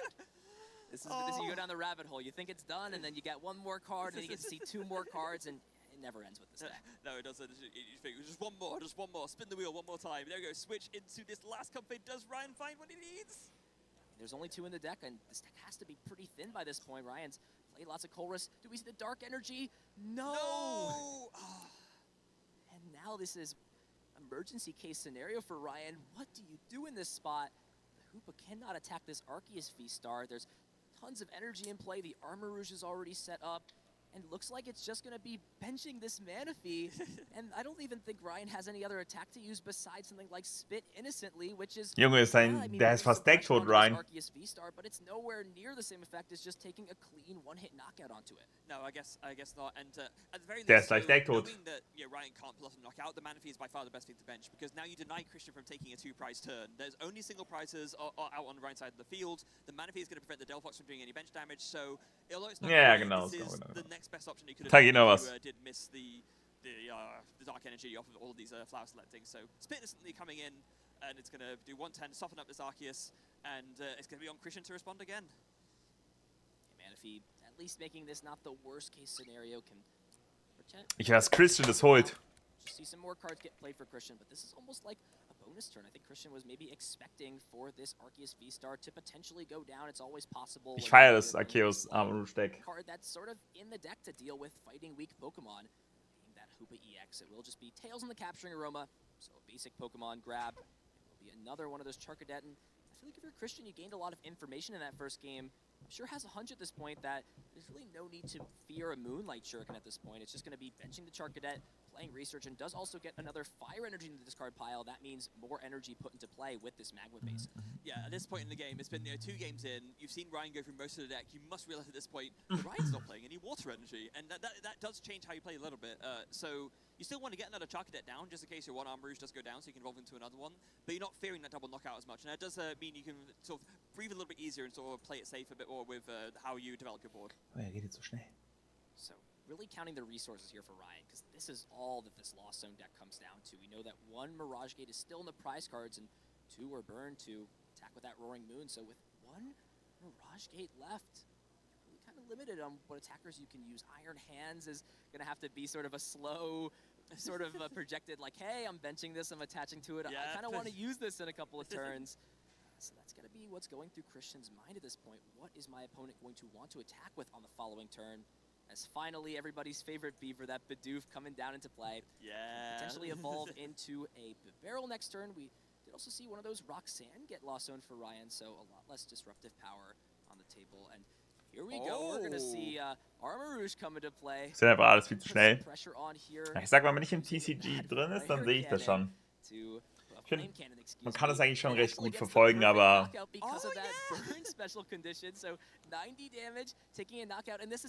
Ich meine, ins TCG, ins Pokémon TCG reinzukommen, ist echt easy. Muss ich ein bisschen kennen, ja. Aber reinzukommen ist echt einfach. We've not pointed it out yet, but there's only 5 minutes left on the clock. There's not a lot of time left in this game. Yeah, I don't think 3 games are going to finish, so Ryan is looking at best-case scenario, squeaking a match point out of this. Ja, Ryan muss hoffen, dass sie hier für Draw gehen. This is where we see that a lot of these resources, a lot of these energy cards down is really going to potentially come and cost him. Now, that Cramorant did set up something potentially like that Raikou V from putting together a knockout with Lightning Rondo. Haben die beiden dieselben Hüllen? Crazy. Wahrscheinlich sind es so maybe Gestellte von dort.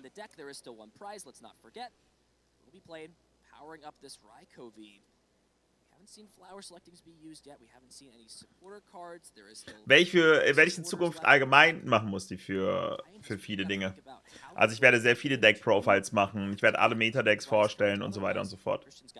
Was gestellt? Die Hüllen? Warum spielen die beide dieselben Hüllen? Das ist crazy. Runde 4 startet, okay. Okay. Aber es sind noch keine Pairings draußen. Also wird wahrscheinlich doch noch ein bisschen dauern. Ja,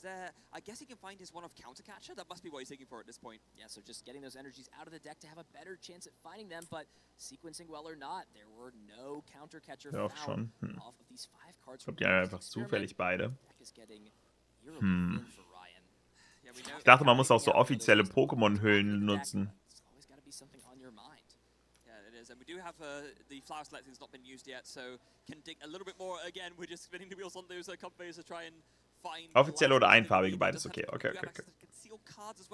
Greg steht mal zum Pink, ja.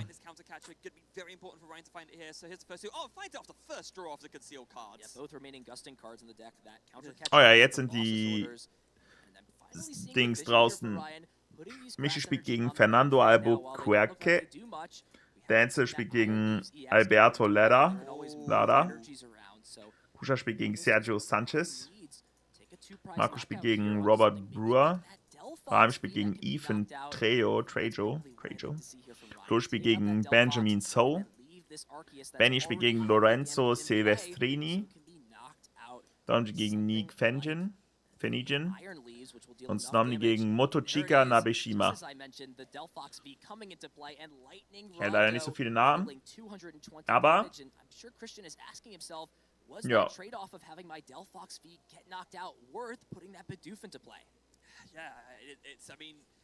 Maybe Ryan, or maybe Christian was feeling the potential disruption card and wanted the barrel as an extra out, but now he's got to be thinking, hold on, though, Ryan's just going for a 2-2 map here.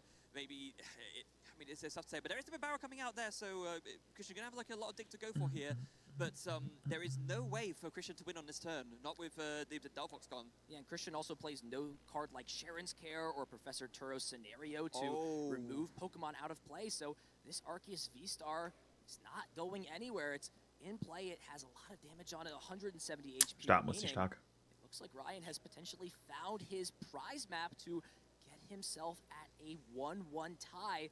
Let's not count Christian out yet. Christian can still possibly disrupt everything. This is EUIC. That's what he's doing here. In the handout, do we see an Iono off? It's gouging fire. Cards from Industrious and Scissors. No. I don't think we do. And Scissors going in and providing that value. It was 2 Nest Balls and double turbo and a fire. That's what he found off of the incisors. But then does put down that gouging fire EX. So that's not something we've seen come down yet. Yeah, great card against some things that can get walled out, like that Alolan Vulpix. It's just a good card to have. 260 damage, a great number, but not going to be super relevant in this game. Number 2, that Radiant Heatran does deal enough damage. 280 minus the 20. Noch eine Preiskarte. Here we go. Ryan at 2 prize cards left. Does he have the pieces needed? And I think there's already there. Yes, the Iron Leaves can use that Rapid Vernier ability. Switches to the active spot, move all these energies attached to the comfort. Never mind. Attach for turn and play that. Damn. Losses orders Ryan hat das noch geholt. Crazy. These different attackers to excellence, taking game number 2 in a 1-1. Das wird wahrscheinlich ein Draw. Crazy. To transport Pokemon and then bob in the water. Perfect. Yeah, I don't know how it's going to get a gouging fire in its beak though. Unless it's like a teeny tiny one. Yeah, we might have to hold off on that one. Or maybe like when it's on land and Pelipper's like a little bit tired, it like rests on gouging fire's back and it like rides through the fields. I think we're so lost in the sauce right about now. But, I believe we're about ready to send to a break here as we have our next round of Swiss here at EUIC, so don't go too far.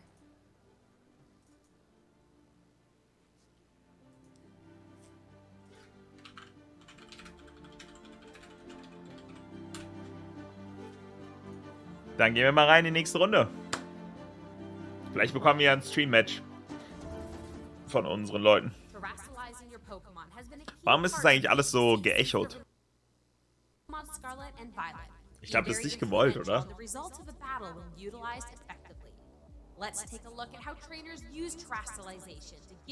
Swiss Round next. 5 Minuten.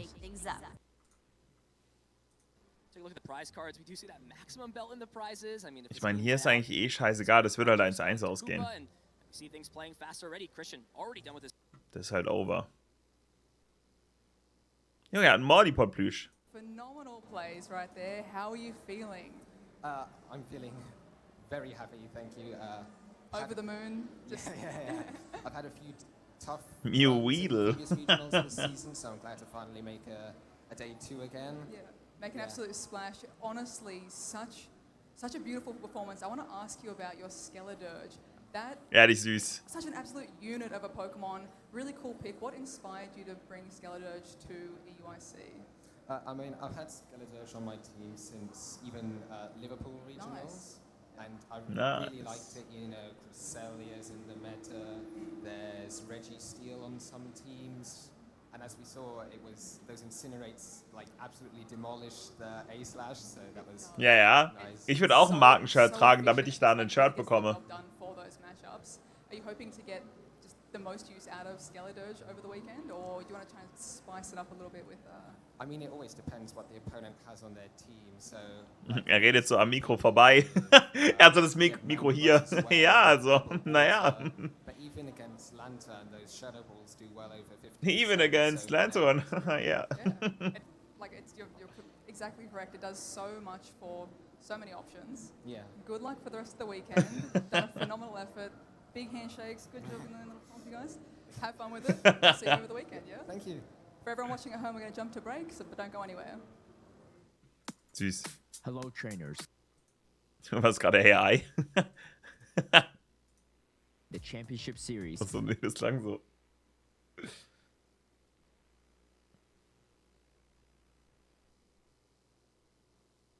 Ich glaube nicht am Geil, nee.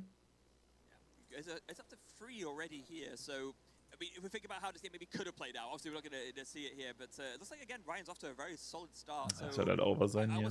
Brauchen wir ja gar nicht schauen, das ist halt 1-1. Hier werden die Stimmen immer noch lauter. Stellar Terra retains all of its defensive weaknesses, meaning this mechanic is utilized for offensive purposes. You get a 1.2 times boost to any move that isn't your original typing, and a stronger 2 times boost if it is a move of your original typing. This allows Pokémon that run multiple different coverage moves, like Qian Pao. Ich kann ja nichts dafür, ne? Das ist vom Stream auch so. Stellar Terra does come with drawbacks. Only getting the Terra boost the first time you use an attack.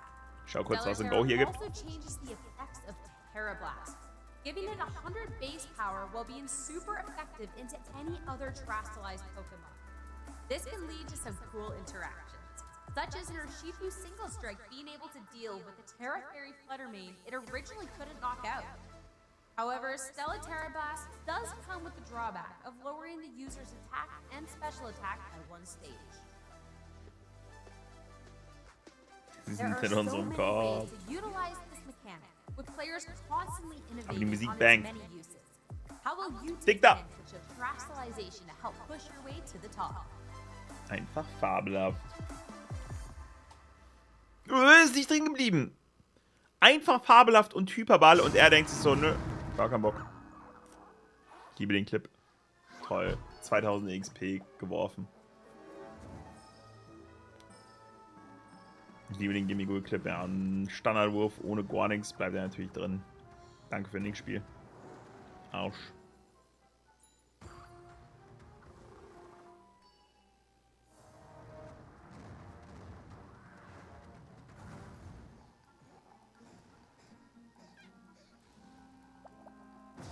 Weil ich hau kurz ein paar Geschenke raus, Chat. Sekunde.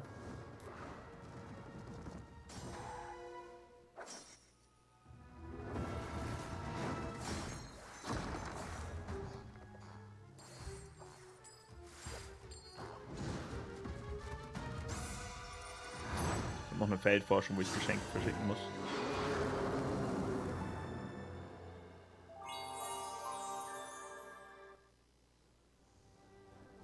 How ferocious does Gimmighoul look there, getting its gold, getting itself ready, and I have to say, there's a few golden go out there on the EUIC tournament floor. Ich kann keine Geschenke heute mehr annehmen, ist das Problem. Muss wieder bis morgen warten. Ich habe noch richtig viele alte Geschenke offen, die ich jetzt nach und nach abhole gerade.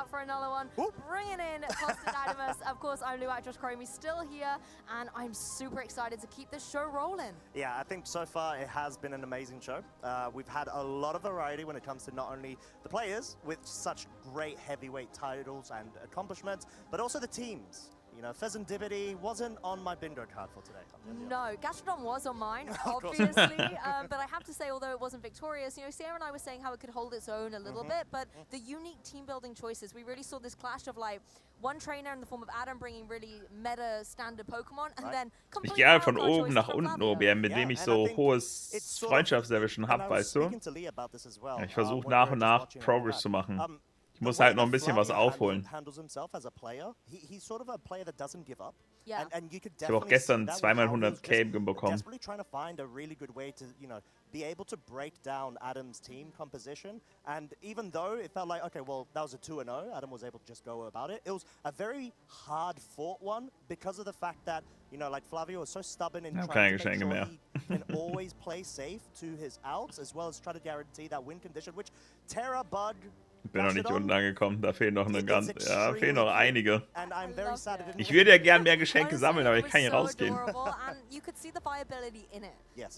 There's a reason why it's there on the team. It just didn't quite work out in that particular matchup, but I think you make a really valid point about how, Flavio never gave up. He constantly was searching for those win conditions and a way to be able to come back into Schnell rausrennen. And for good reason as well, right? He's just one of those players. He's a previous European international champion, of course. Ja, sicher, wenn sich. Still, even though he's not the current holder, that is Paul Chua, he's looking to try to get that. Mach jetzt, nein, nächste Runde geht gleich los. Still a really good record so far.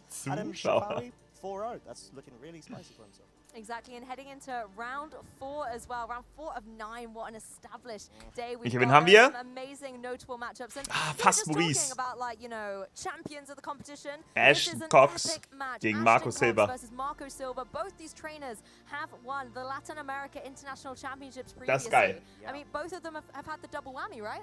Yeah, they really have, and I think it's so great to be able to see the different generational champions ganz knapp. Butting Maurice heads hat damals essentially gewonnen. against each other. Ashton, you gave a bit of a comment about it when we were on the lounge earlier. Lilicol back in 2017. So I don't know if Ashton's doing the same thing, but it'd be pretty cool if he was able to bring something. He's normally pretty creative. Aber wir hatten schon sometimes a balance Match, of like 5 standard choices and then 1 complete rogue choice. So I'm so looking forward to seeing this as our stream match. But it's not the only hype one here. Giovanni Costa from the US, a regional winner this season versus Morris Uteg as well from Germany, a phenomenal player from the European scene, as well as the Spanish showdown, Alex Gomez-Berna versus Miguel Marti de la Torre. Fantastic to be able to see that. If you are out in the stage, as much as you might want to be able to watch the main screen, try and maybe catch a little glance there. 2 international champions as well. Alex Gomez, the reigning NEIC champion, and Miguel won the very first EUIC back in the 2017 season. I feel like it's just champions wherever you look at this point. It's actually insane to be able to see them doing so well. They've got that consistency. They did become champions for good reason, and they're just sort of capitalizing off of that right now and maybe feeling really good in this regulation at the moment. Yes, and Lenduel versus Joseph Ugarte, another incredible Clash of Titans from the US, phenomenal rosters, and it's such early doors at the minute, these trainers.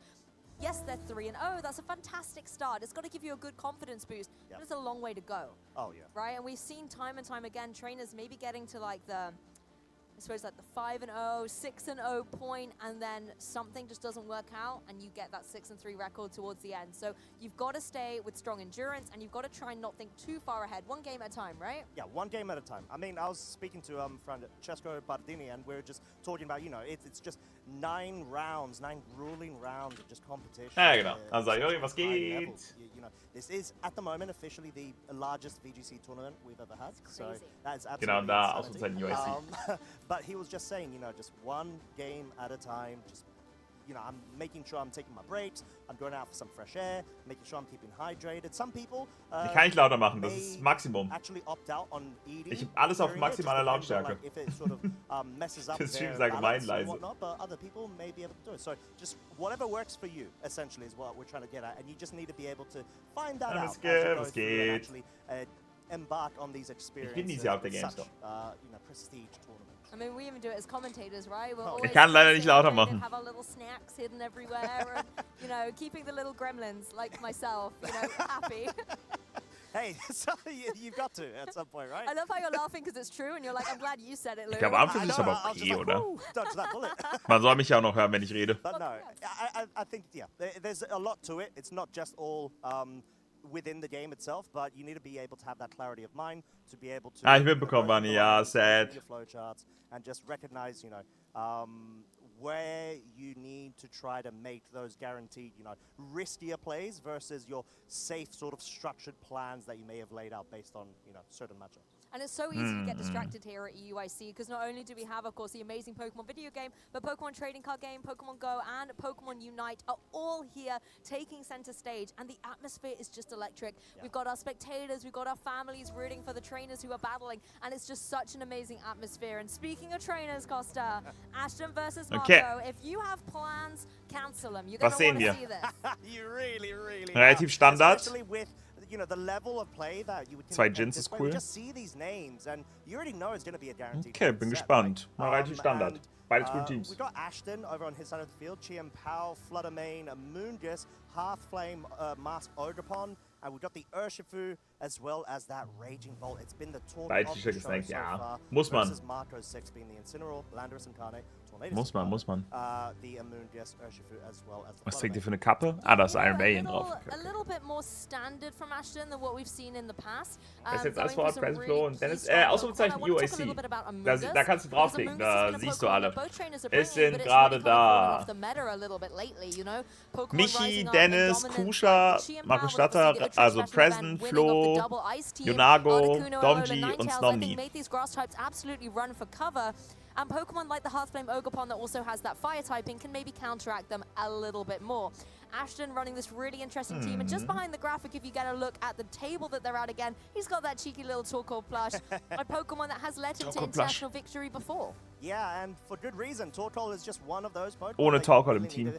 Be able to look out for. There are different sets you can run. You've got either choice specs if you want to go hard trick room. Hallo, es geht ja jetzt hier gar nicht um Torkoal. Some sort of a sun hybrid ist gar nicht da. Mode, but we've already got Fluttermane with the booster energy on Ashton's side, so no need to be able to get any sort of setups on that front. But Calm Mind, one of the sets that I do really find interesting.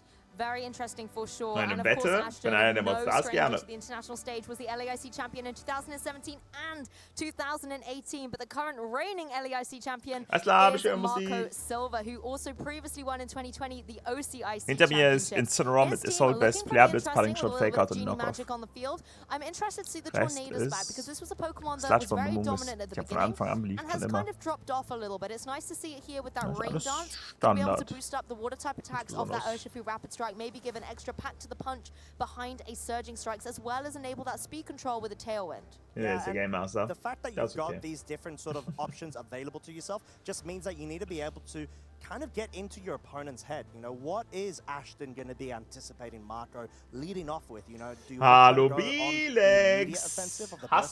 Möchtest du ein wenig mit uns zusammen im Call schauen, Bilex? You got a variety of options here, a couple of disruption choices as well. Incineroar, we know it's just such a great Pokemon, and when you are able to have a safety goggles versus an opposing Amoonguss, at least you start limiting the options of which your opponent's going to be able to function around. Exactly, and speed control has been such a critical thing in the video game format. Of course, Marco with that Tornadoes can go for that priority Tailwind, boost up the speed on his side of the field very easily.